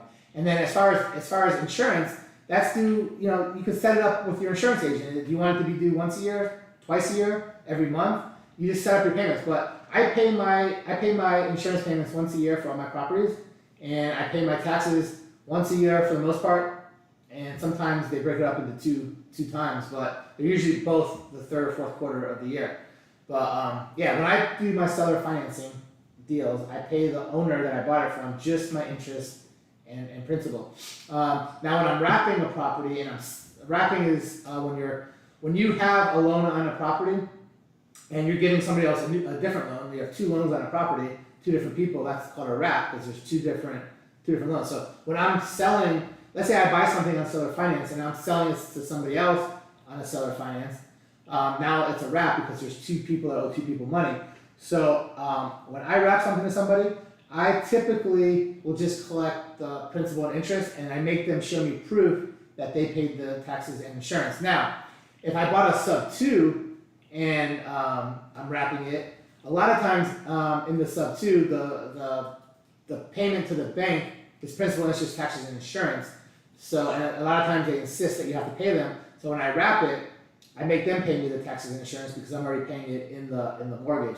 Now, I am able to, if you really have to, if you have a sub 2 and you're paying taxes and insurance in your payments, you could talk to the bank and tell them, look, I just want to pay my insurance, myself and pay my taxes myself. And a lot of times they'll agree and let you do that. So, but for the most part, I just keep it that way, and that's how I do it.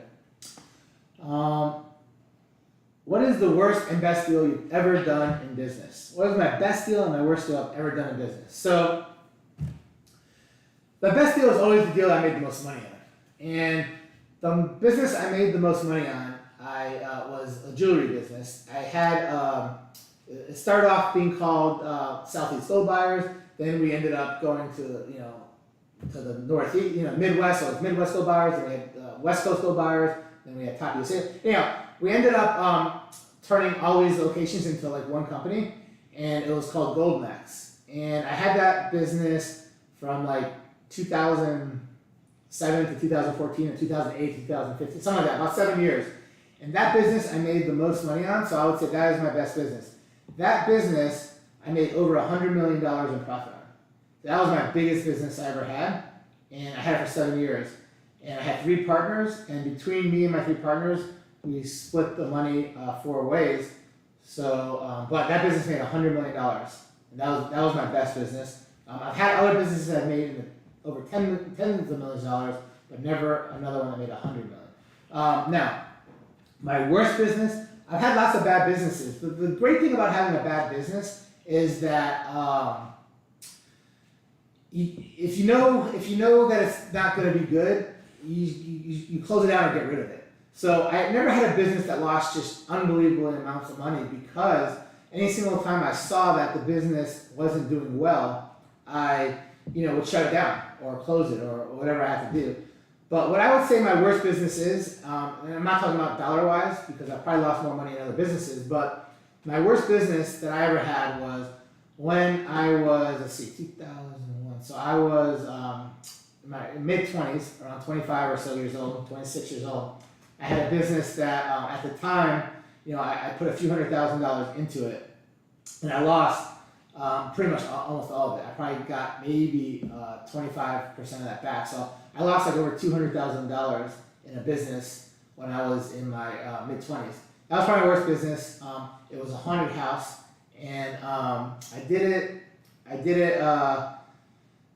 Right before the same year as the trade towers got attacked, and basically, if you were alive back then, that was the first time the airports ever shut down in the history of time.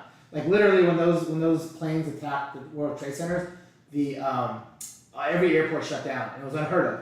No one was able to go anywhere, fly, do anything for I don't know. It was like wow, days, weeks. I don't remember, but. Anyhow, the point was I built this whole haunted house, and I spent a lot of money advertising all this other stuff, and then these September 11th attacks happened, and people were scared to go to malls or scared to go to busy areas, and mine was in a busy area, and people just didn't, were scared to go. So that was my worst business, and the reason why it was the worst was because I was young, and losing $200,000 when I was in my mid-20s is way worse than me losing millions of dollars right now. Like I could afford to lose millions of dollars right now a lot easier than I was able to afford to lose hundreds of thousands back then. I mean, I was able to afford it; it was fine, but it was a bigger percent of my net worth at the time than it would be now. So that was probably my worst business. What is your, all right, do you walk through every property before buying? Oh man, that's an awesome question.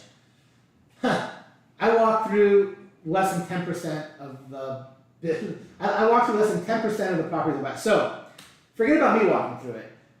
I walk through less than, between me and anyone that works for me, I walk through less than 20% of properties that I buy. I literally buy properties just by getting an email. I get an email with the address, the price, and the pictures. And if you send me good pictures, which 90% of people do, I buy a property without ever going to it. And not only do I not go to it, no one that works for me go to it. Me personally, I probably go to less than 1% of properties before I buy it. But people that work for me probably go to maybe 15 to 20% of properties before I buy it.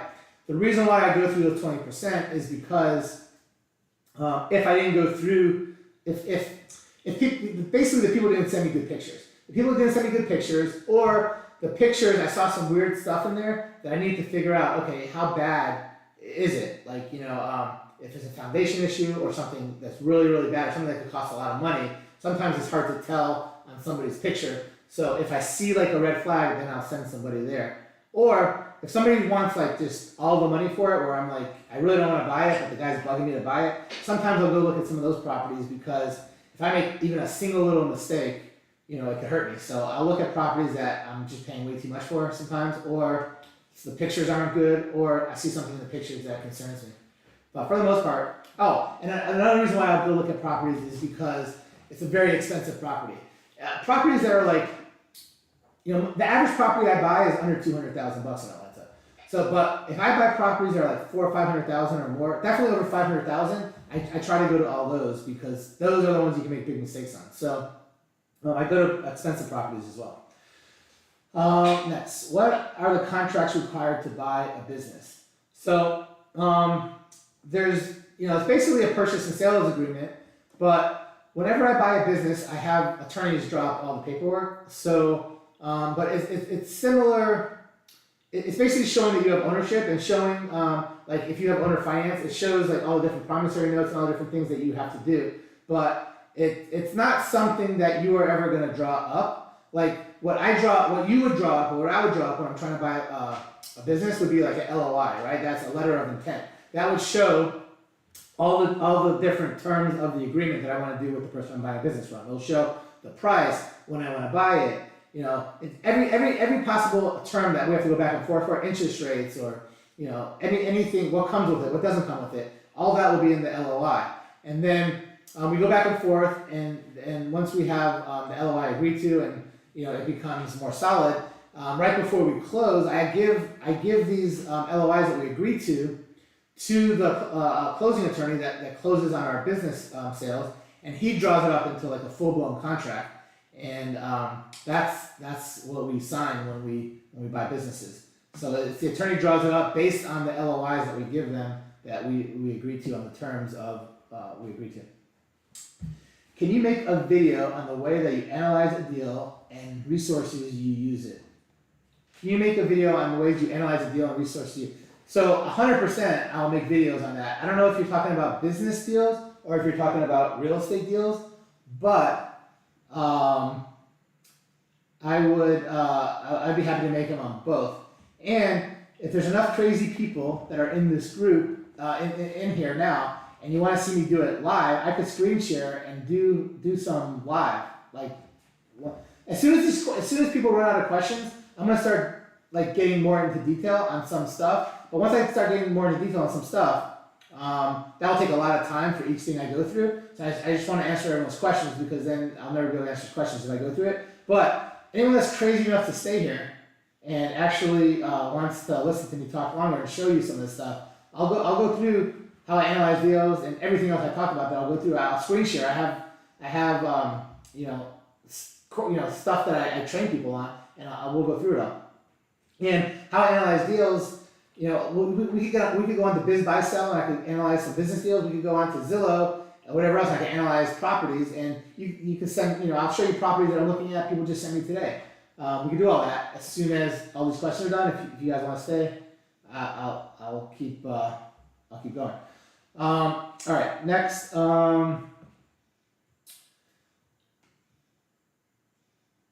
Can you make, okay, so what are you selling your business analysis Excel spreadsheet for? I don't really sell a business analysis Excel spreadsheet for. I have some that I have in my masterminds. I do a couple times a year. I do a 3-day mastermind, and I give everybody, it's all part of it, and I give everybody a bunch of different documents that you need to analyze a business. If I was to give you that spreadsheet, it wouldn't do you no good because I need to go through it and walk you through it and explain it to you so it doesn't look like Chinese. So basically, we can go through that spreadsheet later today after there's no questions. If you're still on here, after all the questions are done, whatever questions are left, and if you want to go through some stuff, I'll go through it. But I could go through that. How much do I sell it for? I'm not selling it, but I'll go through it today, and I'll show you how to use it and what it does, and show you if you're getting a good deal. Because basically, you gotta know that you're buying a deal at the right price. But basically, what it does is it lets you know that you're buying it at the right multiple to where you're cash flowing. You don't want to buy a business where you're not cash flowing. So what the spreadsheet that I have, what it does is it shows you that the business is going to cash flow after you're paying the seller finance or any other loans you have, and that it's still worth buying and it's well worth buying. And on the spreadsheet, it'll show you if it's a average deal, a bad deal, a good deal, a great deal, unbelievable deal. It'll show you all that stuff. But yeah, we go through it later. I have tons of stuff. It's just a matter of when you guys get tired of it. All right. Average price in Atlanta is $400,000 and 30 homes is $12 million. That's really mind-boggling. So the average home that I buy in Atlanta is $200,000, about $200,000. The average home I buy is about $200,000. The average home that is maybe fixed up and done, maybe is worth $400,000, but most of the homes I buy are in the $150,000 to $300,000 range.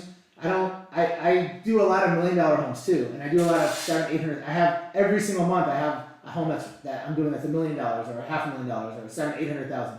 But that's like one or two out of all the homes that I'm doing. My average home is somewhere between $150,000 to $250,000, and so the average home I'm doing is about $200,000. I do 30 a month. That's about $6 million, and I have 2-3 months worth of homes all the time that haven't sold yet. So I have, over 10 million, tens of millions of dollars tied up in properties all the time. It's all my cash or my partner's cash. So we don't have loans on any of this stuff. We just parlayed, one business to the next, and right now it's super hot. So, just to even give you another crazy number, the average profit I make on the average home I sell is around 300,000 or something, 250, 300. I'm making at least 10% on every home on average, right? 10, 15%, because sometimes I get really good deals. So on an average home, I'm making somewhere between $35,000 and $40,000 on profit on an average home. And I'm doing almost 30 of them every single month.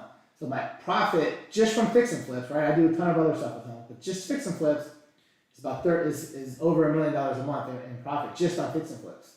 And what's crazy is, and I've shown a couple people how to do this that are friends of mine, but you don't need to have really any money to do what I do. Of course, having all this money makes it a lot easier because you don't have to borrow money and you can make more profit. But if you are in Atlanta or wherever else and you wanted to do what I'm doing and buy 30 homes a month, there's no reason why you can't do it. And there's no reason why you need that much money. You could borrow that money. And again, I have over $10 million lent out to people in Atlanta that are doing fix and flips, and they're not using any of their money or very little of their own money. They're using my money. So you don't have that money. If you're buying a good deal, I'll loan you the money on it. If you're in Georgia, in Atlanta specifically, I'll loan you money on every single deal that you do. If you're getting a good enough deal, I'll loan you 100%. of the money you need to do a deal. If you're not getting a great deal, I'll loan you, whatever I feel comfortable loaning you, but you could buy 30 homes a month also, and I'll loan you the money on all 30 of them if you're getting good deals. So I'm not gonna run out of money to loan you money if you're getting good deals, I promise. Okay, let's see. I just go to YouTube and watch a summary video. Guys, you're on my YouTube. If you haven't subscribed to my YouTube, that's the only thing. I don't even want nothing from anyone. Just subscribe to my YouTube channel and watch my videos. If you watch my videos, you'll get to learn a little bit more about what I do. You'll get to learn how I do it. You'll get to learn how to make money in real estate. You get to learn how to make money in business, and you'll get to learn how to have a better life. I promise you. I'm gonna teach you how I have a better life, not even in business, but just in general. I do a couple videos every single week. I just started it 5 weeks ago. I want to see how many subscribers and how many people I can get to watch by the end of the year. My goal is high, but I think I could do it. I have, I don't know, 1,800 or something now, but that's nothing. But man, I want to have 100,000 by the end of this year. And I think my videos are, anyone that watches them, I think they'll be good. So they're meant to help everybody do better, and we could definitely do stuff together. All right, so I just saw a few people say, "Look, go watch my YouTube videos. Watch them, I promise." If anything else, if you don't learn anything from them, which I think everyone will learn something from, but if you don't learn anything from them, they're kind of funny to watch. I mean, I make them a little bit comical, so they're not boring, and they're short and sweet. They're easy to watch. If you were starting out right now, what direction would you go? I'm starting down the wholesaling and creative path. Good idea or bad idea? I'm starting down the wholesaling and creative path is a great idea. I mean, how could that be a bad idea? That doesn't make any sense. You just got to be good at it. You got to know what you're doing. So if you're just starting and you don't know much about it, work with other wholesalers. Find the most successful ones, and if they won't work with you, find the ones right after them until you get the best ones that you could have work with you. Help them out. Help them, work with them. Go to all the local meetups. If you guys don't go to local meetups and aren't on all your local Facebook groups, you guys are nuts. But wholesaling and creative finance class is awesome. I mean, it sounds great, but you gotta know how to do it. If you know how to do it, it's like you're gonna make a fortune. You'll be a millionaire before you know it. But if you don't know how to do it and you're just starting, just learn from people that are good at it and are doing it, and work with them. All right. What was the other part of this question? I'm starting down. If you were starting out right now, what direction would you go? I mean, I love business. I love business the most, and I love real estate second. I'm doing way more real estate now, but it's because it's hot as crap. But business is where I made hundreds of millions of dollars. Real estate's where I've made tens of millions of dollars. You can just make so much more in business than you can in real estate. Business is a little bit harder and it's a little bit more work. But once you got it, you got it. Like you could do anything. And but I like them both. So I would always do both. I wouldn't pick one or the other. I would try to learn a little bit of both and see what works for you better. Because some people just like real estate, they don't like business. Some people like business, don't like real estate, and that's okay. So I would figure out what you like to do, and learn from those people that are doing what you like to do, and help them, and try to partner with them on some deals. The more you partner with someone on deals, the more you're going to learn from them because you're doing it with them. They're going to help you. Do you buy homes in Forsyth County? Yes, I buy homes in Forsyth County. I have a lot of homes in Cumming. Cumming is the main city in Forsyth County. But I buy all over Forsyth County. That's less than an hour drive. I can get to Forsyth County in less than an hour from my office. So 100%, I buy Forsyth County. I used to run a high-end jewelry e-com business. I want to get back into the jewelry business in the future. That's one of my business goals. Man, we'll do it. Well, now you just put it out here. That's what you want to do. Now I'm going to expect you to get into it and do it. Well, what's stopping you? Do it. Do you subcontract all your fix and flip stuff, or do you have a bunch of tradespeople? Do you have a bunch of full-time tradespeople on payroll? 80% of people that work for me, I have on payroll. I have a lot of different crews. I've been doing this for a long time. I mean, I've been doing fix and flips for 25 years plus. So I I still have some of the people from 25 years ago that still work for me, and yeah, they're all on payroll. I mean, they all subcontractors, but they all work for me every single week, so it's not like they work for other people. But I have a ton of those people, like about 80% of those people work full time for me. Now, 20% of the people are subcontractors, like especially like for the really specific stuff, all the mechanical stuff. Like if I need a HVAC person or you know, a roof person, something like that. A lot of times I'll have like someone come out that just does the HVAC or just does all my electrical or something like that. But all my people that are on my payroll, they can pretty much do, you know, most electrical and most plumbing and they can even do full roofs. But sometimes I keep them so busy that I just get these subcontractors to come out and do like these big jobs that, you know, so that I have more time with them. So that's basically how I have mine. But once you do enough fix and flips, the only way to make it cost efficient is to have a lot of people that work for you full time. I pay everyone full time by the day. So like every day they work for me, they get a certain amount, and the more they can do, the more they get per day. Like some people can only do paint, some people can only do, you know, LVP flooring or carpet or whatever it is.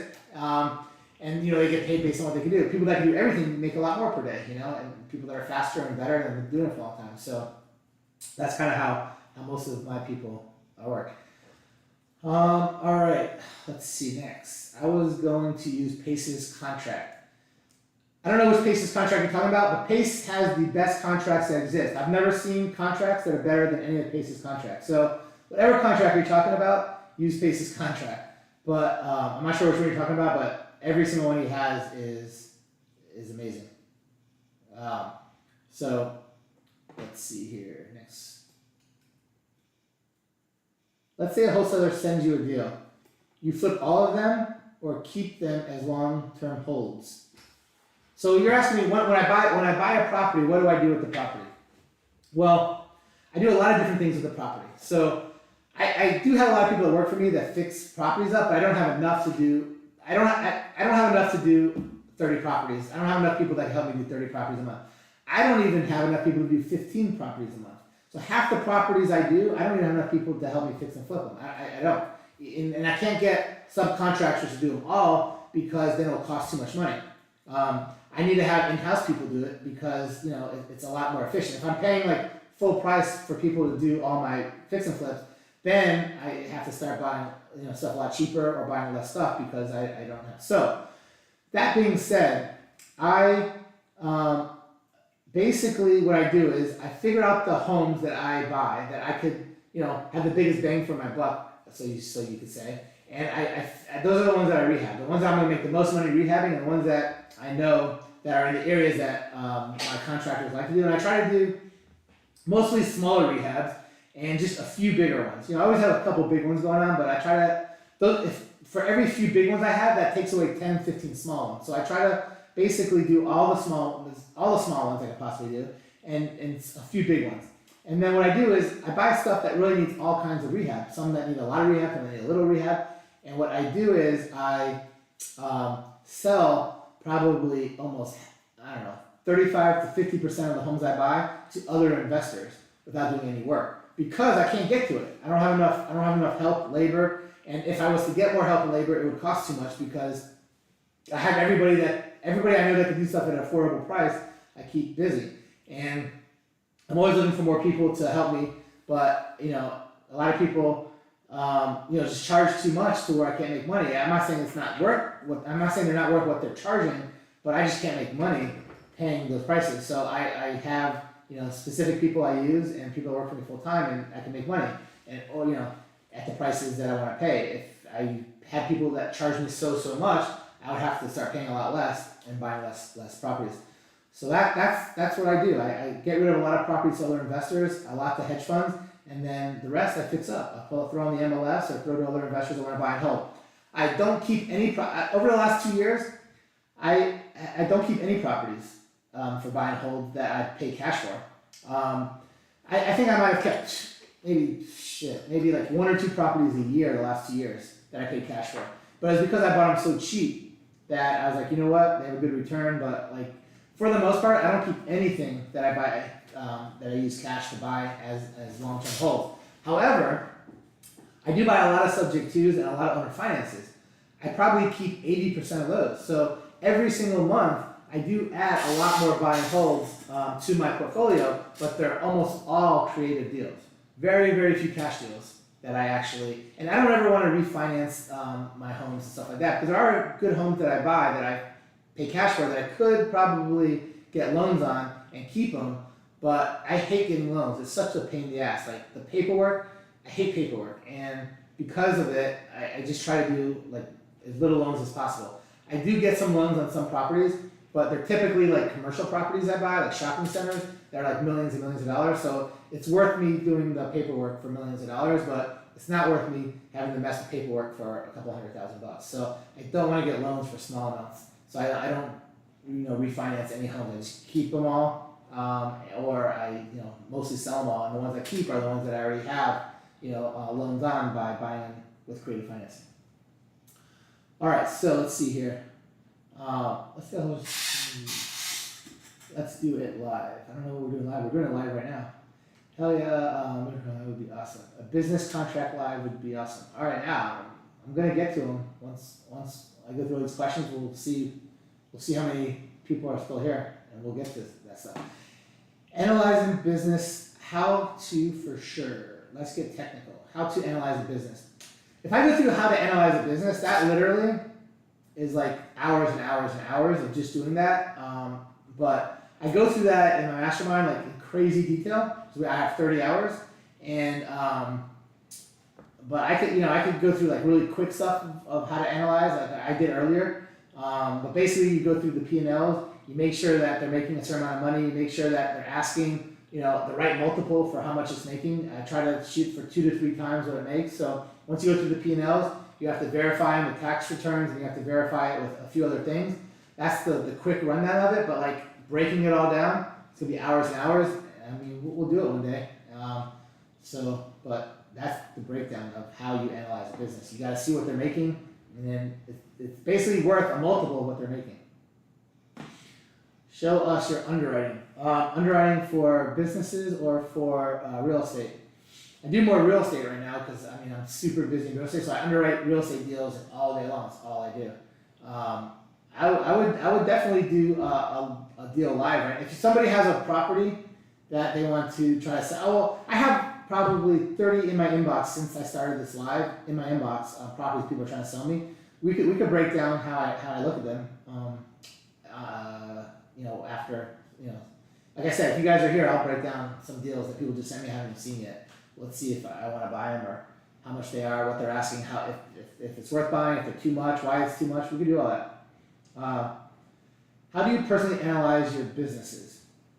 How do I personally analyze my businesses? I don't know exactly what you mean by personally analyzing my businesses. The ones I already own, I'm assuming you're talking about.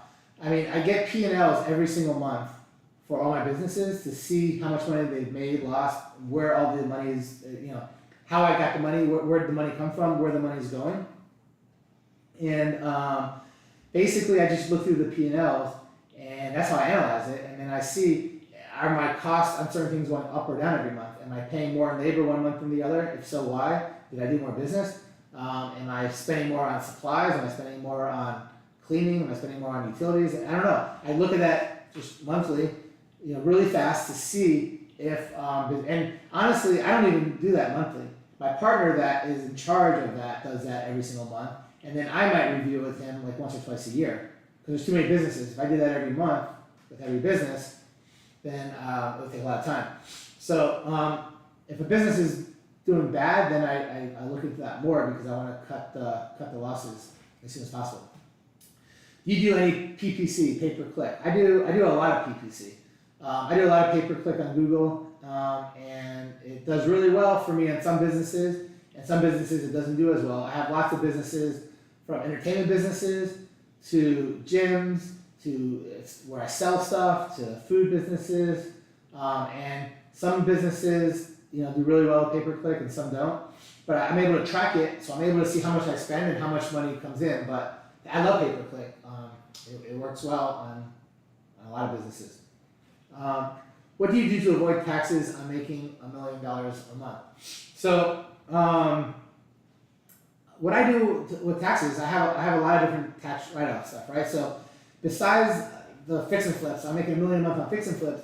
But what I do is I own a ton of property, and I buy a ton of property owner finance subject to that I keep long term. And I buy shopping centers like every year. I bought a couple this year. I bought an office building. I bought warehouses, and I'm spending millions and millions and millions of dollars on a lot of these things that I'm buying and keeping for long term. And I get crazy depreciation on every single thing that I keep, whether I'm getting a loan on it, paying cash for it, or subject to or owner finance. I buy a lot of properties, and every single year I'm getting, millions and millions and millions and millions, tens of millions of dollars in properties that I'm keeping, and I get really good tax depreciations on those. And on top of that, there's a lot of other crazy things that that I'm able to do to save money on taxes. I pay like the best accountants around to figure out what I could do to save money, and they have hundreds of people in the accounting firm, and each person specializes in something else, and they all have different ways that you can save money. And some of the ways, if I told you how I save money on taxes and what's legal and what they do is unbelievable. People don't even know about, but there's a lot of different ways to do that. And once you start making enough money, then it's significant because you're paying crazy amounts of taxes. So one thing I'm stupid is I live in Georgia, right? Georgia has state income tax. I should go to like Florida or Nevada or Delaware or one of these states that don't have state income tax because that probably saved me a lot of money. But I love Georgia, so I stay here. But I have a lot of good different write-offs for Georgia taxes and also federal taxes. But I do pay a decent amount of taxes. I can show you checks where I wrote $1 million plus checks to the IRS. But luckily they weren't 5 million or 10 million. I was able to get it down to whatever. All right. Next, could I come shadow you for a week? Do you live in Atlanta? But basically, I do have people that come here sometimes. I'm actually thinking about starting a program where I do like some sort of like monthly fee, and you basically come to my office and we just go through stuff. And it'll be like certain times every week where I just have a certain amount of people come and we just go through stuff. Because people ask me all the time, but I just don't have the time. But all the time, but like a day a week, I could make some time here and there. And I do have people that I do a lot of deals with. They always come here. They always come to my office. I got a big office, 6,000 square feet office building. They come here and we go through all kinds of stuff. And but yeah, I might make it a more official thing at some point. But right now, anyone that does deals with me, they come here. We talk all the time. Go out to lunch. We hang out. All right. Let's see here. You can make way more money in business than in real estate. You could. Think about all the richest people in the world. Think about all the richest people in the world. Just Google, who are the richest people in the world? I guarantee you almost all of them made their money in business. Now, they all made tons of money in real estate as well. I love real estate and business, but think about the richest people. You've got Jeff Bezos. You've got the Tesla guy. These people made all their money in business. I'm sure they have tons of real estate, they make tons of money in real estate, but they made all their money, Elon Musk, they made all their money in business. And if you look at the top richest 100 people, you're going to see that almost all of them made most of their money in business. Although people have made tremendous money in real estate, and there's always going to be tons of money in real estate. Is awesome, but there's just more money in business. Pound for pound, there's more money in business, but they're both fucking great. Okay. What do you mean by business versus real estate? How do you get the hang of it? Well, try getting into some businesses and try to see how easy it is for you and what you enjoy or don't enjoy about it, and see how well you do. And then try to do some real estate stuff, try to do some wholesale, try to do some fix and flips, try to do whatever it is in real estate, some buy and holds or some Airbnbs or whatever you want to do, see how easy it is and how much you enjoy it. And then basically, once you start doing a little bit of both, see what you like more, see what you think you're going to be better at, and go for that. Go for that. If you like them both, then do some of both, right? That's what I do. How do you get the hang of it? You get the hang of it by trying to do it and by hanging around people that do it. If you can't do it without help, find people that do it, get their help,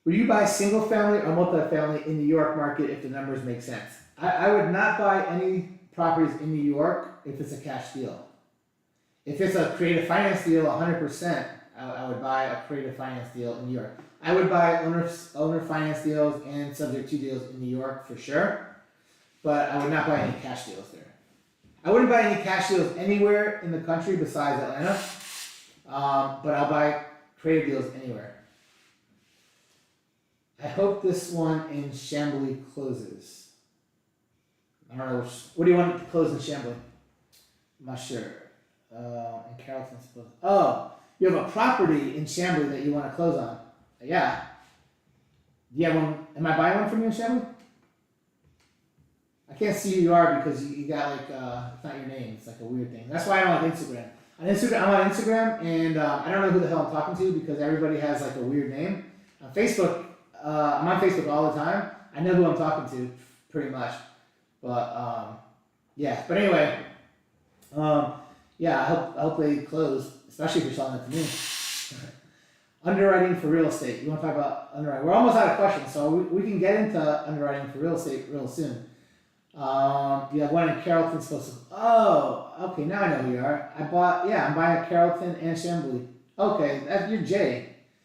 My man Jay. All right, yeah. So I'm buying a deal in Chambly from you and Carrollton next week. Yep. Now I know who you are. But I don't. You SRTN.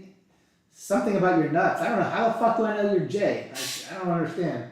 Anyway, I know you are just because I know those two deals. But all right. Sounds like I'm moving to Georgia and looking for businesses, properties that are in the area.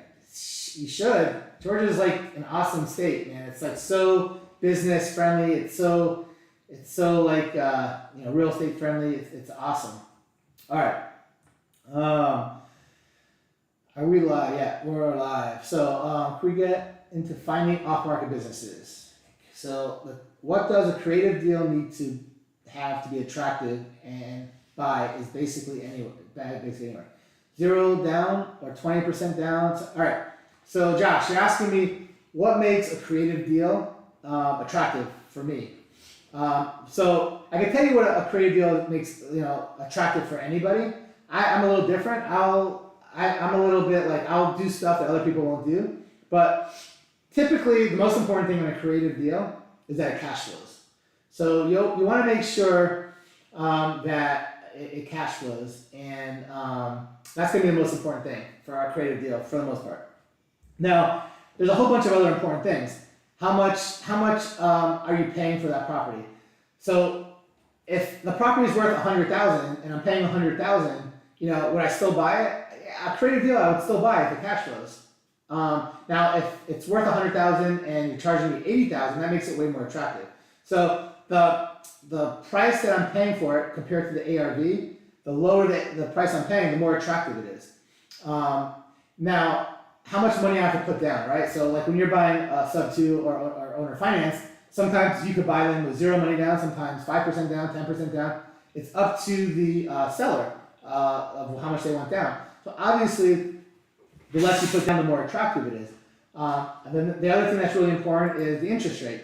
When I'm buying deals and the interest rate's really low, I definitely like those deals better. How long is amortized though, right? How long you have to pay it off, or how long that it's spread. The payments are spread over. The longer, the better.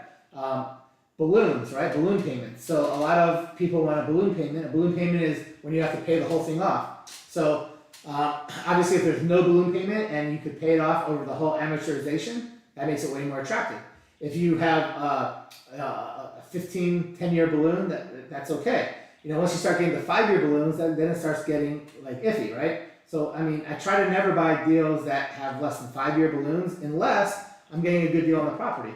So if I'm paying like full price for the property, I need to get like a good interest rate. I need to have like maybe a lower down payment. But I'm fine paying a very high down payment on a property. I'm fine paying, other things that people don't like. I'm fine having even a low cash flow if I'm getting a good deal on something else. So I look at all the important things: the interest rate, the price I'm paying, the cash flow, the down payment. I look at everything, the amortization schedule, the balloon. I look at it all, and I have to have a few things that are really, really good. If I have everything that's good, it's a no-brainer. If everything's bad, then I'm not gonna buy it. But like, if down payment's high, but the price is good, I'll still buy it. You know, if the cash flow, if I'm paying too high and the interest rate's high, but my cash flow is good, I'll still buy it.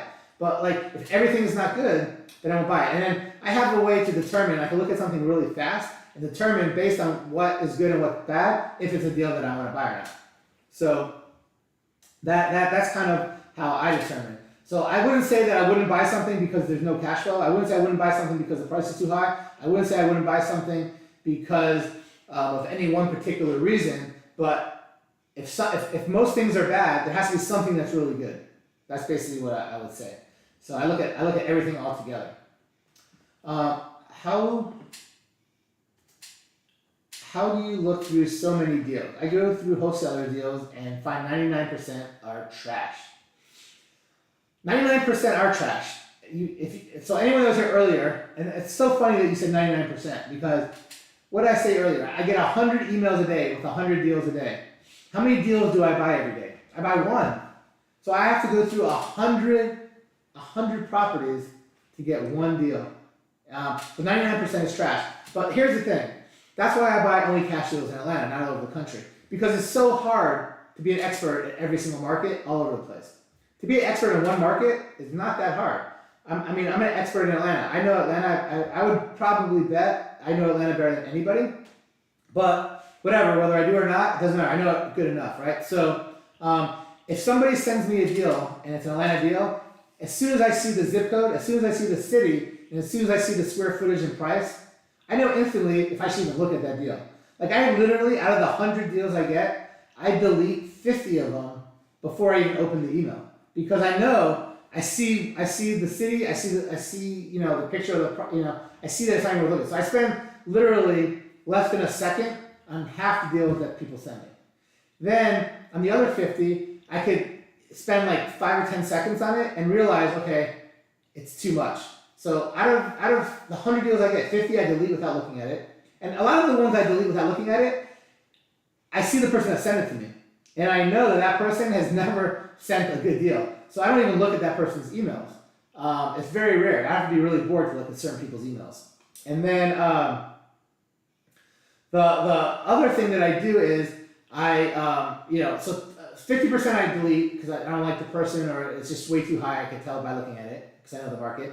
Another 30% I know it's too high just by spending 5-10 seconds on it because it's too high. Then we get down to the last 20 deals. Out of the last 20, sometimes I gotta spend maybe 1 minute on 10 of them, and then I can determine that it's not worth looking at. And now I'm down to 10. Out of those 10, I'll spend anywhere from a minute to 5 minutes on it, and I'll know if it's worth buying. And then the ones that are no-brainers that are worth buying, I know right away. And then there's some that are really, really close, and those are the ones that I gotta spend the most time on. So the ones that are like really, really close, I gotta spend the most time on, and I don't spend that much time. I can analyze a deal. I go to Zillow and analyze every deal on Zillow, and within like 5 minutes. The hard ones are 5 minutes. So it's not that much. It doesn't take that much time. And I'll analyze some. I'll go through and comp some properties right now, or after all the questions are done. Whatever people are staying around, I'll comp some stuff. So let's see here. We like to see live. Please pull from your wholesale. So I'll pull some live deals for sure. I'll go through some. There's some I haven't even seen yet. They've been sent to me since we've been on here. I haven't looked at my email since I've been on here. What do you think about businesses like Dollar General? I mean, Dollar General is a big corporation. Like, I don't know that I think that like they're all. I don't know if they're all owned by corporate or if they're franchised or whatever. But businesses like that, whether they're all owned by corporate or they're franchised. Those are businesses, those are franchises, and I own a couple franchises, but like out of the hundreds and hundreds of businesses I've owned, I've only owned 2 franchises, and I don't like franchises as much because they limit you to what you can do. Like there's a cap on how much you can make. If you have your own business, you can do whatever you want. You could try stuff. You could be creative, and there's no limit of how much you can make. When you buy a franchise, there is a limit of how much you can make. The good thing about a franchise is they're going to show you everything you need to know. So if you're not really good at business, you don't understand how to do certain things, they're going to walk you through everything, or they should if it's a good franchise. And franchises typically, you know how much they're gonna make, right? Like you could look at the worst ones and the best ones and the average ones, and you could know how much you could expect to make.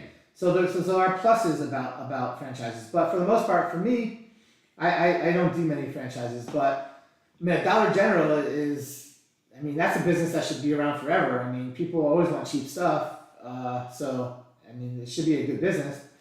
But again, that's a franchise, and with a franchise, it's just, you just gotta have the mentality that, look, you gotta be told what to do all the time, and you can't be super creative. I'm a really creative type person, so franchises aren't a good fit for me because you can't be creative. What's your opinion on interest only payments? Say 10-year balloons and 5% interest only.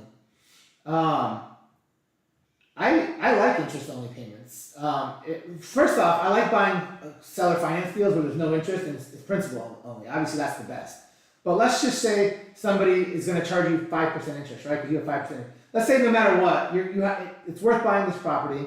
Okay, let's say you're going to buy this property or business, and you know that you have to pay 5% interest. There's no way around it.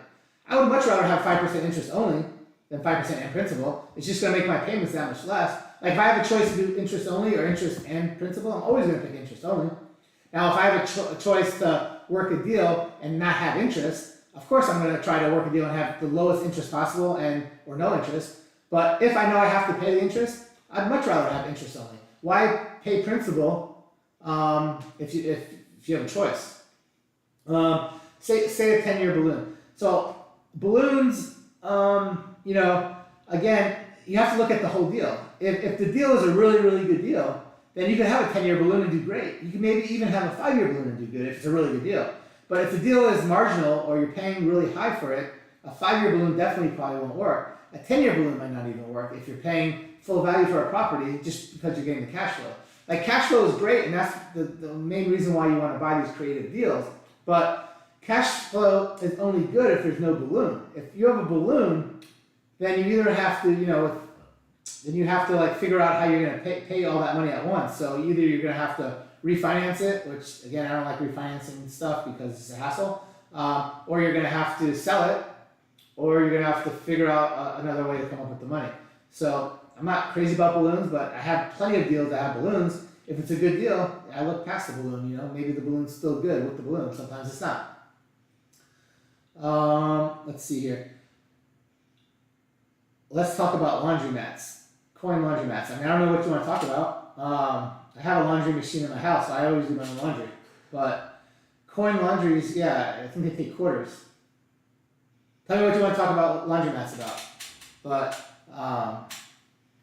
yeah, I heard it's I know it's a good business for the people that have them. I know there are laundromats that lose money.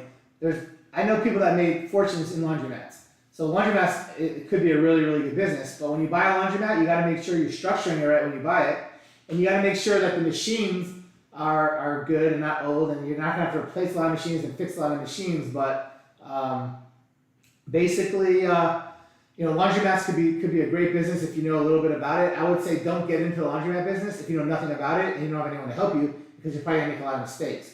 But if you know about it or you have someone that can help you, great business, because you're not gonna buy it at the wrong price. You're not gonna screw up and buy it wrong. If you buy it right, it's gonna be good. Who do you buy so many single families versus doing multifamilies with more money? Why do you buy so many single families versus doing multifamilies with more money?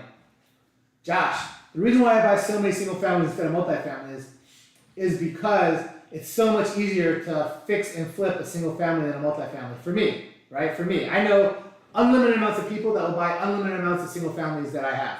So every single time I buy a single family, I know I could buy it, and there's so many out there. I could just buy so many of them. They're so easy. They're out there. I buy one every single day.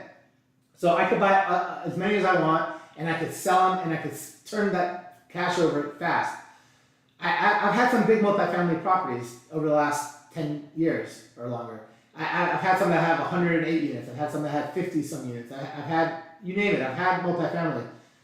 I've never had luck being able to basically buy multifamilies and flip them as easy as single family. So you can make a lot more money on multifamily, and but it's just harder to flip them. It's harder find a lot of good deals on them, and it's harder to flip them. So again, there's nothing wrong with multifamily, and anyone that does multifamily is smart as shit because you can make crazy amounts of money in multifamily. Again, the reason why I don't do it, and I do have multifamily, but the reason why I don't focus on it and do much of it is because I do so well with single family and I'm so good at it. I'm not as good at multifamily, so I just stick with what I'm good at and what I know. People that are really good at multifamily will not do single family. It's stupid for anyone that's really good at multifamily to do single family because they're really good at it. Stick to what you're good at. I'm good at single family. I'm okay at multifamily, but I'm not great at multifamily, so I don't do as much. I could fix and flip tons of single family all the time, no problem. Tony York, do you buy through Keegley? So I buy very, very little from Keegley. I have bought properties from Keegley in Atlanta, but Keegley is very good at dispelling properties. So what does that mean? That means that they have a big buyer's list and they're good at getting all the money for stuff. I give Keegley some stuff to sell for me. I give them some of the properties that I don't have time to fix and flip. I'll give them those properties to sell for me. But what I've noticed with Keegley is that they get all the money for it. And the deals that sometimes I find deals that work for me that they have, but for the most part, they're getting just a little bit more than I could pay. And they're selling to people typically that don't have as many contacts as I have. So, they're selling to people that are willing to pay just a little bit more than I'm willing to pay a lot of times. And, it's just hard to compete with some of the stuff that they sell. But I love Keegley and I do a lot of business with them. And there's a few franchises in Atlanta and I'm really, really close with all the owners of every Keegley. And I do buy some stuff from them and I do give them stuff to sell and I do loan them a lot of money. Anytime that they need funding for properties, I loan money to Keegley all the time, the franchises, the Atlanta franchises. So they're great people, but I probably give them a little bit more to sell than I buy, but I do both. What's the number one way to find an off-market business? The number one way, there's not really a number one way. There's a lot of ways to do it, and you just gotta play with them and see which ones click with you. But LinkedIn, if you go on LinkedIn, right? There's Facebook, there's Instagram. Well, there's LinkedIn also. Anyone that's in business, anyone that's a professional has a LinkedIn account. Every HR director has a LinkedIn account because they have to. They hire people. Every business owner, for the most part, has a LinkedIn account. So you could go on LinkedIn, and they have all kinds of software on LinkedIn of ways to how to find businesses, and you can reach out to all the business owners of all the different industries that you want on LinkedIn. I love sending letters to business owners to try to buy their business. I bought dozens of businesses from people by sending letters. So you could send letters to people. You could call and talk to the owners. You could drive by the businesses and talk to the owners. Depending on what type of business you're trying to buy. Some businesses, the owners are never there. Some businesses, they are there, more often. So, but it depends on what you're trying to do. Just like in real estate, how you skip trace and get the owners of properties, you could do the same exact thing with businesses. And then there's also different programs that you can use out there to find the owners and stuff with different businesses. But again, those are just a few different ways. There's so many different ways that you can buy off-market properties. It's again, the more creative you are, the more you're going to do. There's Facebook groups that have different businesses on there. Like depending on what type of business you want to buy. If you want to buy an HVAC business, there's literally Facebook groups of thousands of people on Facebook in these different HVAC Facebook groups. Go in there and talk to people. You could probably find some HVAC company. If you want to buy a different type of company, there's Facebook groups for it. Go onto all these Facebook groups, let people know what you're trying to do, and you can find deals like that off market. But again, we could go on forever. I literally in the mastermind I do a couple times a year. I have a whole section on how to find off-market properties and what to do to get them, and it takes hours to go through. But those are like some of the main key things that are worth trying to do.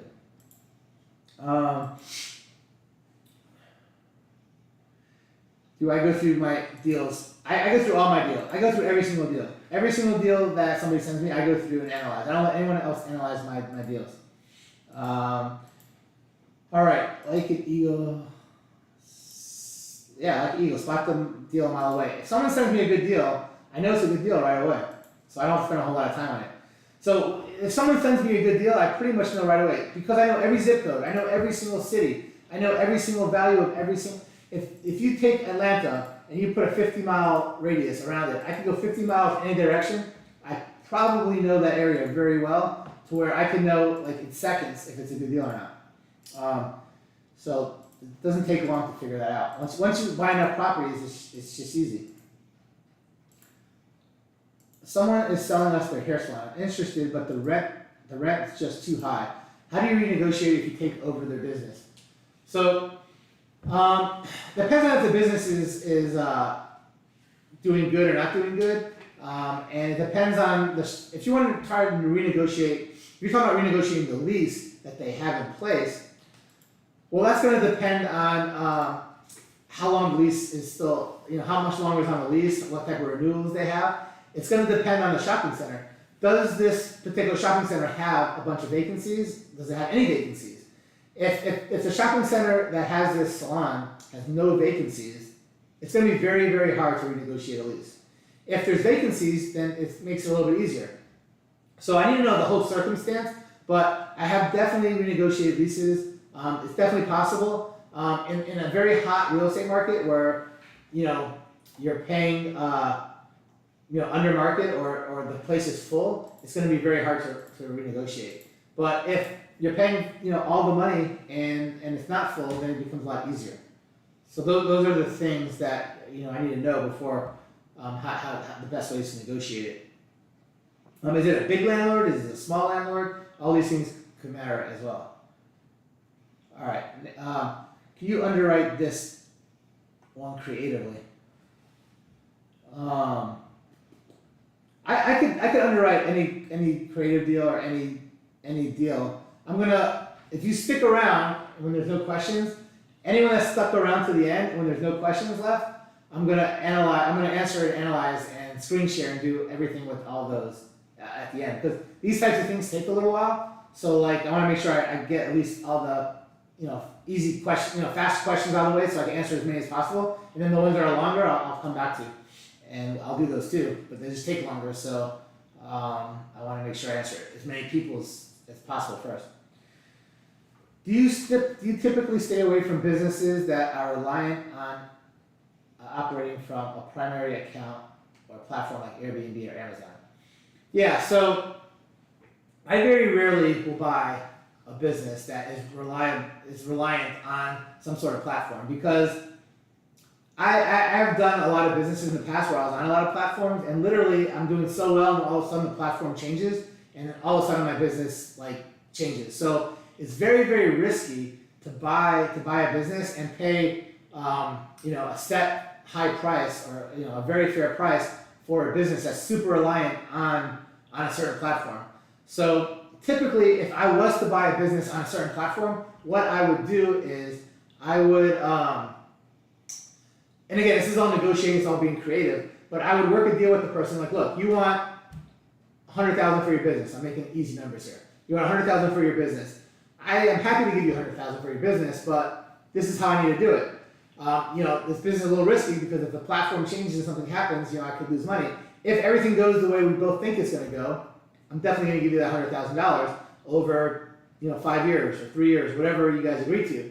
But if something changes on that platform, that $100,000 is going to go to $80,000 or go to $60,000, or some sort of something changes because of the platform changes because you didn't buy the business with that platform, thinking that it could change. So you just basically put in place different things that could change the buy price based on certain things that change that you didn't expect to change, and neither did the seller expect to change. So I hope that answers that one. But yeah, I would buy them. I would just be a lot more careful. So the next, good. That's what I'm at. So many people think interest only is terrible, but I love them over amortization. Yes, Adam. I don't know why people are scared of interest only. I think the reason why they're scared of interest only is because at some point there's got to be a balloon. At some point you got to pay it off.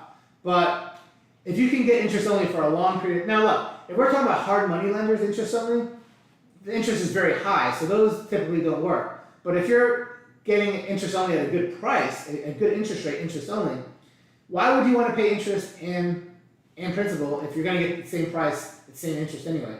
So the dangerous thing about interest only that people get scared about is that at some point you got to pay it off.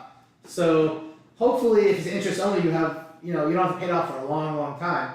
And by that time, you would have made so much money that hopefully you've saved that much money, or you have that much money to pay it off or refinance it at that time. Balloons are for clowns. Yes, that's Pace's favorite saying about balloons. Balloons are for clowns. So as much as balloons are for clowns, balloons are important sometimes to make a deal happen. Like sometimes the seller won't sell you a deal without a balloon, especially if it's amortized over a long period of time. So balloons are okay if they're long enough down the road to where you have enough equity. Like I would say, don't ever have a balloon if you don't think you're going to have a decent amount of equity in the property at the time of the balloon, because then you're putting yourself in a bad situation. But if you're going to have a ton of equity in that property or whatever it is when the balloon comes up, then it's okay. Especially if you've cash flowed for it for many, many years, because you have all that profit to use toward whatever when the balloon is up. Let's see here. We've got, how is the market changing your fix and flip burring business? So I never burr. I never burr. Burr is when you buy and then you like refinance and repair it and rent it and all those other things. But I don't ever burr because I don't like getting loans. It's a pain in the ass. So the only things I get loans on are really expensive properties. I have shopping centers that are millions and millions of dollars that I get loans on. But unless it's like something that's like millions and millions of dollars, at least over $1 million, I don't want to get a loan on it because it's just too much paperwork and it's just not enough money that it matters. So I don't get loans on I don't burr stuff, because most people that burr stuff are burring stuff that's like $200,000-$400,000, and it's just a hassle for me. It's a great strategy for people that want to buy something, fix it up, and then flip it. I don't think it's a bad strategy. I just don't like the hassle of it for myself, and because I don't need to do it, I don't do it. But people that do it, it's a smart strategy if it works for you. I'm not knocking it because it's not a bad strategy. But as far as the market changing, as I said earlier, the real estate market has gone down about 20% in Atlanta on average over the last 2 to 3 months. So I'm basically just paying 20% less for everything right now than I was 3 months ago. That's basically what it is. Some areas went down 10%, I'm paying 10% less. Some areas went down 30%, I'm paying 30% less. It depends on the area, and I'm paying less based on what I think it's worth less. And but yeah, it doesn't change. I'm buying I'm actually buying probably almost as much property now as I was 3-4 months ago when I was really busy. The difference is I was buying like 90% plus cash deals 6 months ago, 10% creative deals. Now I'm buying maybe 65-70% cash deals and 30-35% creative deals. But I'm still buying tons of deals. And the deals that I'm buying now, the cash deal I have to pay less for than I was paying a few months ago, because I started selling stuff over the last couple months, and everything that I've been selling over the last couple months has been selling for a lot less than I thought. Now, there are some exceptions. There are some areas that I'm still getting the same as I was getting before that haven't gone down much, and there's some types of properties that I still get a lot for. Crazy enough, I know a lot of people don't like condos and don't like townhomes. I love condos and townhomes. Condos and townhomes for me have been the two things that have gone down almost nothing in value since everything. Single family homes have gone down, but condos and townhomes have gone down very little, if any. So I've always fixed and flipped lots of townhomes and condos. Besides the fact that they're fairly easy, they're there's not a whole lot of work. They sell very fast because they're also the cheapest properties that people could buy. Because the market is so expensive right now, it's so high right now, people can't afford a lot of single family homes anymore because they're priced out and the interest rate's high. Townhomes and condos people could afford, so they move pretty fast compared to other stuff. I'm talking with sellers and can talk all day. I hate comping, underwriting, and don't feel confident in it. Also, it takes me forever to comp. What do you suggest to do to get better or find someone? Dylan, I don't know where you're at. I don't know what city you're at. If you're in Atlanta, I could help you like crazy. And then Eddie Charger does a comping free Zoom every single week. And if you are not good at comping, you should get on Eddie Charger's Zoom every single week. Eddie is like the leader of a bunch of groups in Atlanta, a bunch of real estate groups, and he was one of the first people in Sub 2 in Atlanta, and he took charge of the Atlanta Sub 2 group. But he does all kinds of free stuff for comping. He does every week a free comp Zoom, and every single month he does multiple where you actually go to properties where people bought them, fix them up, and you walk through the show. He shows how much you paid for it, how you negotiated it, how you figured out the rehab, what you thought the rehab was going to be, how much rehab ended up being, what you expect to sell it for, and that happens every single time. So I would find people in your area that do that. There's people that do that in most decent sized cities, and I would get with them and go to other local meetups, get on every Facebook group for real estate investors in your area, and potentially other areas that people comp if that's what you need help on. But I could definitely help you comp, and there's lots of different people that have Zooms and stuff like that. I don't know which groups you're in or not in, but I'm sure if you're in a group that there's people that have Zooms and they'll help you like crazy on that in any city that you're in. Yeah, Adam was saying just get a few comps. Don't overthink it. I mean, there's a little bit more to it, but for the most part, he's right. You just get some comps, and you could kind of figure it out. But you know, once you see people do it, you'll really understand. All right, let's see here. Yeah, see, so Dylan, you say you're overthinking it. Just don't overthink it. Stuff's a lot more simple than you think. Like honestly, everything is simple. Once you get good at something, you'll realize how simple it really is, and how much people overthink stuff that they shouldn't. It's just so simple. Everything is crazy hard until you know how to do it. Once you know how to do it, it's very, very simple. And the best thing that I can say is just learn from someone that's good at it, and then it'll just be second nature, easy to do. All right. Yeah, Adam said, partner with somebody. If you're not good at it, get someone that's good at it. You find the deals, let them comp it, and then you make something instead of nothing if you just can't get a deal done on your own. But just get with people to help you do it, and then you'll be good at it. What's the most scalable business I'm in right now? So the most scalable business by far is a business that you could buy competitors out of. So I love finding businesses that I could buy competitors because that's the fastest, easiest way to scale and make the most money. So every business that I have, I'm always looking for competitors that I could buy out, whether they're retiring, whether they just want to get out of it. I'm pretty strict on buying businesses that are making money, profitable, because that's pretty much what I want, just profitable businesses. My only exception, for the most part, that I do is I buy a lot of competitors, sometimes that are not profitable. I've bought lots and lots of competitors out that were not profitable, and I bought them just because I wanted their customers, I wanted their employees, I wanted their equipment, I wanted all this different stuff. I knew I couldn't buy those businesses and run them and make them very profitable easily, but I was able to buy those businesses and merge them with my business, and then my business became super profitable and scalable and scaled. And then a lot of times I bought businesses, competitors, and was able to grow my competitors and do really well. So I would always try to buy competitors or other people that are in your industry or people that complement your industry. That's the easiest way to scale any business by far. Obviously, if you're really good at marketing, but buying a competitor's business and scaling that way is just so much easier and faster than marketing or anything else. All right. So what's up, Raymond? Munif, when are we doing our next deal together? Bro, that's up to you. When are we doing our next deal together? I was about to ask you that. So I've done a lot of deals with Munif, but it's been like a couple months now. He's slacking off on me. So Munif, you gotta get me some deals. Hopefully soon. But we'll be meeting up soon. Hopefully we'll meet somewhere. Maybe in Tampa, maybe in Atlanta. We'll figure out somewhere to hook up. Dylan,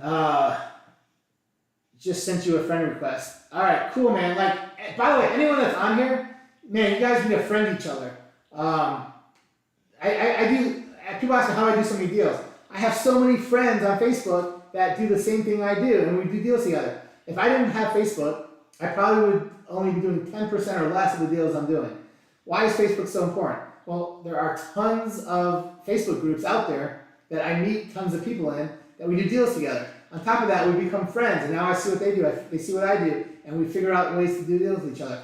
Everybody on here should friend everybody else on here because you're all on here because you want to get better at something that you guys both want to get better at, right? It could be real estate, it could be business. I think everybody that's interested in business is interested in real estate and vice versa. I think everybody's interested in just making more money and figuring out the best way to do it. So everybody on here should be friends with everybody. I mean, I hope everybody on here is friends with me on Facebook. If you're not friends with me on Facebook, I mean, I don't even know how the hell you need to get in here. But yeah, you definitely need to be friends with me on Facebook, and you need to subscribe to my YouTube channel so you make sure you watch all of these YouTube videos I put out because those are also going to help you become better and more successful. Anyone that I haven't, that just got on here recently, I had my YouTube channel for like 5 weeks or 4 weeks, something like that. I put out a couple cool videos. Anyone that's seen them will see the type of video that I put out. I like all the videos. I think they're all cool. But my favorite video that I'm going to put out is coming out next Monday. My next Monday video is by far my favorite video out of the 30-some videos I have out. The reason why it's my favorite is because it can help everybody.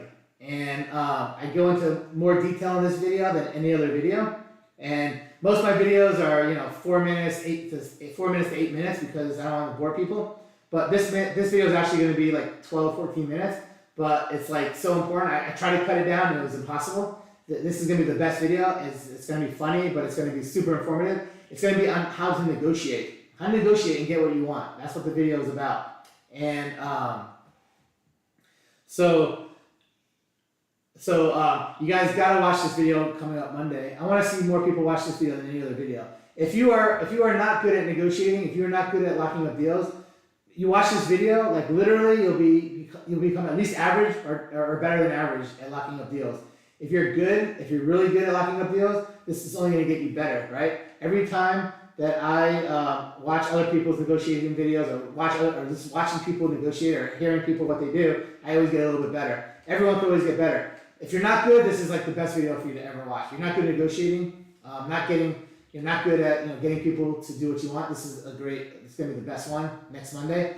I just finished it this week, so I just saw it. It's awesome. But yeah, it's negotiating. I think everybody wants to get better at negotiating, so I don't know why anyone wouldn't want to watch this one.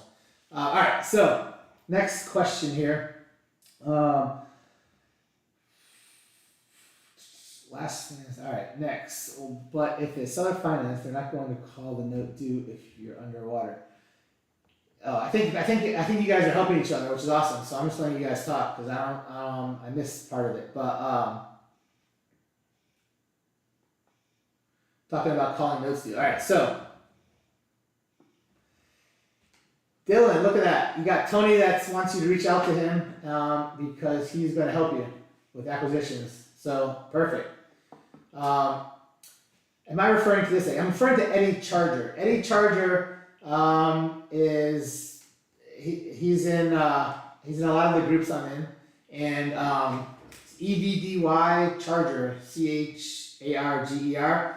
He puts on monthly events in Atlanta that you could go to in person, and he has like special guests at every single one that go through any possible thing that you could possibly want to learn, and he has entertainment, food, everything for you when he comes, and you should definitely do that. But that's the in-person groups that he has every week. Then he does online ones that are totally free every single week. He does comping Zooms, and he does where you go to people's homes that are rehabbing, and so. But Eddie Charger is EDDYCHARGER. Make sure you're friends with him. Make sure you join the groups.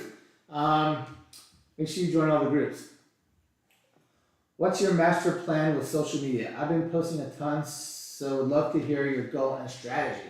What's my master plan with social media? My master plan with my social media is to build my network as big as possible. All the people that that like the same type of stuff I do, that we have similar interests and similar goals. I want to hook up with every person that has a similar goal to me. On Facebook, in particular, you're allowed to have 5,000 friends only for some reason, and I'm always at 5,000. And what I do is I have an app that I buy that you could see people that have engaged, commented, liked your posts, and every single week I delete at least 200 or 300 people, and then I accept 200 or 300 new people. So right now I have 5,000 friends, or right around 5,000. I just deleted 100 or two, but right now I have close to 5,000 friends, and I think about 1,400 of them have not engaged in any of my posts in the last like 6 or 8 months.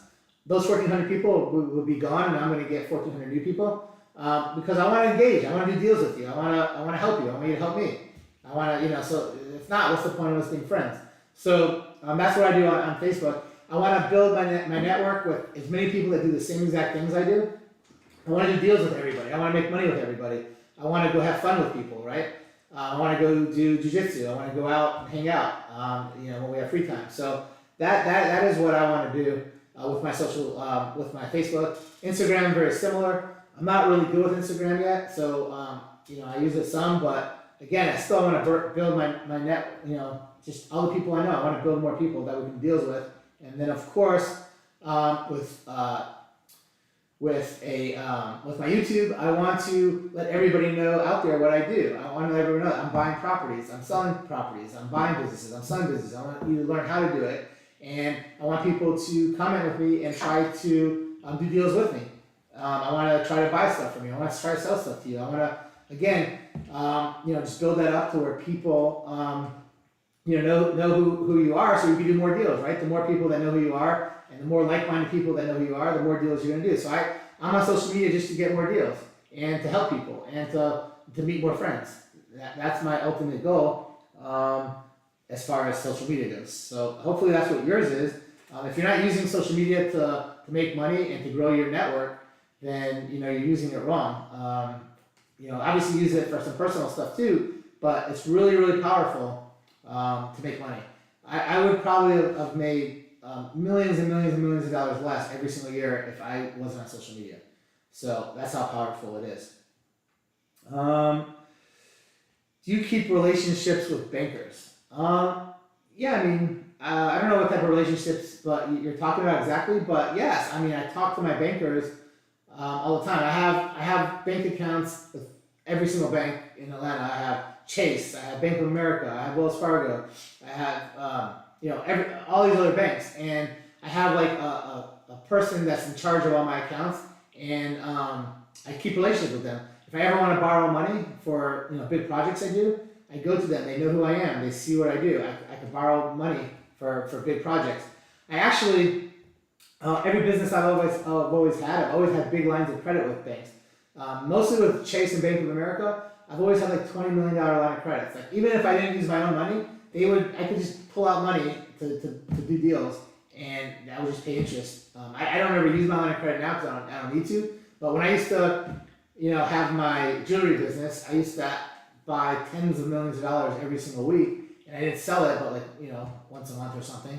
I used to always use my line of credits with them because I had tens of millions of dollars out all the time. So it's great to have relationships with your bankers. Go talk to them and see what they can do for you, especially if you ever want to borrow money. So it's definitely important. All right, more like Cardone, make a content baby. All right, who in this group is an expert at underwriting and can do it with their eyes closed and fast? I think a lot of people in here are really good at underwriting. Someone needs help underwriting. So I'm sure you'll get some people to reach out to you that will definitely help you. If you have like a particular deal, post it. Let's see if we can get to it.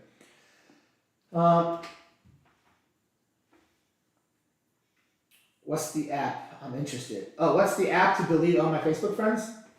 It's called Friend Filter. Friend Filter.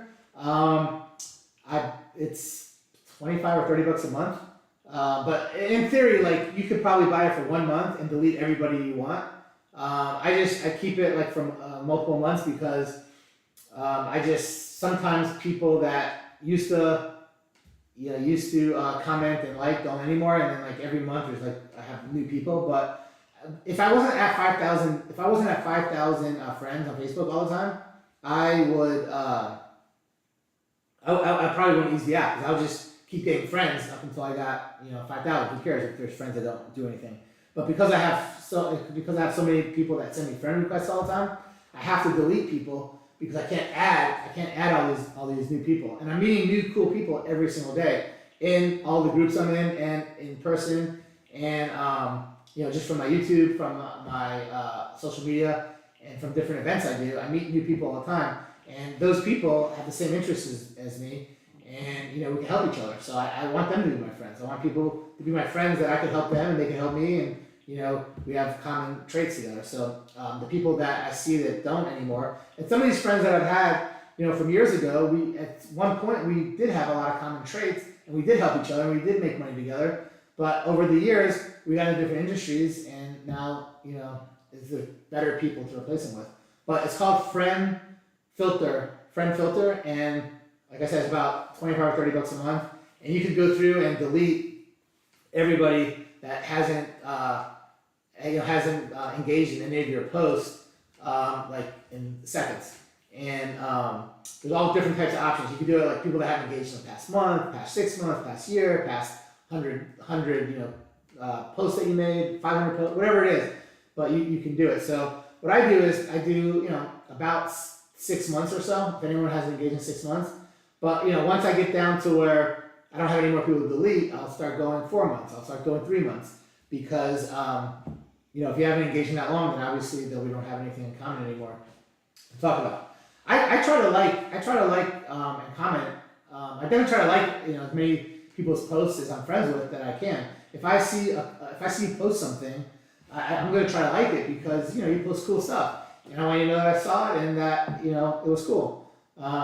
So I don't see why anyone shouldn't do the same if they like your stuff. If they don't like your stuff, then why even be friends with them? They probably don't like your stuff. So let's see next. One more question, and then we can get on to some screen sharing.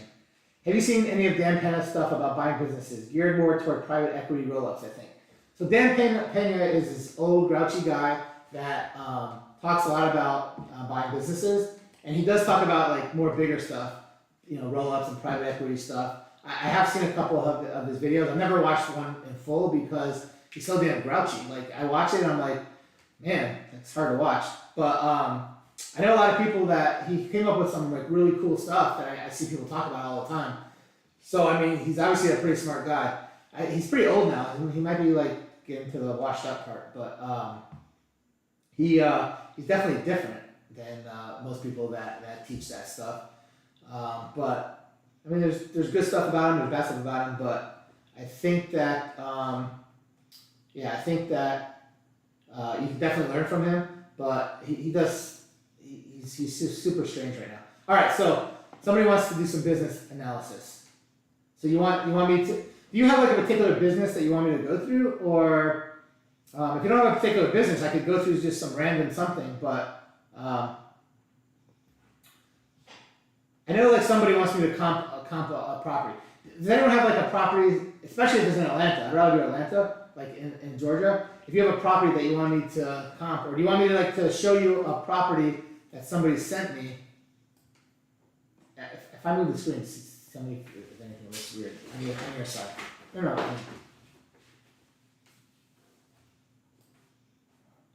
All right. Huh? Everything's still. It's just your face. Huh? It's just you. Okay, so let me see here. You want to see my most recent deal that I just bought? I mean, that I have under contract, or that I just closed on? The deal that I'm looking at.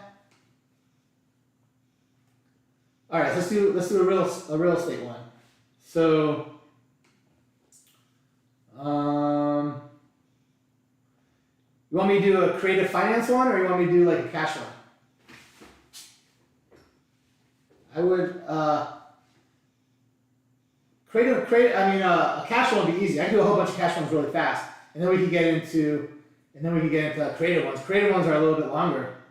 but we could do both. All right, so let's look at. Let me see here.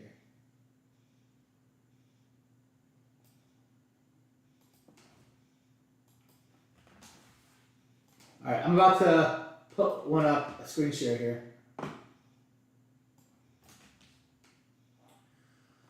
All right, screen share. You see it? Yeah, it's in. Huh? I'm about to find All right. out. All right, guys. So here is this is how I analyze every single deal. I analyze every single deal on Zillow, right? Everybody has Zillow and it's free, so everyone should get onto Zillow and account. So I'm going on Zillow. Tell me when you see. All right. Yeah, we're good. Okay, so the first deal that I'm gonna comp right now is one that somebody sent me. It's 673 Saramonte Drive, Northeast, Marietta, Georgia. Okay, so everyone can see the address, right? On here. All right. So what I'm gonna do is I'm gonna put this in Zillow, my address, and all I'm gonna do first is I'm just gonna like hit enter and see. I'm gonna check the property out. One second here. Why is it not gonna pick the first one? Alright. Did I put the wrong address in front? Let me see. 673. Alright, let me see if I spelled the. If you spell the thing wrong, it's not gonna write. 673. 673. Sarah. Oh, here, it's right here. Okay, perfect. Here, it came up. Finally. Alright. So this property here is one that somebody sent me. And they wanted they sent me a price. Damn, I need another screen. That's all right. Okay. Yeah. Okay, I got it set up now. All right.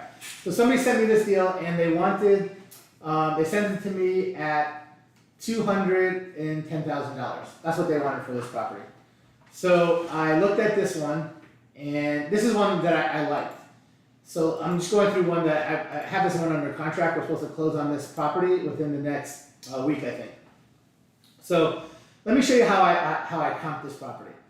I put the address in, and now I get like a full screen here of what the property details are. I see it's a 3-bedroom, 3-bath, 1,780 square feet. I see the zip code it's in, and then I kind of look at the estimates just to see if I'm totally wasting my time or not. Although most of the time the estimates aren't really accurate. Sometimes they're accurate, sometimes they're not. I don't really use this estimate to figure out my price. But I kind of like use it just really fast to see if we're even close. So this particular one is $317,000 estimate. They're asking $210,000 for it. So if this estimate is right, it's obviously a pretty good deal. So I know that this one is worth buying. All right. So now what I do is I look at the pictures that the guy sent me with the property, and with the pictures, I saw that it was in livable condition but needed to be updated. So I know that to get it like nice to put on the MLS, I'll need to spend somewhere around $15 a square foot, just because the house was in pretty good shape, just needed some update. So I know I'm going to spend somewhere around $25,000 on this particular house. I could figure it out by the square footage, or I could also figure it out by going through and saying, look, I know the paint's going to cost me this, the flooring's going to cost me this. Do I need new cabinets? Do I need any broken windows? Whatever it is. But I know in this particular house that this house is going to cost me around $25,000 to renovate and to get it nice enough to put on the MLS to get pretty close to the higher side of the ARV. I'm not going to like pimp the house out to get like the highest, but I'm going to make it nice enough to where I'll get on the higher side. So with $25K in rehab, I'm at 210 plus 25. I'm at 235. So I know that I'll be in this house around 235. So now what I gotta do is I gotta figure out what I'm gonna get for it. Now I'm not gonna use Zillow because Zillow is not always right. They're right some of the time.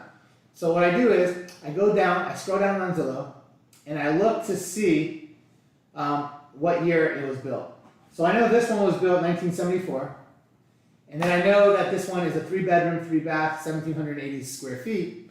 So I'm going to use those three numbers. I'm going to use 1974 build, 3-bedroom, 3-bath, and how many square feet.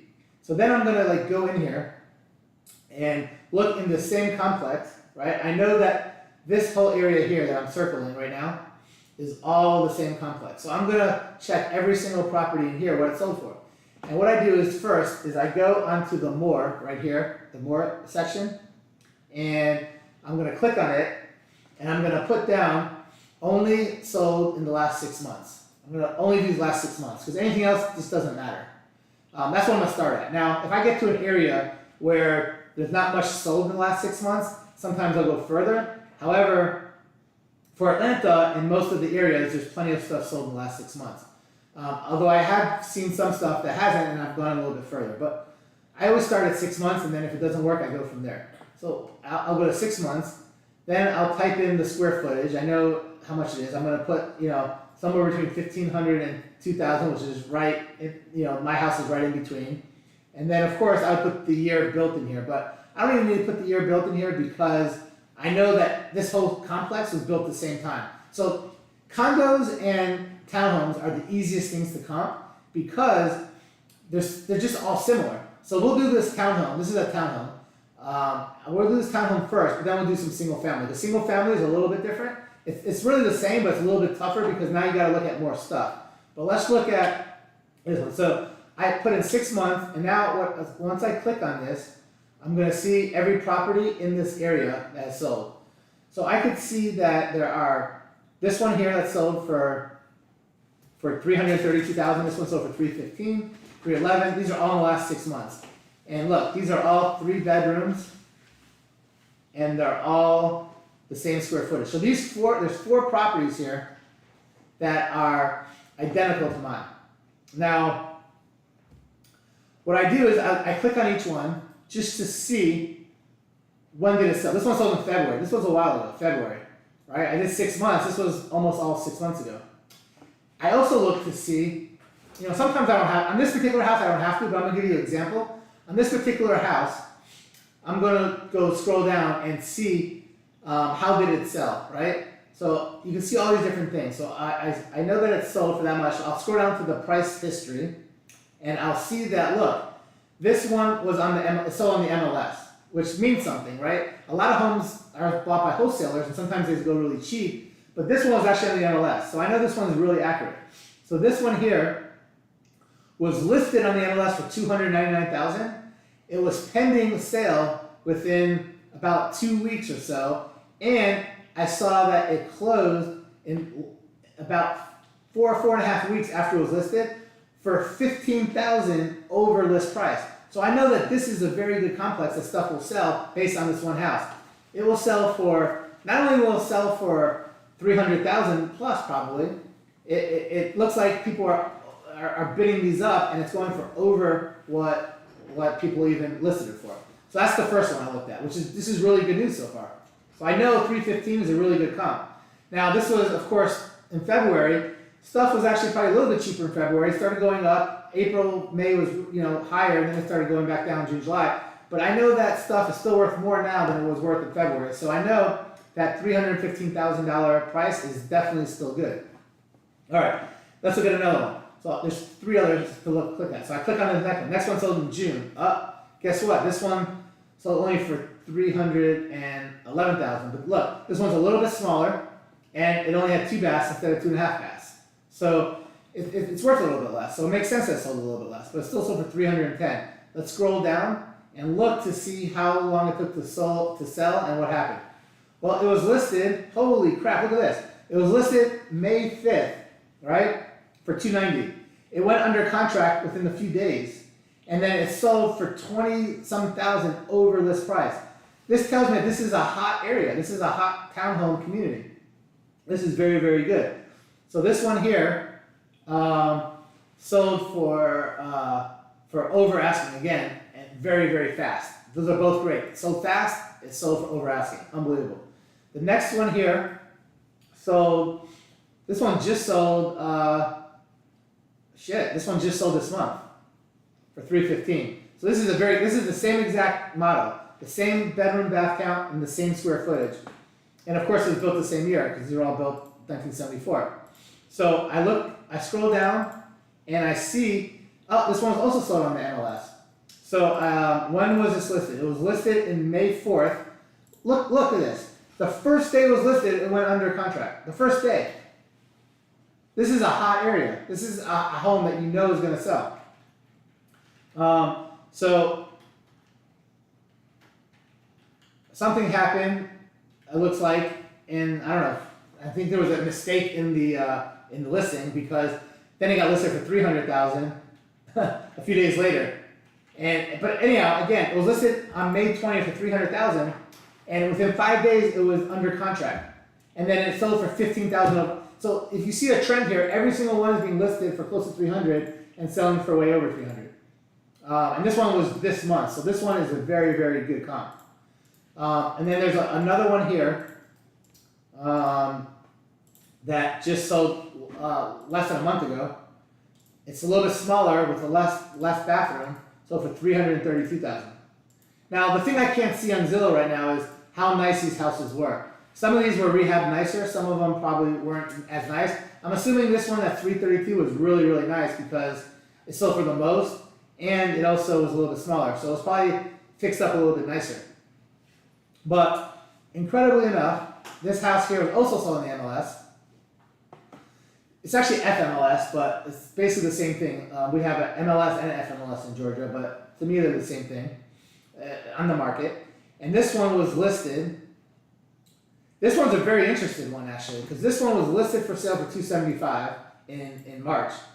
Somebody bought it for $262, and then it looks like they rehabbed it, or maybe they didn't even rehab it. I don't know. Maybe they just relisted it 2 months later, but they probably did some sort of rehab to it. Listed it for $335, and then they sold it like 3 days after they listed it. It was pending, and it sold right away for $332. So all four of these properties, you know, are great comps, and all four of them sold for really, really fast for between $311,000 and $332,000. So I'm gonna write down $311,000 and $332,000. Let's just take the average. The average one, let's say, sold for $320,000. Okay. So I'm pretty confident that I can get $320,000 for this townhome. And as I was saying, properties have gone down in the last couple months. But I do a lot of townhomes and a lot of condos, and townhomes and condos have really not gone down much at all. I mean, I've seen very, very, very little decrease in price in condos and townhomes. I think they're just very affordable, and you know, people just want them right now. So, so I'm pretty confident that I'll get $320 for this if I could get it in a decent condition, right? So let's work backwards of what I will pay for this. How do I know? Well, what I pay for this? Now the person sent me this deal at $210,000. So I didn't really have to make an offer or anything. The person just sent me at $210,000. What I will say is that if they didn't send me a price, I have to figure out what I pay. Let's figure out what I would pay for this. But the thing is, if I would pay more from $210,000, do me a favor, guys. Don't tell the person I'm buying it from how much I would pay, because then they're gonna be pissed that I would have paid more and they sold me for less. I'm gonna tell you what I would have paid, but don't tell the person I'm buying it from, okay? All right, so let's go through this really fast. $320,000 is what I could get. I always figure 10% as a holding cost, and a closing cost, 10% in fees between holding costs, closing costs, and realtor fees. I figure I'm gonna lose 10%. So because I'm gonna sell it for $320,000, I'm gonna lose at $32,000. So we're gonna subtract $32,000 from the $320,000, and we're at $288,000. So I know that I will net after all my fees $288,000. That's what I'm going to net on it, right? $288,000. So now let's work backwards from the $288,000. Everybody knows I want to make 10%. This is an easy job. I'm happy making 10%. So I'm happy to make another $32,000 because that's what I'm selling it for. So I'm happy to make $32,000. So we're going to subtract from the $288,000 another $32,000, and now we're at $256,000. So I know that I would pay $256,000 for this property minus whatever repairs I think I'm going to put onto this. So that's what I would pay for this property. I would pay $256,000 minus the repairs. Well, I already told you earlier, I think the repairs are gonna be around $25,000. So let's take 256 minus 25. We're at $231,000. So that's what I would have paid. If somebody sent me this property at $231,000, based on the condition, I didn't show you guys the pictures, but just trust me, it needs to be updated, but it's livable, and it's gonna cost $25,000 to get it nice enough to sell for $320,000, in my opinion. I would pay $320,000 for this. I am buying this, I've had this under contract for a couple weeks now, and I'm actually buying it for $210,000. So, as soon as I saw it in my email for $210,000, and I looked at it really, really fast, I knew $210,000 was a good price. So, I didn't even have to like go through my whole analysis, $320,000 minus this. Now, if the guy was asking $230,000, if the guy was asking $230,000 for this property, I probably would have spent a little bit more time. I probably would have spent a couple more minutes on it, and then figured out, you know what, I could buy it for $230,000, and I would have bought it from him for $230,000. But because it was $210,000 and I had so much room on it, I instantly, as soon as I saw the email, I called the guy and I said, "Sell me this property. I'll take the property." And that's basically what happened. Like if I had to look at it, it would have taken me 5 more minutes, and then I would have realized it was worth buying it. Now I put down that this property is going to cost me $25,000 to rehab. Sometimes things come up and it costs me, a little bit more, a little bit less, but I still don't think it's going to cost me more than $30,000. So if he did put $230,000, and I thought maybe the rehab could cost $30,000, I maybe would have tried talking down to $225,000, or maybe I would have just bought it at $230,000. This particular property, I still would have bought at $230,000 and not try to talk him down, just because of the fact that we looked at 4 properties that sold in this community in the last 6 months. Every single one of them got put under contract within the first week, and every single one of them went for over asking price, and they sold fast. So because they sold so fast, and because I know that any other property that goes in here will sell fast, I know that this one will sell fast, so I don't even care. I'm happy to do this particular property. So the person that sold this property, in theory, I would have paid an extra $20,000 for it. So when I say that I want to make 10%, I don't make 10% on every property. Some properties I make 15, 20, 30% on. Sometimes I've made 50% on properties. I mean, if somebody tells me what they want for the property and they give me, the price that they're happy for, I'm going to buy the property. I'm not going to offer them more. However, I will tell you this. People that sell me properties for less than I probably would pay. I don't like paying 100% of what I want to pay for stuff. I don't like paying 100%. I will, but I like getting a little bit better deal. I like having some cushion in case something happens. But what I will tell you is that if people sell me good deals and less than I would pay on a lot of deals, these same people try to sell me deals that I cannot pay that much for. And they want too much for them, and I can't pay it. And I would never buy deals that are more than I want to pay from somebody that doesn't sell me any good deals. If they only sell me like deals that are like all the money, like exactly what I could pay, I'll never buy a deal that's a little bit more than I want to pay off them or something like that.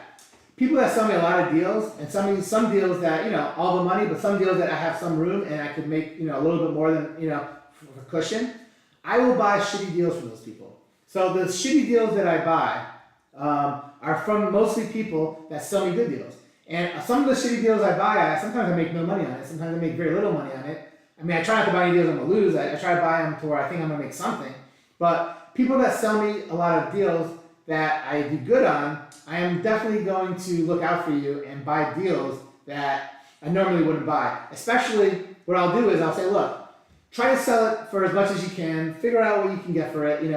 If you can't sell it and your time's about up, hit me back and let me see what I can do. I'll make sure that you can make something, or I'll try to at least get that deal done. And I will buy deals from people that I wouldn't normally buy from a normal person, because I don't like the deal, but I'll buy it from someone else. So the person that sold me this deal, if they now hit me up with a deal that is a little bit too high, I'm not going to bust their balls too much. I'll probably buy their deal. So that's this deal. I should close on this deal next week. So that's this deal. Now the crazy thing about this deal is my in-house, this is a crazy story actually, so it's funny to tell you. I actually didn't even tell my acquisition manager, so shit, hopefully they're not seeing this for the first time now, but I was gonna tell them anyway. But basically, this deal was a deal that my in-house acquisition person locked up a few months ago. And she locked it up at a little bit less than 210, like maybe 200 or 205 or something like that. And we were gonna buy it. And we went all the way to where we were about to close, and the basically the person that was selling it to us also was trying to sell it to somebody else like a month before they were trying to sell it to us, or 2 months before they were trying to sell it to us, had a contract with another wholesaler, and the wholesaler that they were trying to sell it to put a memo on it, a lien on it. And when we tried to buy this property, we couldn't buy it because there was a lien on it, and we were stuck. So what I did was I reached out to the person that put a lien on it, because you could see that they file a memo, it has their name, address, phone number, everything on there. I reached out to them, I was like, look, the person was trying to sell me this house, and I saw that they were trying to sell it to you, and I guess something happened, and now you have a lien on it. I still want to buy this house. And they said, well, if you got to pay me this much money to buy the house or something. And bottom line, the deal went dead for like a couple months.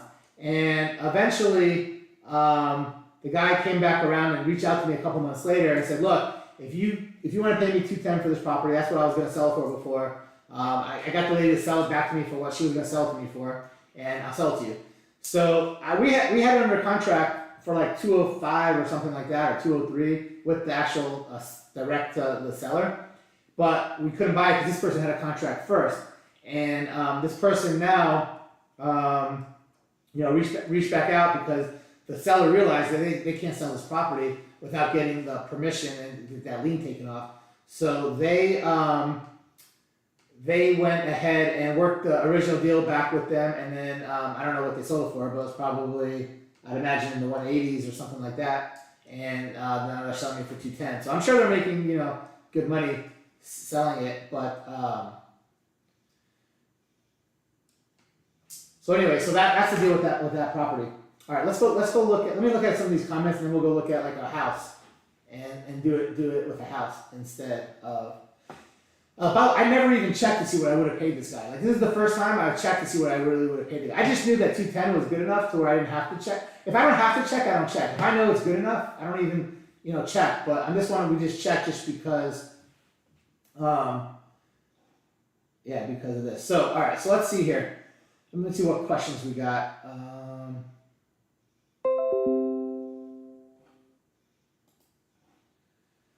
Property from who you sent.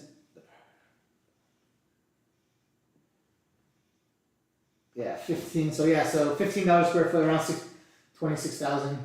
I actually looked at this one Adam, you looked at this house a couple months ago.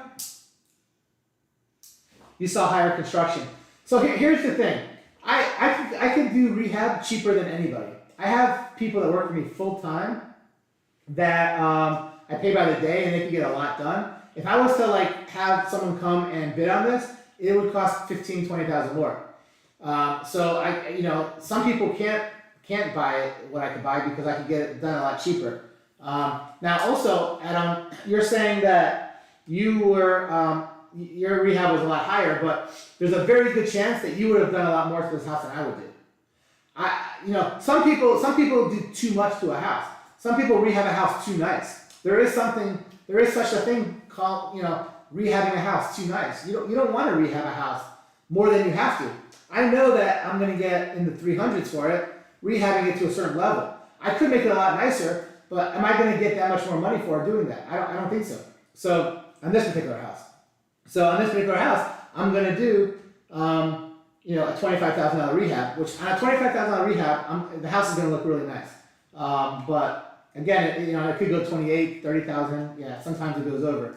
So that is something that everyone's got to keep in their head. I see people do a lot more construction, a lot more rehab than they need to do on a house to sell it. So don't do more than you have to. So I got a question. Aren't you worried that you're seeing a comp from February, which is a crazy market? The properties are worth as much now as they were in February.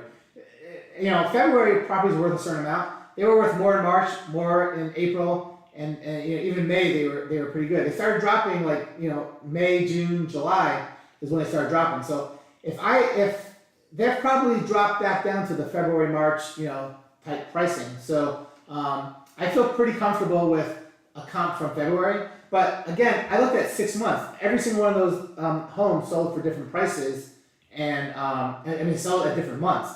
So I'm pretty comfortable. And some actually sold this month.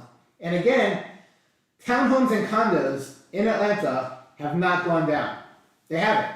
I sell a townhome or condo, one or two every single week. And I sell a lot of homes every single week. Every single home that I've sold over the last couple months has gone for a little bit less than I expected it to. My townhomes and condos, some of them have gone a little bit less, but most of them have been almost the same as they've always been. They haven't really gone down much. So I know this is a townhome, and I know townhomes haven't gone down much in general. So I felt really comfortable with this one. Let's see here. It was sold before at 3 times. Oh, okay, you said different property.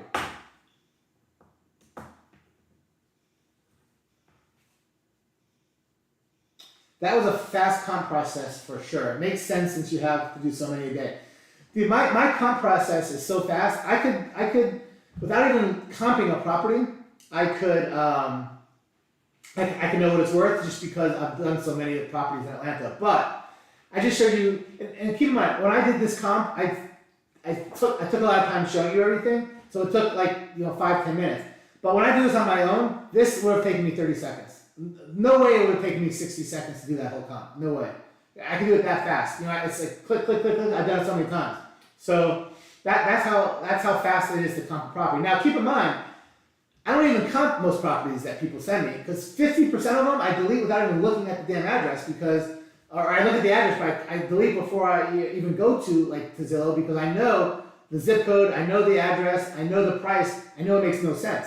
And I know that the person that sent it to me doesn't know how to sell stuff at a good deal. So I don't even look at those. Then there's another 20 or 30 that I look at for like 30 seconds really fast, and I'm like, you know what? I don't think this one's gonna make sense, and I might throw the address in here and like literally, yeah, I'm right. The estimate's way off, and even though I don't trust his estimate most of the time, they're close enough where I know if the price is too high. And then, out of the last 20 or whatever, I'll throw them in here and I'll take a look at them. The ones that are no-brainers, I don't even throw onto Zillow because I know that I'm gonna buy it. This one here, I knew I was gonna buy. I've actually sold another unit in this complex last year, and I just know this complex. I know almost every complex. I've bought and sold stuff everywhere in Atlanta, but I knew this one, so I didn't have to spend much time on this one. But if I do have to spend time on it, this is how I do it, and the longest I ever spend on a property is a few minutes, and that's if it's really, really tough. And I probably have spent 5, 6, 7 minutes on properties that the comps were really bad. If there's no comps, then I have to do all kinds of crazy other stuff. We can go into some that are very hard to comp, and those will take a little bit longer because I want to make sure I'm more accurate. The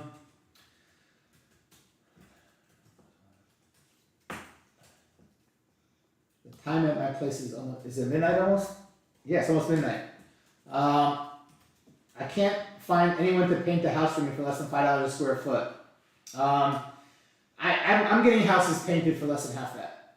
So it's just a matter of having people that work for you full time, and you pay them by the day. Think about if you pay somebody $200 bucks a day or $250 a day, how much will it cost you to paint the house? It won't cost that much, I promise you. And pretty much most people that work for me are making between $200 and $250 a day. They're working like 8 hours, so they're making like 25 to 30 bucks an hour. But most of these people could do almost anything. All right, let's look at another one that's not a. Let me find one that's not a condo or townhome. Let's see here.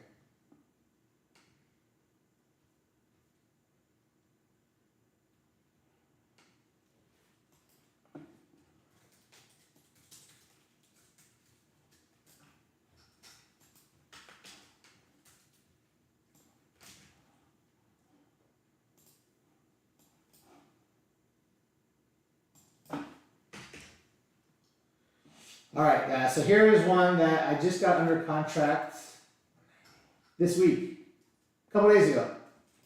Alright.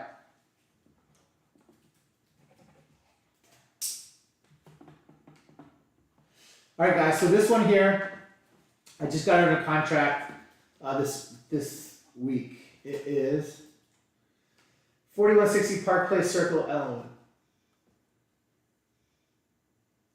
So let's comp this property. This was actually a property that went out, and they blasted this property. It got blasted at, it said starting bid 175,000. Buy it now without, first one that offers 190 buys it. That's what the email blast was. 190 buy it now, or 175 will take the highest offer. So I was like, all right, cool, let's look at it. So I put it in here, and I saw those estimates pretty high. I don't think it's worth that much, but it's a sign that 190 sounds like a good price. So let's write down all the different things about this property. This property is a 4-bedroom, 3-bath, 2,256 square feet, and then I scroll down and I look to see what year it's built. Built 1988. Okay? I honestly don't care how big the lot is or anything like that. I actually prefer smaller lots than bigger lots. It's just easier to deal with. Like once you get to like acres, to me it doesn't make the property worth a whole lot more or less. In Atlanta. Some areas in the outskirts it could. But Ellenwood is pretty close to Atlanta. It's pretty much Atlanta. It's just south, a suburb. And I know that whether it's a 1/4 acre or 1 acre, it's basically worth the same price. So I don't really care about how big it is. But I did write down the bedroom bath count, and I wrote down the square footage, and I wrote down the year built. The most important thing is the year built and square footage by far, and then bedroom bath. There's a lot of other important things, but you know what? When I comp, I don't even look at most of the other stuff unless I really have to. So I've got this address. So now I click out of here. So I know the address, I know the year, I know everything else. So here is the subdivision right here, right? So I know this is where it's at right here. So the first thing I do is I go to more, the first thing, and I make sure I only look at the last 6 months. Because the last 6 months is the only thing I care about. After that, it doesn't really matter. Then what I'll do is I'll come here and go to square foot. And I usually try to do around 10% smaller, 10% bigger. It depends. Sometimes I'll go a little bit more than 10%, sometimes a little bit less, but 10% is a very good rule of thumb. This particular house was 2256. So if we want to even go 20%, let's go to 1750, and let's go to 2750. Right? My house is right in the middle. If there's a lot of good comps that are like within 10%, I'll shrink it down. If there's not, I'll go a little bit further and I'll figure out per square foot what it makes sense. Now I know the house that I have was built in 1989. I'll usually do somewhere around 10 years, within 10 years. So I'll type in here 1998 and I'll type in 1978. All right, and now I search. So now I have all my good comps. Everything here is a good comp because it's the same exact size, same exact year built. These are very good comps. So this estimate was 333, which I thought was pretty high. I don't think it's worth 333. I think it's worth less. But let's look. This one here. See, the difference between 80s and 90s. See, 1994. The difference between 80s and 90s, I know is a big difference, and I know that the brick front and everything is worth a lot more. So this one is not a great comp because it's a little bit newer. I'd rather do up to 1989. Anything like 1989 to 90, I feel is really similar. Once you get to the mid 90s, it's actually a little bit nicer and newer. So I know something from the 90s is going to be a little bit better than something from the 80s. But I did see this sell for 369, so I know there's a possibility that could sell. But that one I think this is one of the nicer, best comps. I'm not going to use that one because that's like the highest. If you see all these different comps, that's the highest one. I'm not going to use the highest one, especially since it was built in the 90s instead of the 80s, and it's got an extra bedroom and it also is about 10% bigger. So right away I know it's 10% less, and I know that it's newer, so it's another 10%. So I know in my mind that it's probably worth around 20% less than what it really sold for. My comp would be about 20% less. I'm doing this really slow for you guys. By the way, if I was doing this to comp, I would already have an answer in less than a minute. I would know what this house is worth in a minute. I'm doing it really slow to break this down and show you. So now I have one right here that is super close, and this one is another one that's a little bit bigger, right? It's bigger by a couple hundred square feet, and it's probably newer. In 1998. 1998 is a lot better than 1988. So I know this one's definitely a lot better than the other one. And again, it's 10% bigger and it's on the newer side, so I would probably take off another 20% on this one. So I know that these two, since even though they sold from the 360s, 340s, they're probably worth just under 300. Now let's look at another one here. This one here is actually a really good comp. This one is the same exact bedroom bath count. It's barely a little bit bigger. Let's see what year it's built.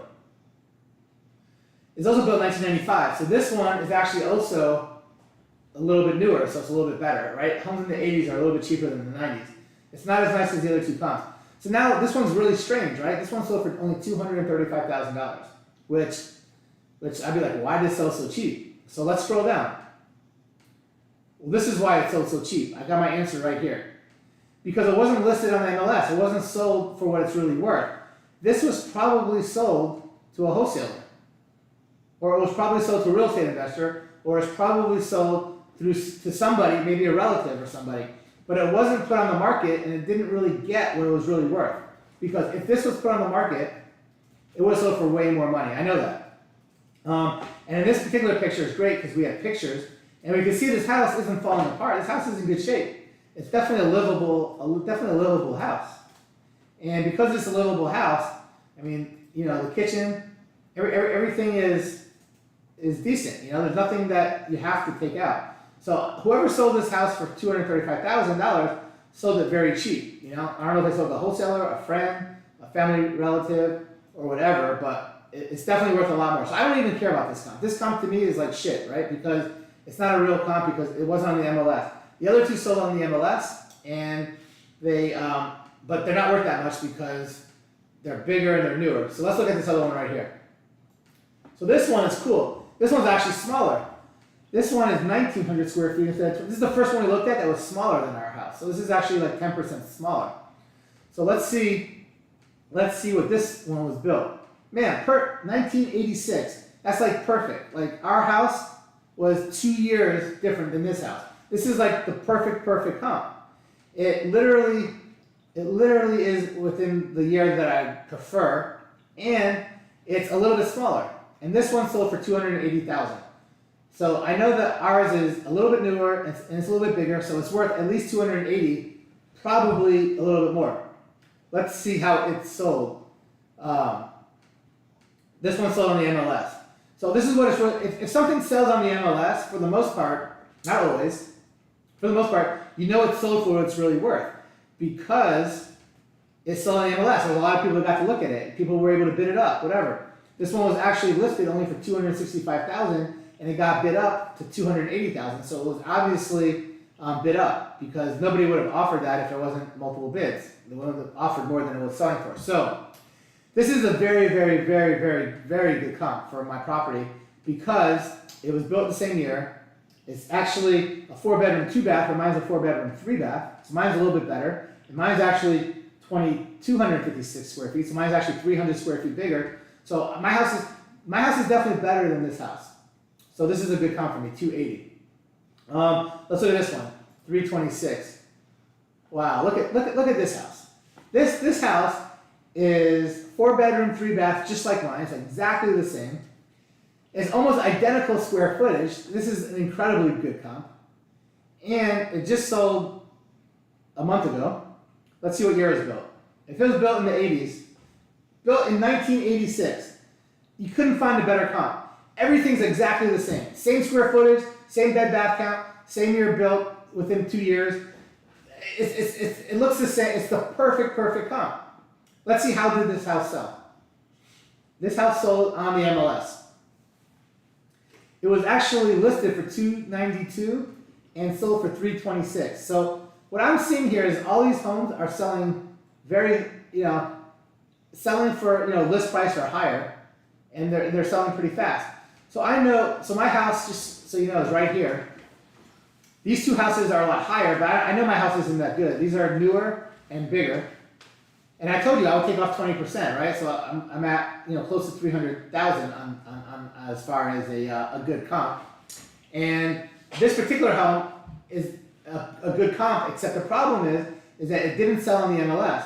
It probably sold to a wholesaler or a real estate investor or somebody or a friend, and it didn't really sell for what it's worth. So I could pretty much X this one out. I could pretty much X this one out. This is a great comp. This was a great comp. This is the best comp, by the way. But this is a really good comp, except my house is 10% better.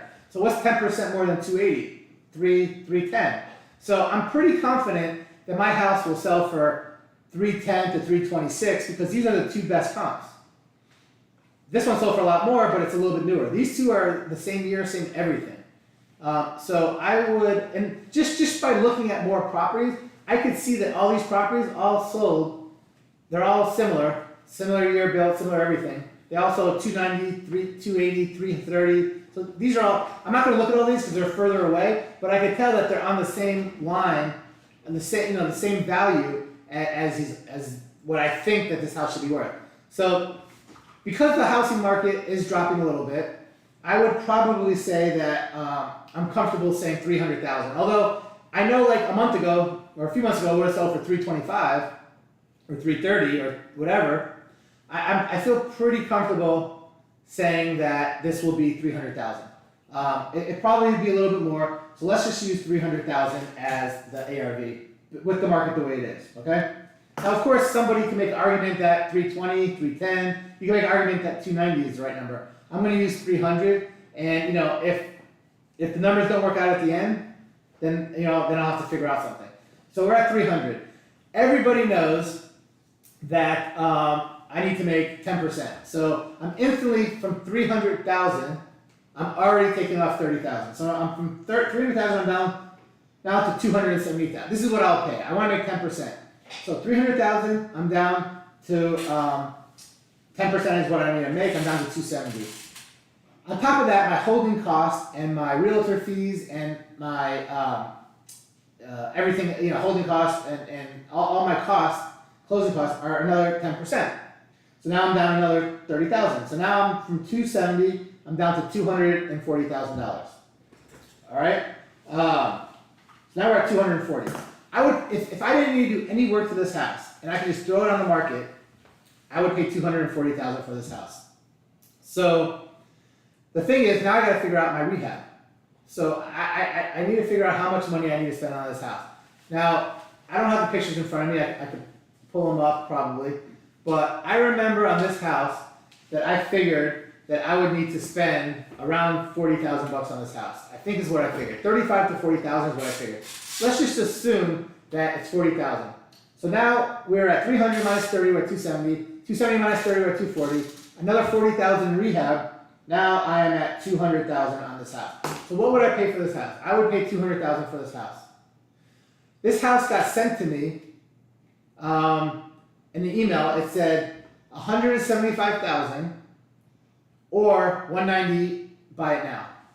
So I called the person up and I said, look, you want 175 for it. What can you sell it to me for if I buy it now? Can you sell it to me for, how much do you need for it? Because I thought maybe he'd sell it for less than 190. And anyhow, he ended up saying, look, I have a few interested people in this house. I have somebody else that will sell it to me, that I think will buy it for 190, which is the price I want. I've dealt with you before. If you want it for 190, I'll give you first shot. I said, okay, fair enough. I'll take it for 190. So I ended up buying this home I'm under contract on this home for 190. I went under contract a few days ago. So literally, I don't know, it probably won't close for another 2 or 3 weeks.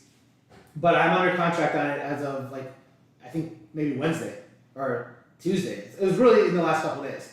And so I knew that I could pay 200 for it if I had to. So again, I got it for $10,000 less than what I knew that I could have paid if I had to.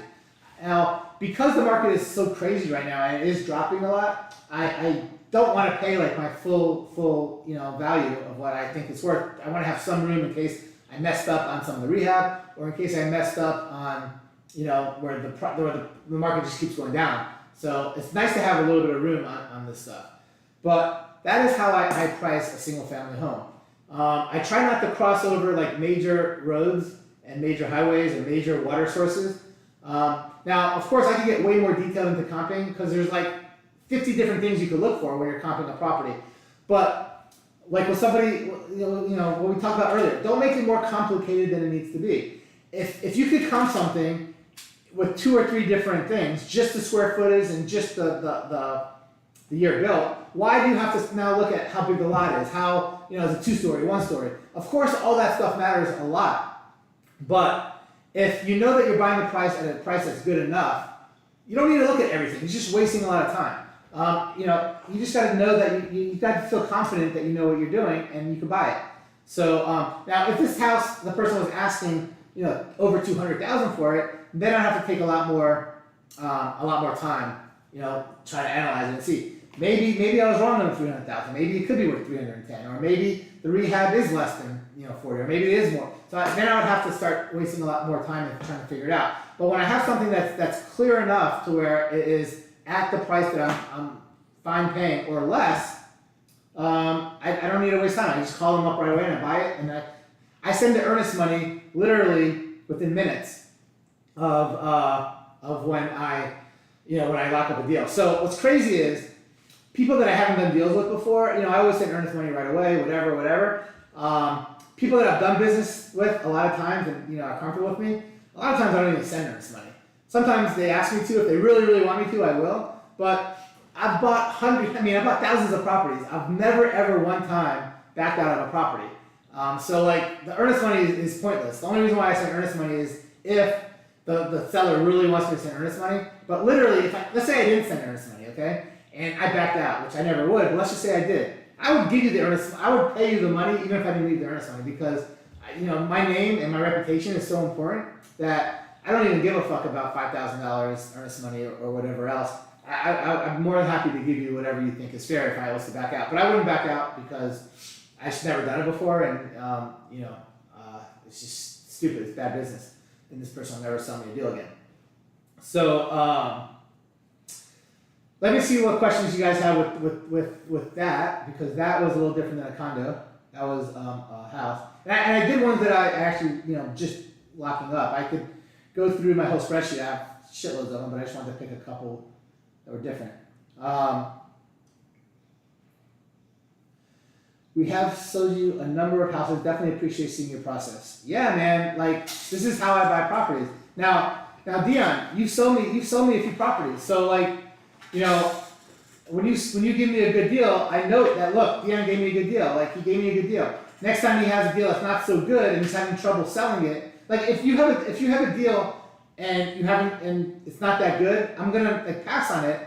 But like, if you say, look, what can you pay for it? What I'll tell you is this. I'll say, look, try to sell it. Try to sell it for whatever you can. Try to get as much money as you can for it. If you have a problem selling this deal, and you think you should have sold it, and we're even a little bit close, even if somewhat close to some degree, and you can't sell it, I will help you out. I will buy that property for more than I want to pay. Like this particular property, I was at $200. If you're like, man, I'm stuck on this property, I really need to sell this, I feel bad like not buying it from the homeowner, and I need $210 or $215, I will buy this property from you for $210 or $215, even though I only want to pay $200 for it. Because you've sold me other deals in the past that I've done well on, and I know you're a good guy, and I know that we're going to do a lot more business, and you're going to give me some other good deals to make up for it. So I will buy deals from people that I wouldn't buy from someone I've never done many deals with, or someone that hasn't given me good deals, because I know, you help me, I help you, and that's how it works. There's a lot of people in here that I've bought deals from that I didn't really want to buy, but I bought them because you've given me good deals. So I'm going to buy some of the ones that you couldn't sell. As long as I don't, as long as I'm pretty confident I'm not going to lose money on it or it's gonna be a big hassle, I'll buy it and not make much, or very little. So that's how I figure out what that's how sometimes I'll pay too much for something. 15K starters purchase price, so you think purchase price when seller credits. Don't forget to look the lot and location. Yeah, what's the 15,000 seller carry terms? I think I missed the deal. If somebody wants to look. If you want me to look at a creative finance deal, I'll look at the next deal will be creative finance deal. It looks like somebody has but they posted it in like so many different comments. I don't even know which one. I don't even know what the deal is, but I'm seeing that I'll cash flow $95 a month by injecting 2,000. Doesn't seem like a strong deal. Do you not worry about crossing flakes in the road like double yellow line?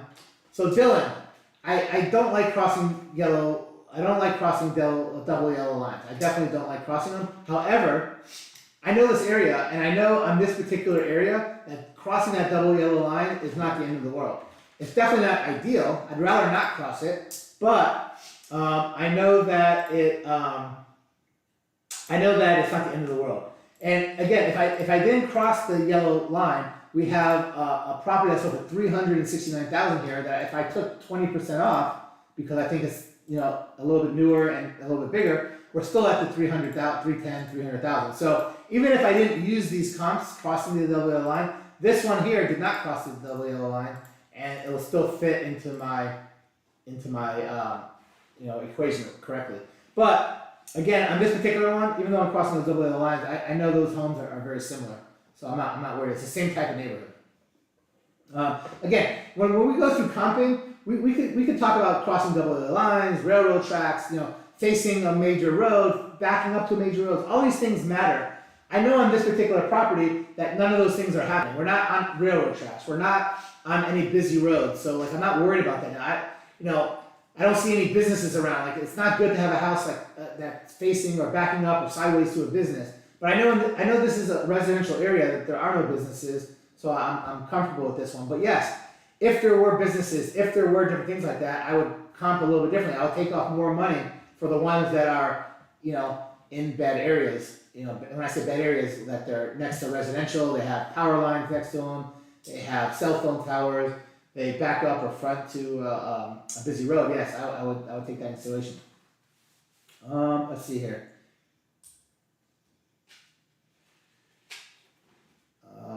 I would raise 35,000 private money instead of 20,000. I missed the beginning of that, but when estimating your renovation cost, do you use a cost per square foot for standard cosmetic renovation?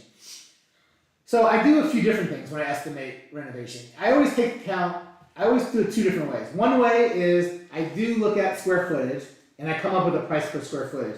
If the house needs very, very little, I might do $10 a square foot. If it needs, enough to make it rent ready, I might do 20 to 30 bucks a square foot.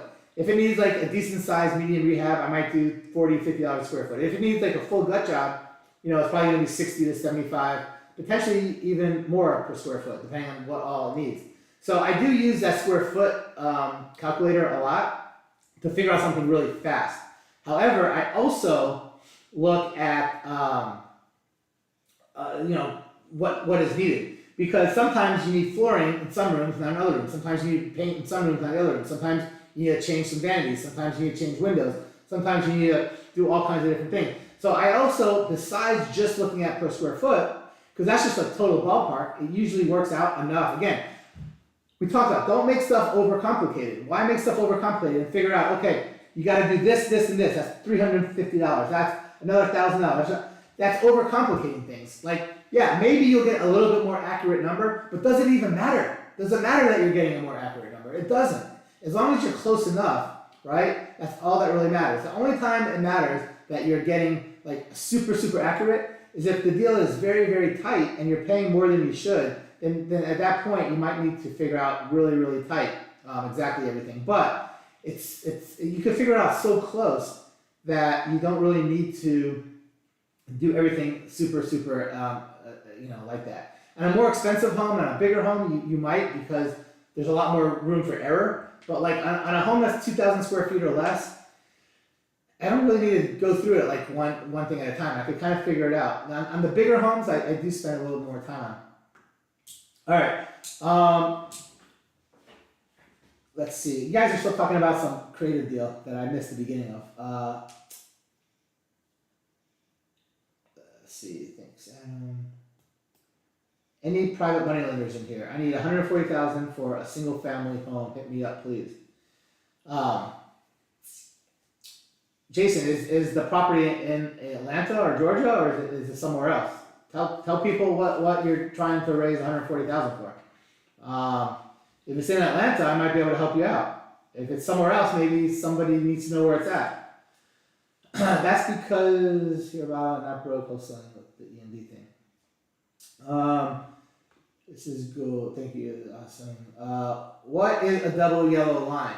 A double yellow line is basically anyone that's driven anywhere has seen white lines and double white lines and double yellow lines. Basically, a double yellow line when you're driving means that, first of all, a double yellow line means that you have traffic going both directions, and it's a busier road if it's a double yellow line.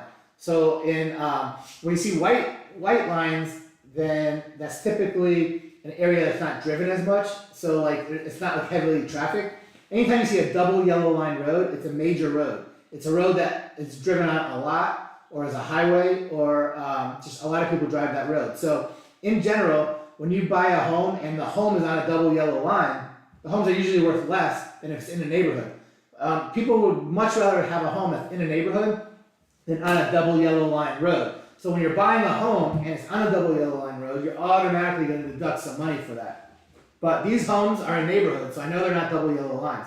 Now, if you're looking at these streets that are major streets like Flakes Mill Road, Linecrest Road, River Road, you see how thick those are in the Zillow? Those are major roads. I guarantee you all those are double yellow roads. So if you're buying a house that's on that major road, on that double yellow road, that is a house that you're going to want to pay less for. But what we're talking about crossing double yellow lines is usually neighborhoods are made up of, within busy roads. So like once you cross over a busy road, it's usually a different type of neighborhood. So when you cross a double yellow line road, you're crossing over into a different neighborhood, and sometimes that neighborhood might not be a good comp because they were built different years, different types of, maybe a different school, there's all kinds of different things. But I know in this particular one that, because I buy a lot of stuff here, that crossing the double yellow line here is not that big of a deal, but it could be a huge deal in some areas, a huge deal. I mean, it could be a totally different school district. It could be a different zip code. It could be a different city. It could be all kinds of different things. So it's important. But that's what double yellow line is. It's just a busy road. A double yellow line is a busy road. All busy roads are going to have double yellow lines. Let's see here.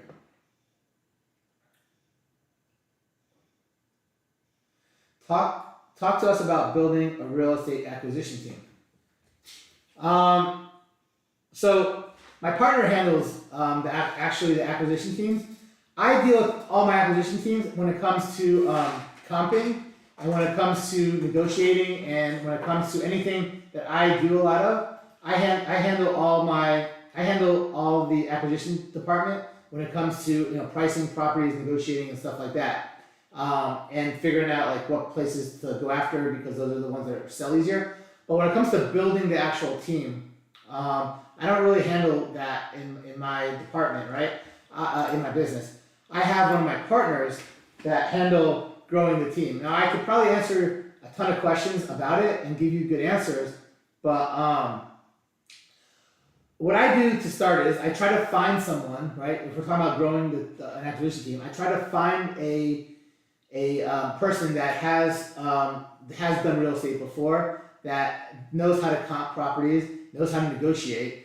If anything else, I at least want someone that's a good salesperson. A good salesperson is really good with talking to people. And to buy properties off people, you have to be really good at talking to people. You have to be able to build that rapport. You have to, be able to do that. So I'm always looking for a good salesperson. And then after that, I'm looking for someone that knows real estate. That's, being a good salesperson is even more important than real estate.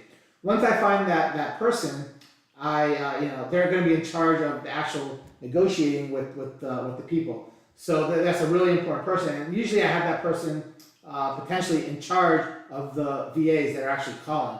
because the person that's in charge of my acquisition team isn't going to be the one cold calling, because cold calling is brutal. It's like it's good to do if you've never done it, just to get the idea of what it is. But once you've done it enough, you can tell right away it's either for you or it's not for you, and you just get a lot of people curse at you, a lot of people hang up on you, and you probably get a really low self-esteem if you don't know how to change, how to understand that it's not you. But basically, that person is going to be in charge of the acquisition team usually, of the VAs, and so when the VAs call and they get some hot leads, the hot leads then go to my acquisition managers or acquisition people, and they will go and determine if the person is motivated or not. They'll call them up. They'll usually go to the house. They'll check the house out, fill the person out, and try to work the deal and close the deal. As far as we go, we pull lists. So we have like 10,000 people names that we pull, and we go different counties. We go different types of lists. Sometimes we do, pre-foreclosure. Sometimes we do tired landlords. Sometimes we do people that live out of town. Sometimes we do probates. Whatever it is, different months we do different things. And then we pick different zip codes. And then sometimes we do lists that all the homes are like 1990 or newer. Sometimes we'll do 1950 or newer. Sometimes we'll do any year. Sometimes we'll do only 3 bedrooms or higher. Sometimes we'll do anything. And basically we see where we make the most money and how we do the best. And that's kind of, my partner reviews every single month what types of lists we pull and how we did. And then that's how he determines what list to pull the following month. And, what counties we do the best in and what years, and all these different things. So we have all these different things that we do, and that's how we determine how our acquisition person is going to go. But that's how we hire them. And then the acquisition, as far as the cold callers, we have a bunch of different VAs overseas, and then we always try to hire people in town because they're always better. And I'd rather pay somebody 3-4 times as much. That's better, and have them in town. Do I have the same realtor? Does the double yellow line analogy apply to California? The double yellow line applies to every single city in the country. I don't care where you're at. That's like saying there's a stop sign. Do you have stop signs in California? I know you have them in Georgia. Do you have them in California? Yeah, you have stop signs. That's like no matter where you go, you have stop signs. You have red lights. You have green lights. I mean the same thing. There's double yellow lines. You have white lines. Those things are everywhere in the United States. They're everywhere. So yeah, that doesn't matter what city or country you're in, or the countries might matter, but cities and states don't matter. Do you have the same realtor list all your stuff, or an in-house agent, or what? So I have a couple different agents that list my properties. So I do have some in-house agents, and any agent, any person that locks up a deal that works here, if they lock up the deal and we fix it up and we end up selling it, I always let the person that locks up the deal list the house and let that agent list it. So I have a few different people that potentially will get me houses. If I ever have a real estate agent that like gives me a pocket listing or sells me a house, I always let them list it. So I have different real estate agents that list stuff, but I do have like a couple that list most of my stuff. So it's someone that's in my office or someone that that basically gets me a lot of pocket listings, or I have a property manager that does hundreds of rentals for me, that manages them all. They are one of the ones that give me a lot of pocket listings, and they're the ones that also list a lot of stuff because they give me deals, right? It's the same thing. If somebody gives you something, you give them something back. So the more somebody gives me, the more I give them back. I have 100 agents call me all the time to list my properties, and I'll list it for less than you're listing it for. But I don't necessarily care to deal with all these other people that don't give me deals. So I try to take care of the people that take care of me. So when I list properties on the MLS, the person that's bringing the buyer always gets 3%. I always list it where they get 3%, and then whoever lists it for me, it doesn't matter who it is, whether it's someone in my office, whether it's somebody else, I always pay 1% to the person listing the property. And sometimes they get the bad end of the deal because sometimes I'm selling some really cheap properties, but sometimes I'm selling some really expensive properties. So it all averages out. I sell $1 million properties, I sell $500,000 properties, I sell $200,000 properties, and I just sold a couple properties that are, $50,000 to $70,000. So they're making very little on those, but they made a lot on the others. Does having the pool influence the price?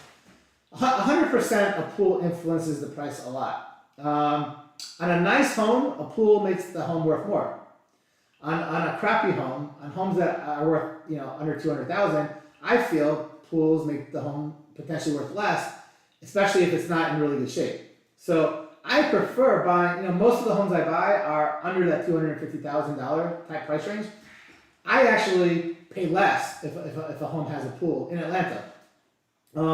First off, pools are nice if it's a nice house. If it's a nice house, the pools make the house worth more. But typically the houses that I'm buying are not super nice houses to begin with, and the pools are usually in bad shape, and it costs more money to fix the damn pool than the pools are usually worth. And most of the homes that I'm selling are selling to buy and hold investors, and buy and hold investors don't want pools because it's just one more liability for when they rent the property out. So to rent a property with a pool here, now like, if you're in California or you're in Florida, I'm sure that pools add a big value because that's probably a big selling point. People use the pool a lot more out of the year, and people probably look for pools. Here in Atlanta, pools are still nicer, but on cheaper homes, especially if you're selling the cheaper homes to buy and hold investors, you definitely, I prefer not to have a pool. The pool makes the house worth less on cheap homes. But on my really expensive homes, 100%, you want a pool and you want it to be nice. So typically only a $10,000 adjustment in price for a pool. So Josh is saying there's a $10,000 adjustment for a pool. Here's the thing. That's maybe right in your area, but every single area is different. Like when you say $10,000 adjustment, to me, guess what? I'm deducting $10,000. If you sell me a house that's under $200,000 and you have a pool, I'm paying you $10,000 less. You're probably talking about you're adding $10,000 if there's a pool. So some markets, the pool makes the house worth less. Sometimes it makes it worth more. And also it depends on the price of the house. Or so just because someone's saying that you should adjust, and anyone in astro flipping and anyone that deals with Jamil has like a whole spreadsheet of how much to add, how much to subtract for every single thing. And the truth of the matter is, depending on the area you're in, it could be totally different. What Jamil has overall is right? On average, if you take everything overall, what he does, what he takes off, what he adds, for the most part, is right almost everywhere. But there are some things that he has that are really specific to the city that you're in, to the town that you're in. So I wouldn't go 100% off what anybody's list is, because no one can have the right list for everywhere. There's different things that affect different cities and states. So just keep that in mind.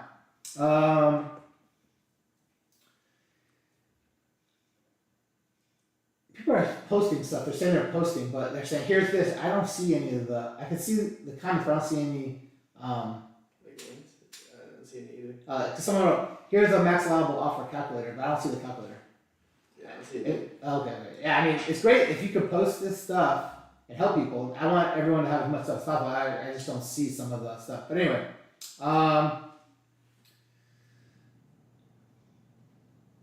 Jonathan, how big are the lists that you pull each month?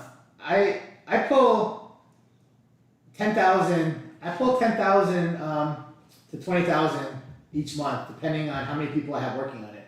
So it's really a matter of how many VAs that you have, because the VAs are the ones calling all the lists, and then it also depends on how much you're, following through and going back to the list that you had from before that you never got a hold of. So if you just kill your list, you go through it once and you kill it, then you need to buy more. But like if you can recirculate some of the lists and sometimes they become good again, then you don't have to pull as much. But it's all going to be based on how many VAs you have, or if you're calling yourself, one person, then you don't need as big of a list as someone that has 2 or 3 VAs calling all the time.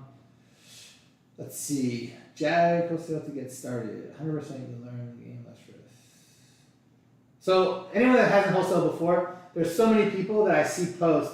I got a ton of lists, and you know what? If you don't have a list, you don't know what you're doing, and you're new, come work with me, and I will give you a ton of lists to call. I already bought them. You just have to call them for me, and we'll split the profit. I see that all the time. Anyone that hasn't done this before or is pretty new, you 100% should take up every single person that offers that. I mean, besides the fact that you're going to learn a lot and they're going to teach you all the things you're doing wrong because they've done it longer. You don't have to pay for any of your leads. You're going to learn some. You might not make as much as you would if they were your own leads, but you probably wouldn't have made anything if you have to do it yourself and you know what you're doing. So help people, learn as much as you can by calling their leads and helping them, and then eventually, you can do your own thing. But do that. Do you buy creative deals, sub to lease options, seller financing? So the question, do I buy creative deals? I want to comp a creative deal if someone gives me a good one, or I could comp one. I bought 15 creative deals in the last 30 days. Every other day I bought a creative deal this month. It's the most I've bought in a while. Like the last couple months I've been buying crazy amounts of creative deals. I could comp some of my creative deals I just bought, and or I could, if somebody has one that they give me all the information in one thread, I'll comp yours. But the question is, do I buy creative deals? 100%. I mean, creative deals are awesome. I've always been buying, a few a month, but this particular month, I'm probably going to buy definitely the double digits. I don't know how many, but I'm going to buy a lot this month. So I definitely buy tons of owner finance deals. Someone's saying, are links disabled? I don't know, links might be disabled. I haven't seen any links yet. Alright, anyway, I don't know, I'll have to figure out how to disable links, I don't know. I didn't do it on purpose. But, creative deals. I buy lots of, my favorite creative deal is owner finance. Owner finance by far is the best because you don't have to deal with anyone but the owner. But I buy a lot of sub twos, I have a whole system for it. I buy a lot of subject twos every single month. I buy a lot that are hybrids, which are basically a sub two with the owner finance as well. So the same deal, there's a owner finance and a sub two on the same deal. So I buy a lot of those. Lease options, I've never bought any lease options, but I have sold a lot of properties that I've bought creatively with lease options. So I use lease option as one of my exit strategies. I've never bought a lease option as something that I want to buy, but I've sold a bunch on lease option. Seller finance, of course, is my favorite.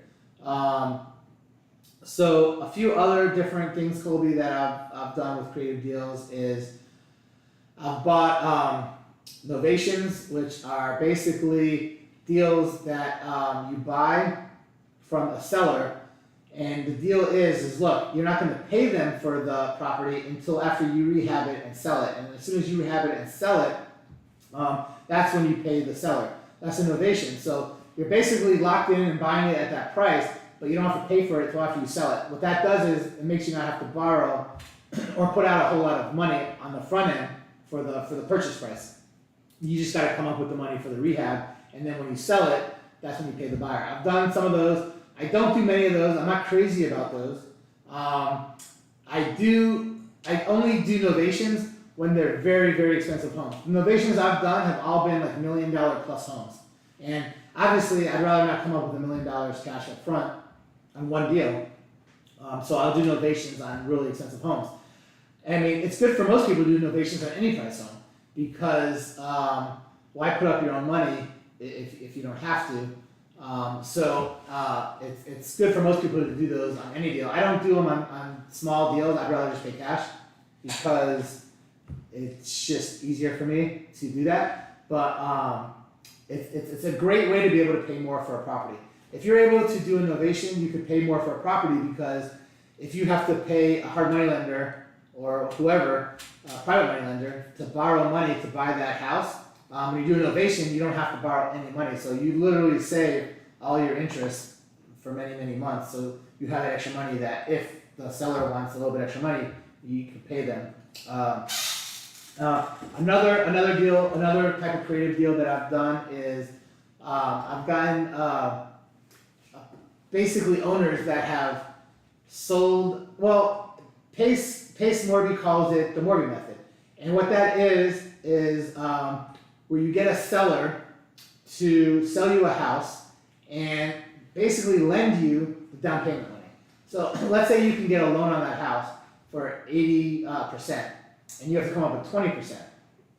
Well, the mortgage method is what he calls it is where that's what you do. So I've done a few deals like that, and I've actually joint ventured and partnered with other sub-2 members and have done deals with them where basically they needed the money and my help because these properties were in Atlanta and they lived in other states.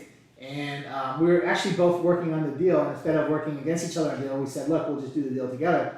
And we bought these deals, and the person that I partnered with got the loan for the 80%. I came up with the 20%.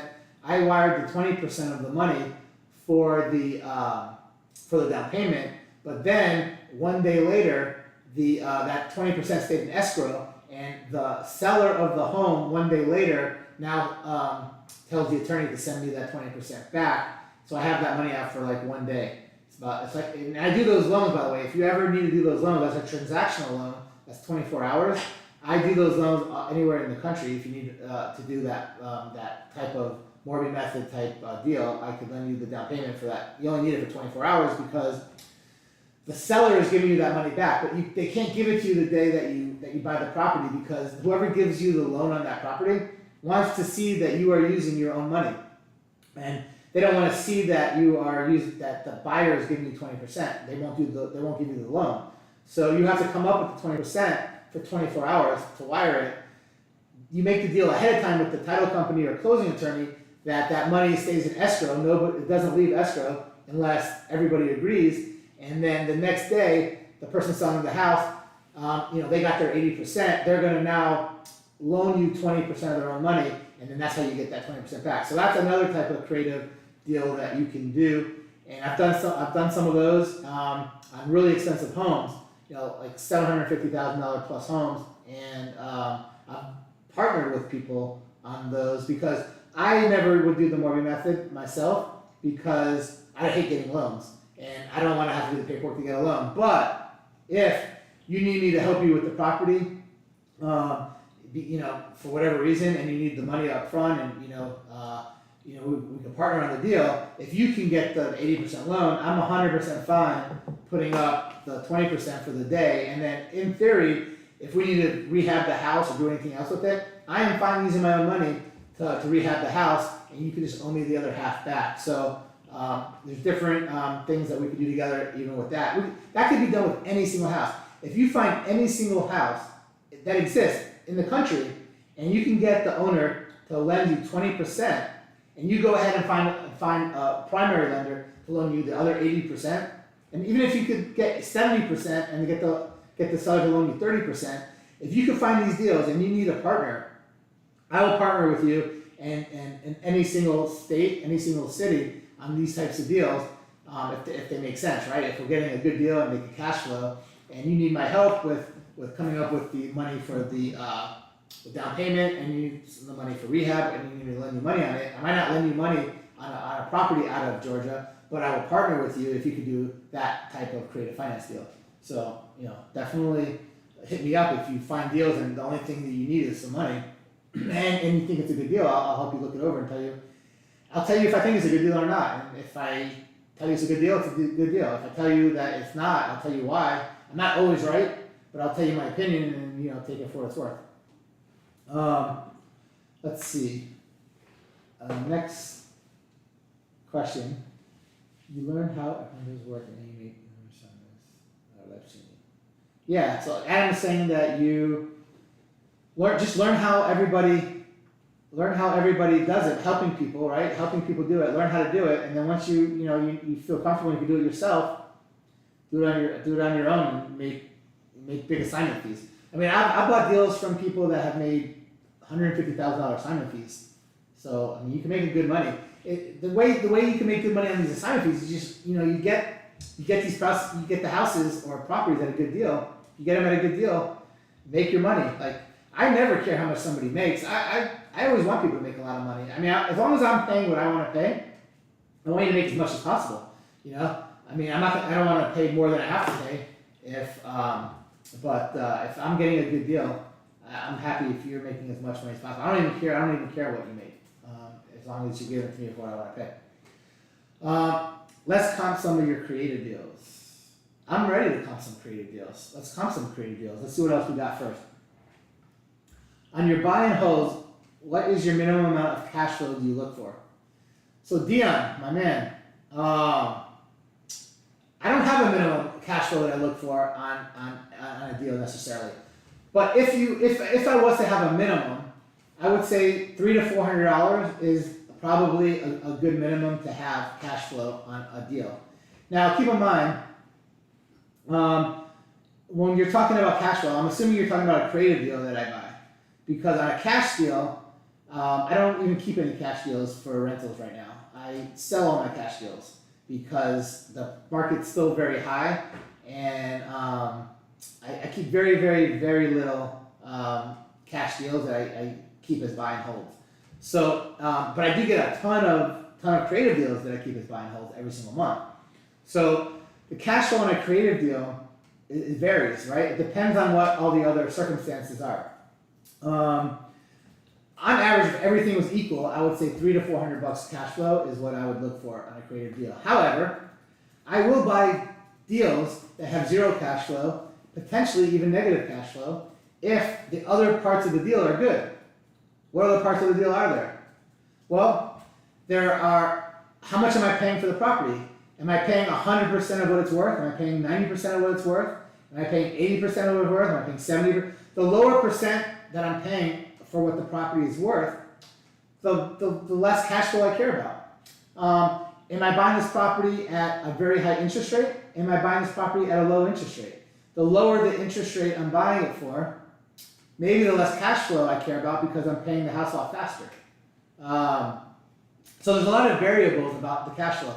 But assuming that it's an average deal all the way around, $300 to $400 is the cash flow that I look for.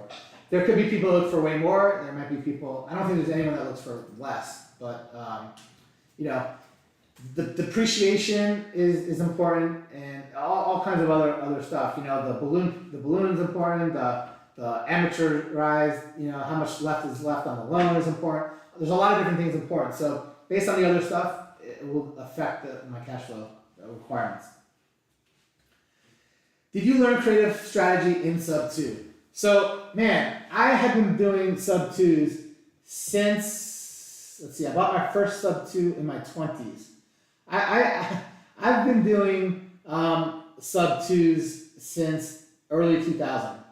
I have bought lots of sub 2s and sold lots of wraps in 2002, 2004, 2010. Sub 2 has been around for a couple years. I have definitely learned a lot from sub 2, but sub 2, I joined. I was one of the first ones to join. I joined in 2020. I joined every single group. I joined every single mentorship that is around because you always learn something. And even if I didn't learn anything, the people that I meet in these mentorships are worth all the money. I do so many deals with every single person, every mentorship I'm in. I do one deal with one person, I get all my money back. And on top of that, I do tons of deals. In sub 2, I've done hundreds of deals with people in sub 2. So I didn't learn sub 2 or in creative strategies. I've actually been teaching creative strategies with business for years and real estate to just friends and family and different stuff like that. I actually have a mastermind that I do a couple times a year that's all about creative strategies. It's all about business though, not real estate. But those I do a couple times a year. I've been doing them for a few years, and that was even before I was in sub 2. But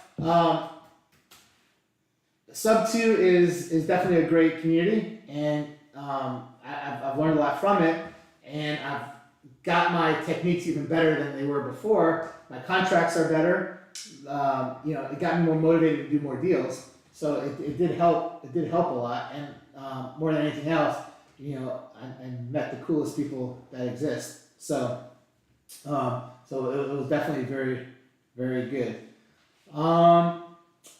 What's your favorite zip codes you want to buy in?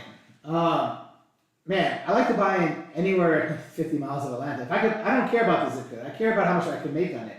I'd rather buy a shitty zip code, a better deal on a shitty zip code than a great zip code at, right at where I want to pay. But in general, if you know, in Atlanta, I would say the most properties I buy are in DeKalb County. So there's probably 15, 20 counties I buy in, but there's probably like 5 or 6 that I buy most of my stuff in. I would say DeKalb County is where I buy the most properties. And specifically, DeKalb County has 20 something different cities.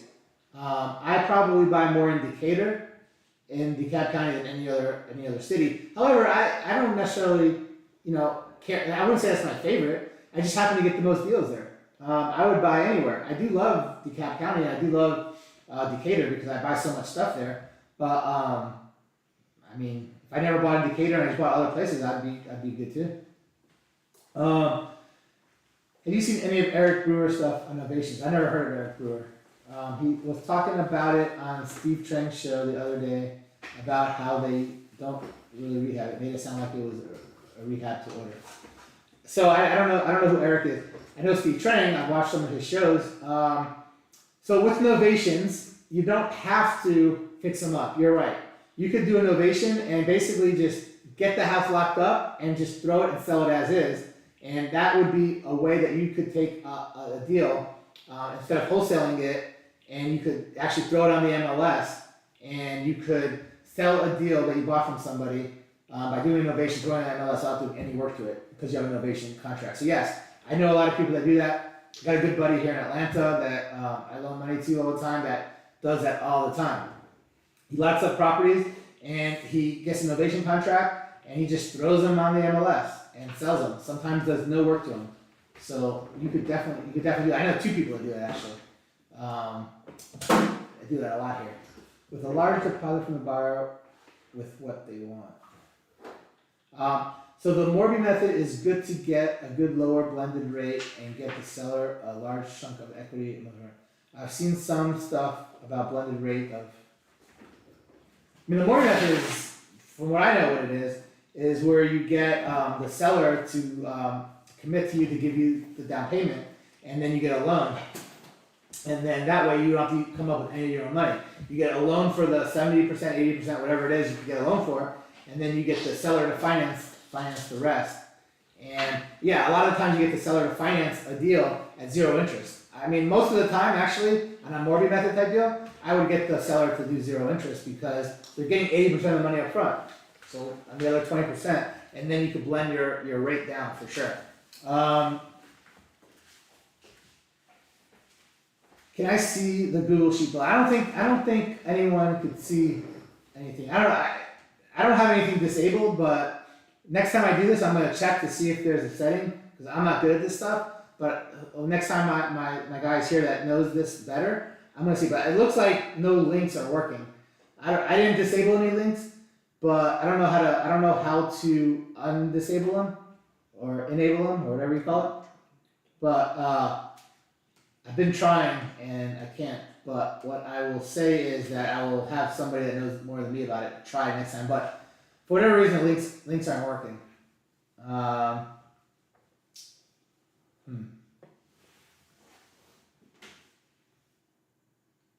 Okay. So let's see here. Mike, I'll shoot you. So we got about 20 people left here. Let's do a creative deal. And I don't know how much longer people could stay, so we'll start wrapping it up, I guess. But unless all of a sudden a whole bunch of people come, if you can get like a whole bunch of people to come, I'll stay. But let's do a creative deal. I guess I'll do one that I did because I don't see one here that I could easily figure out like all the information on. One of my big problems. Damn, did you see? One of my big problems that I see with creative deals that people send me is that they don't give me all the information I need, so I have to go back and forth a whole bunch of times, and it's hard to do it. So let me give you one that I have. What? No, you popped up when you did. What happened? Oh, that's what it looks like? That's what it looked like. Yeah, so I need to move this.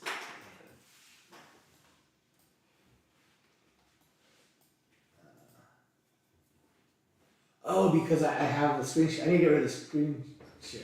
Remember, you gotta click back on it. Yeah, okay. Hold on a second, but I need to find a deal though. Damn, I can't get onto my.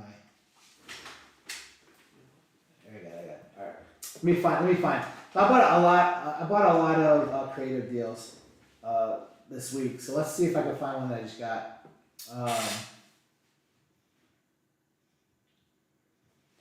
All right.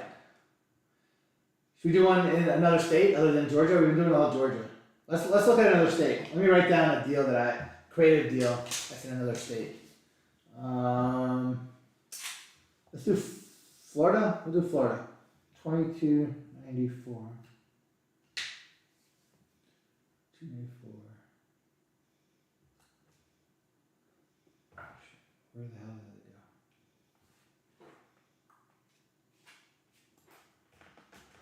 Let me see here. All right.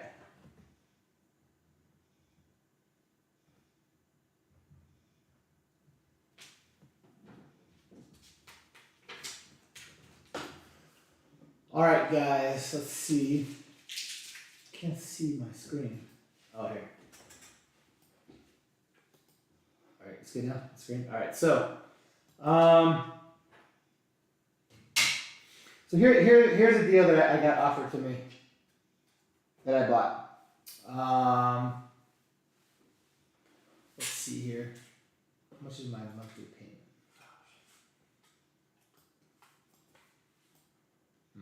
All right, so let's look at this deal.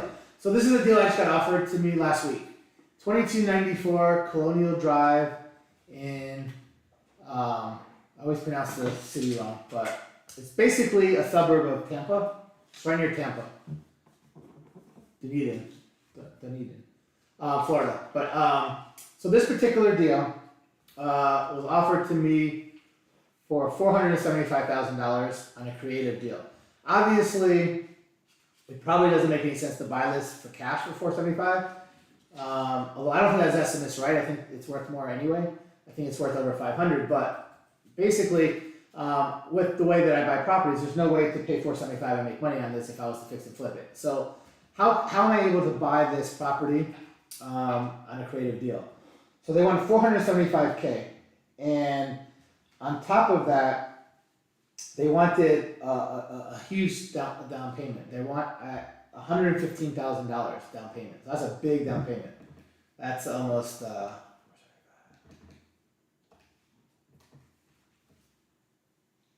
That's almost 25%.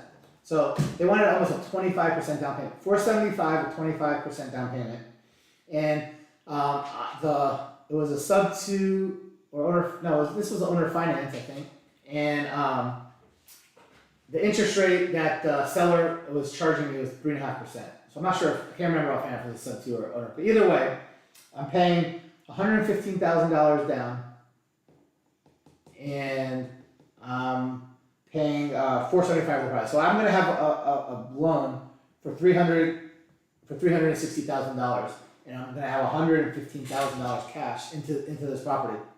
Now, I could use $115,000 of my own cash to buy it, or I have plenty of people that will loan me money, and I could get $115,000 from them. So either way, it's technically I could buy this with no money, of my own money, or I could use my own money. Either way, it's not a big deal. But so let's look at what I think this property is worth. Well, first of all, the cool thing is on Zillow we have all the pictures. This house was just renovated, so this house is really, really nice. Everything is really nice. So I look at it like I don't have to put any money into it. When I buy a creative deal out of town, I don't want to have to do a whole lot of rehab to it. So this one, we look at the pictures really fast. The outside is nothing crazy special, but if you look at the inside, everything's brand new kitchen, all new stainless steel appliances. It's got granite countertops, all the hardwood floors. Everything here is nice and new. So this is a really nice. Look at the floors; it's all painted. This one's in really good shape. So I know that I could take this house right away and make money on it, like instant, like it's rented out instantly. I don't have to do any work to it. So the fact that I don't have to do any work to it are very minimal work to it. It makes it worth more to me, right away, especially being out of town. So this is an old picture. This is what it looked like before the renovation. The bathrooms actually look really nice now. Let's see, that's what it looks like now. So they redid it. But this house is in really good shape. It's a 2-car garage. It's in Florida. It's in a really nice part of Tampa. And it has a little shed, new HVAC. They painted the outside. It's a corner lot. It's a nice lot. Not that far from the water, so it's a really desirable area.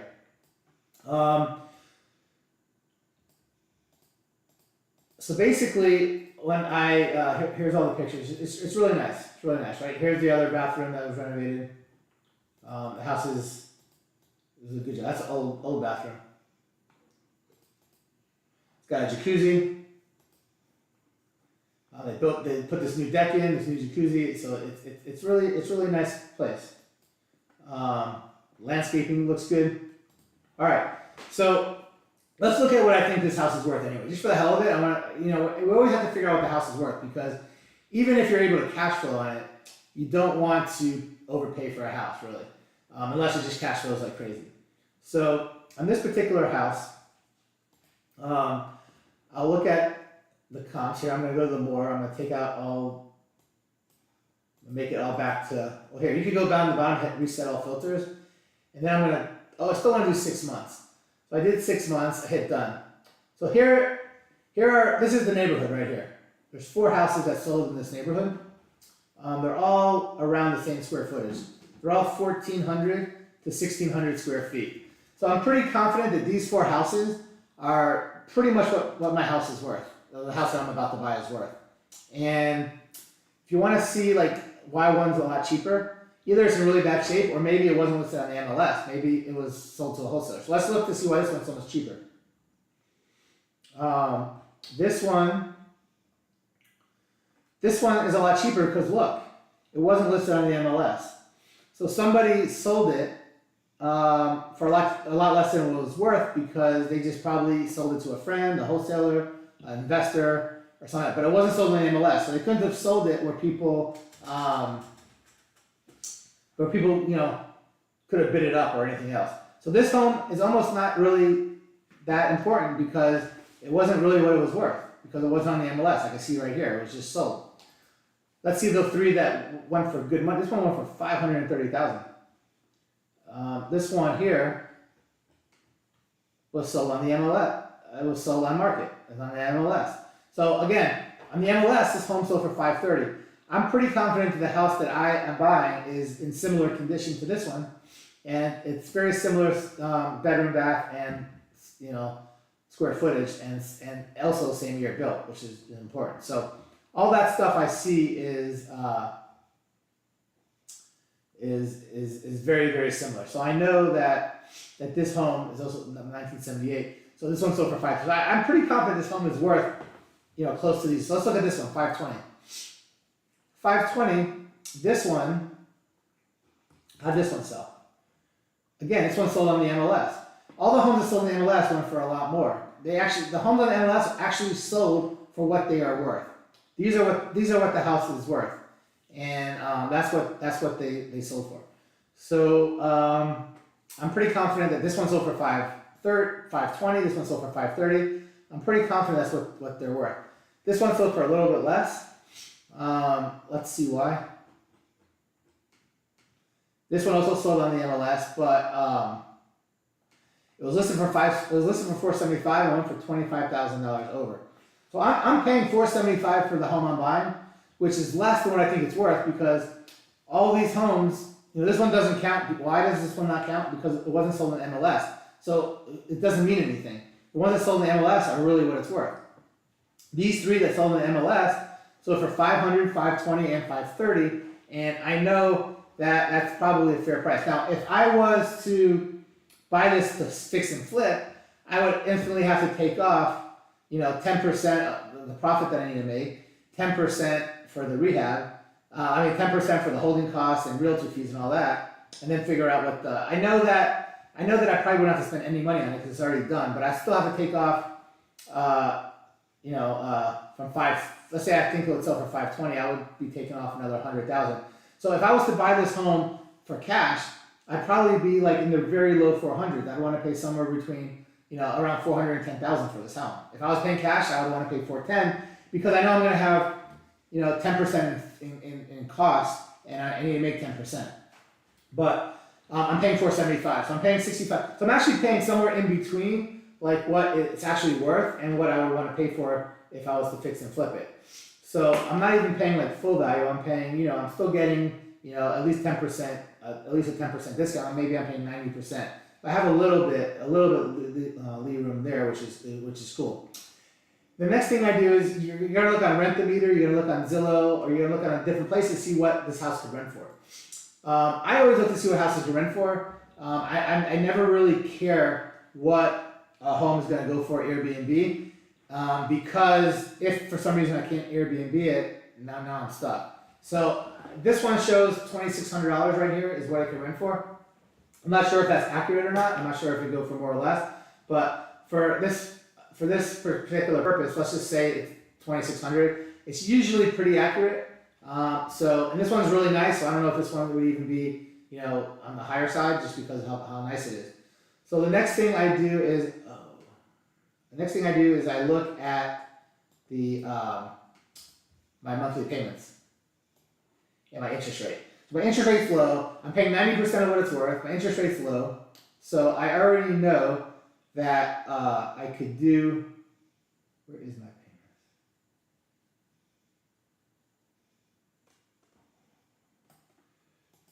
All right, guys. So this is the owner finance. I just checked. This is an owner finance deal. So I know that my interest rate's 3.5%, and my payments are $300. I'm gonna owe $360,000 on this house. Okay. So I'm gonna now get off of Zillow. Right. I'm gonna go off of Zillow. I already know this is gonna go for $2,600 a month. I know Airbnb is gonna go for way more, but let's just talk about rental because that's what really matters. I go on to amortization schedule, right? Everyone should have an amortization schedule. You can just pull it up. You can Google amortization schedule, and this is the one I use. I have it saved as a bookmark on the top of my screen, so anytime I'm on there, I can go at amortization really fast. So I know that I'm always going to put like a personal loan just because it lets me do more stuff.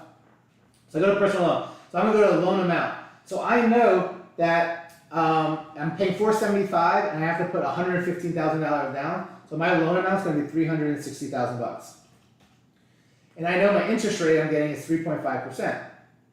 This is, by the way, exactly what I did to figure out that I was going to buy this property.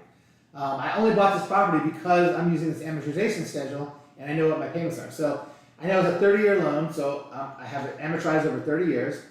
And now I just hit calculate. And my monthly payments right now on this loan are going to be $1,616.56. So my monthly payments on this are $1,616.56. Now this is only principal and interest. Okay, so now I'm going, and the other thing I look at that's really important to me, besides cash flow, is how much equity I have coming. How much am I paying on the principal? Because to me, right, most people don't care. I'm a little crazy.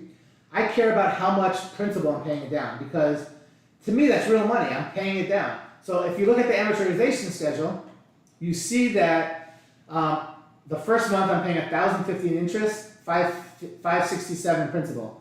Then I'm paying $1,048 and so on and so forth. But every month I'm paying a little bit less interest and a little bit more principal. What I know is I'm paying, in the high 500s a month in principal. So to me, that is almost like cash flow to me. To me, that's almost like cash flow. So within a year, I'm getting about $600 a month in principal. So over the course of the first few years, on average, I'm going to be getting $600 a month in principal. Now, my payment is $1,616, but only about $1,000 of that's really going to be interest. So in my head, even though I'm paying $1,600, I'm really only paying $1,000. Now that's the way I think. So that I give some credit for that, right? You shouldn't give 100% credit for that for cash flow because that's not cash that you can use right now. But just know that's money that you are actually getting every single month. That $600 you're getting back whenever you sell that property, you're gonna get that money back. So it's worth something. To me, it's worth more than to most people because I like that stuff. So it's worth more to me. But I know I'm paying $1,000 in interest. But let's just now go to see how much my taxes and insurance are, because that's important too. So I'm paying $1,600. So I'll go back to Zillow. You can do this a whole bunch of different ways. I love Zillow. I'll go back to Zillow, go back to my Florida property. I'll go down and it'll tell me how much the taxes are. So the taxes here are $3,800 a year. So what I'll do is I'll get a calculator. I'll do 3,800, divide that by 12. And I got $316. So I know now I'm paying $316 in taxes every single month. On top of that, I gotta figure out insurance. On this particular house, I think my insurance will be another couple $100 a month, about. So let's just say that I'm adding another couple $100 for insurance. So now I have principal, taxes, and insurance about $2,150. So I'm paying $2,150 a month, principal, taxes, and insurance. And principal, interest, tax, and insurance I'm paying, my PITI is going to be $2,150 a month. Now I know that I'm going to get $2,600 a month to rent it out. However, I am going to try to Airbnb it, but I'm not going to take the Airbnb. I'm not going to take the Airbnb price, because if somehow it's not allowed in this community, or if the city doesn't allow it, I haven't checked into it yet. I wouldn't be surprised if nothing would surprise me these days. So if it's in a certain area and the HOA doesn't allow it, I would believe it. So I have to make sure that it will make money as a rental. There's other things I can do besides Airbnb if it doesn't make sense as a rental, but. What I'll do is I'll take it as a rental, and I have $2,600 coming in. I probably will end up paying a couple $100 in management fees every month. So now I have $2,400 coming in, and so I have $2,400 coming in, and I have about $2,150 or so going out. So I still have a cash flow of $250. However, you do have maintenance and repairs and all this other stuff. So this is probably going to be close to a break-even deal for me after my management fees and after my repairs, maintenance, all those other things, if I do it as a rental. However, what did we look at before? I have it to where I have $600 a month going toward the principal every month. So I still have that extra $600 a month I'm making. Now, on this particular property, I am going to try to do something other than rental. I'm going to try to make more money on it. I might try to wrap it. I might try to lease purchase it. I might try to Airbnb it. I might try, but I know worst comes to worst, and I rent it. I know that I'm not going to lose money. I'm going to make money, and I'm buying the property at a 10% discount of what it's worth. And I know I have $600 in principal that I'm paying every single month on my payment. So it's not like the best deal. It's definitely not the best deal. And I think that most people might pass on this deal. A lot of people won't buy this deal because there isn't that great of a cash flow, and I do have a big entry fee. So it's not like the best, but I like this deal. I like this area, and I'm paying $475. I'm going to get a good tax depreciation on this property, and I'm going to build equity every single month with my $600 that's going to principal, and I'm hoping that over time this property will appreciate. So I keep all that into consideration. So on this particular property, it's a very, very tight deal. I would say that most people that would buy a creative deal, I would say not even most, I would say almost 90% of people probably would not buy this deal as a creative deal because first off, the entry fee is really, really high, and the cash flow is kind of weak for the amount of entry fee. So, but I like these type of deals. So I'm aggressive when it comes to creative finance deals, and if it's an area I like, if it's a house that's already in good shape, I'll go higher on it. And I have a lot of properties that that I keep long term. And again, over the last couple of years, my properties went up in appreciation over $15 million. I didn't have to pay tax on that. Like I own a couple hundred properties, and literally they went from being worth $30 million to being worth $45 million. I'm just giving examples. It's not exactly that, but my point is that I was able to sell my properties for $15 million more this year than I was 2 years ago. And I just like owning a lot of properties. And the thing is, if the market happens to go down and I lose a lot of that, it doesn't matter, because it only matters when you sell it. I keep all these properties and I'm cash flowing on all these properties every single month, and I'm building, I'm paying down the principal every single month, and I get that tax depreciation every single month. So I have a lot of benefits, and because I make a lot of money, the more tax depreciation I get, the better. So I like these type of deals for that reason, especially if they're nice areas, they're in nice condition, and they go. So this is a deal that I would buy. If you want to sell me a deal like this, I would buy it. And if most people probably wouldn't, but I would. So I would buy deals that have little cash flow, high entry fees, as long as something makes sense. So the thing that makes sense to me on here, I'm buying it for 10% or so under market. I have a small cash flow, and I get a really big depreciation for this particular property I'm going to get this year. That's going to save me a tremendous amount of money in taxes this year. So that's one that I broke down. This is one that, when we break down, I would say that this is going to be a very hard one for you to sell to most people with these types of numbers. But you guys know me. You can sell me these deals. I mean, I'm going to be the most aggressive person when it comes to buying creative deals. I know Pace is super aggressive when he buys them, because I've seen him buy stuff that I was like, holy crap! Well, why did you buy that? And then I've seen some really good ones he's bought. So there's other reasons why he would buy them as well. But that's how I broke down this one. I just want to see how I broke it down. Whether you think it's a good deal or not for yourself, it doesn't matter. I just want to show you the logic of it. Now, I'm telling you right now, this is not going to be a good deal for most people. But I told you the reasons why this is a good deal for me. So there's only about 20 or so people here. I probably will, I can stay on for a little bit longer and do a little bit more, but I probably, if anybody has one of your own deals or something, instead of me showing you some of the deals that I got, a lot of the creative finance deals I buy are way better than this one. This is one of the weaker ones I bought. Now this is a property, this is a good example. I bought this property off somebody that's in sub 2. And that person has sold me many, many properties. This isn't the first property I bought from them.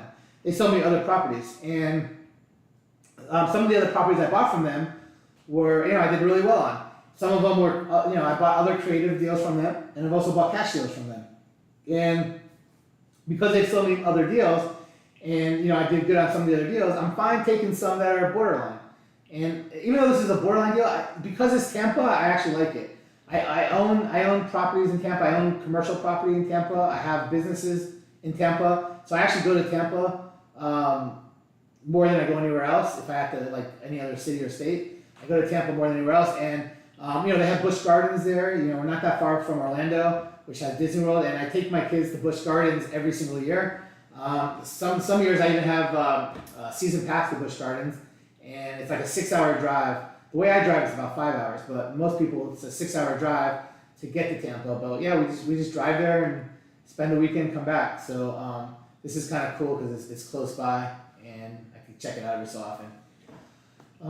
Let's see. Let me see what questions you have here, and then we'll see what other stuff this is.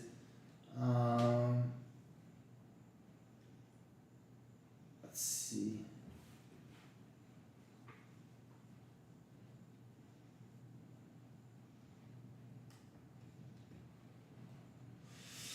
How could you buy it at that price with private financing and still make numeric sense? So this particular deal, if I was to use private money to buy this deal, I would be paying an extra, I'd have to borrow $115,000. So however much money that you could find someone to loan you $115,000 for, it's going to add. So that's going to add another potential $1,000 to your payment. So instead of paying $2,150, you might be paying $3,150. Now, somebody might be able to do this because if you were to Airbnb this property, you could probably get a couple $100 a night or something, and now you're getting $6,000 or so for this property, or $5,500 for this property. So if you were to have to get private money to buy this deal, you could not buy this deal as a rental. You couldn't. So this would not, that's why I'm saying this is not a deal that most people could buy, because if you have to get private money for that, and this is a very big entry fee. Luckily there's no arrears and there's no like repairs and stuff like that, but if you were to make it Airbnb, now you have to buy furniture as well. But if you had to get a private money loan and buy this deal, you could not buy this deal and keep it as a rental because you'd have a negative cash flow every month. Now, I could borrow money at like ridiculously low interest rates, so for me, I could probably still cash flow or break even if I borrowed all the money on it, and I would still have that $600 a month that goes toward principal. But most people could not buy this and cash flow as a rental. But I think a lot of people do buy properties just because they think they can Airbnb it. If you were to take this as an Airbnb, you would definitely make money even if you had a private money lender. But again, I would never personally buy a deal that the only way you can make money on it is Airbnb because that's risky. But there are a lot of people that do that, and that is how somebody could buy this property with a private money lender, because their goal would be to Airbnb it. And if you know this area very well, I don't know the area very well. I know Tampa pretty well. I don't know this particular city. I know it's like near the beach. I know it's a good area. I don't know like the Airbnb market on this area because I don't have any Airbnbs around this particular area. But I'll tell you what. I do a lot of stuff with Noah and Manif, and Noah and Manif have a lot of Airbnbs in this area. Before I do anything with this, I will call Noah up and I'll ask Noah what he thinks about this as an Airbnb, and I would probably give Noah a first shot to Airbnb this with me. And I would probably even do a deal with Noah Hoffman, where he would potentially, could even be partners with me on the property if he wanted to somehow be partners on the property, or if he wanted to just run the Airbnb, or we'd figure out something. But if I did an Airbnb on this particular property, 100% I would use Noah Hoffman to do it with if I did it.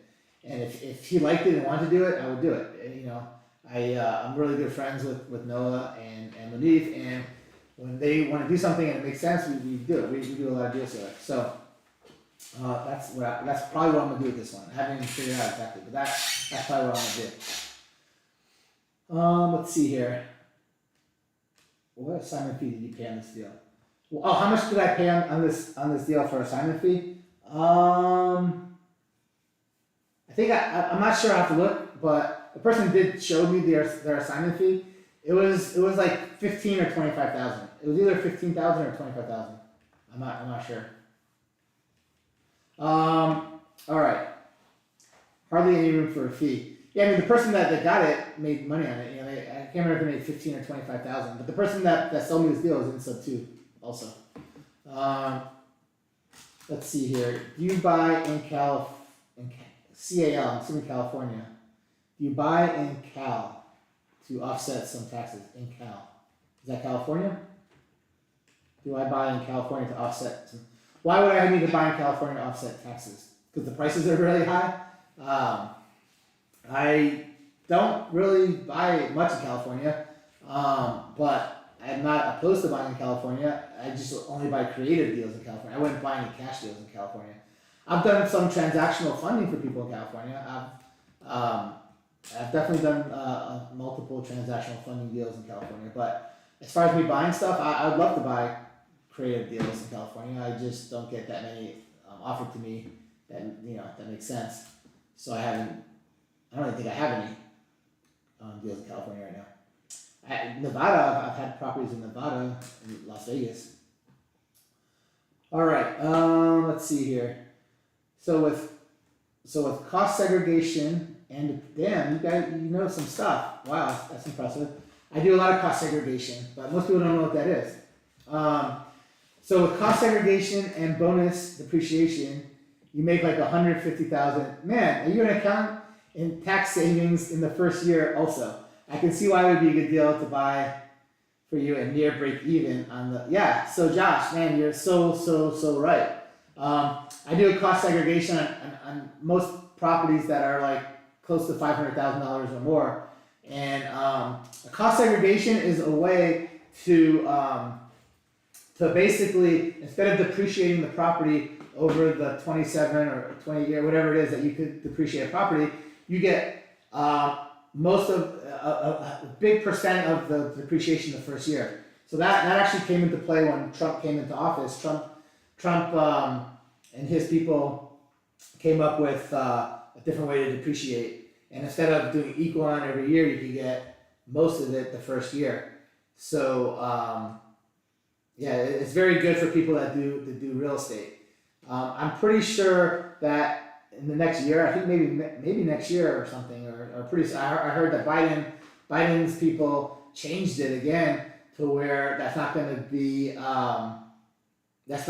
a thing you can do anymore. So I think cost segregation and a lot of tax depreciation stuff is going to change starting the beginning of 2023. So a lot of this you won't be able to do next year. But you know, it goes back and forth. You know, it goes Republican and it goes Democrat. Republican. Every 4 or 8 years, there's a new people in office, and I'm used to it. You know, I actually make just as much money if there's a Democrat in office or a Republican in office. It doesn't really matter. It doesn't matter what tax benefits you have or don't have, because when they get rid of different tax benefits, there's other stuff that you can make money on. And typically when there's a Democrat in the office, the economy goes to shit, and I make a lot of money, on ways, when the economy's bad, there's a lot of ways to make money, and then, when the Republicans come in office and then the economy gets better, then there's other ways to make money. So it doesn't really matter. I actually usually make more money when there's Democrats in the office, just because people need you more. So hopefully Biden will forget to sign the bill. Yeah, it's a good chance. It's a good chance. But basically, it doesn't really matter who's in office. I just changed the strategy of the best ways to make money. So that's kind of how I changed my strategy based on whatever the laws are. And everything you do legally. You just they have all these crazy laws. You just gotta have the right people that know them all, and that's how you do it. So if there's anything, so we went through creative, we went through townhome, we went through I kind of went through comping. Some of the other stuff I want to go through, I want to talk about partners more, and I wanted to. I'll tell you what, I'm gonna make a list of all the different things that people put that they want to talk about, and we'll do another one if people tell me, look, if I get enough people that want to do another one, we'll do another one and another live, and basically I'll start talking about all the different things that we didn't get to today, and I'll screen share it, all kinds of slides and all kinds of different stuff, and maybe instead of just doing Q&As, I'll start off with going through specific stuff, and then we'll do Q&As at the end, and then basically once we get down to we just got to under 20 people, 19 people now, so once we get down to under 20 people is probably when I'll start cutting it off. But we'll do another one. Look on my social media. I'm gonna post stuff about when I'm gonna do the next one, and I'm gonna post stuff about everything I'm doing. If you're in Atlanta, you gotta come to our in-person meetups, and you gotta I'm sure everyone here is a friend of mine on Facebook, but if you're not, definitely hit me up, send me a friend request. I'm definitely gonna accept your friend request if we're in the same groups and stuff. And everybody has to subscribe to my YouTube channel and watch the videos. I have a goal, all right? I don't know, we're gonna see if I can do this. My goal is to get to 100,000 followers, 100,000 subscribers by January 1st. I'm at like 1,800 or something, I think, right now when I look.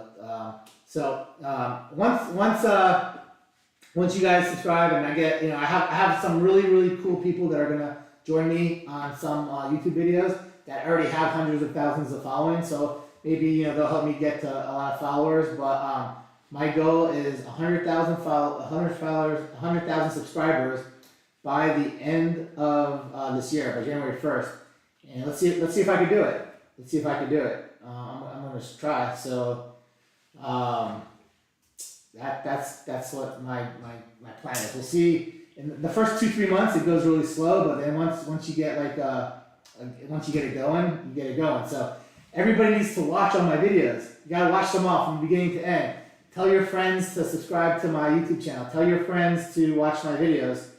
The more people that watch, if you like my videos, get more people to watch them. The more videos that I see people watch, the more people I see watch these videos, it motivates me to make more videos, And the more subscribers, it just motivates me to do more. So I'm gonna let everybody go to sleep now and do whatever you're gonna do, but subscribe, like everybody, we'll talk soon. A lot of people ask me about the mastermind. I didn't talk about it during this at all, that wasn't the purpose, but I'll start posting about it tomorrow, cause I have a lot of people bugging me, so, that's what you'll see. And if you have any questions, hit me up. You know all the different things I do, so you know what I can help you with, so, I'll be around. Proof of funds, that's what I'm known for in this up too, Astro, but, guys, I'll talk to you later. Thanks for watching, and I'll post when the next one is, and we'll talk then. See you guys later.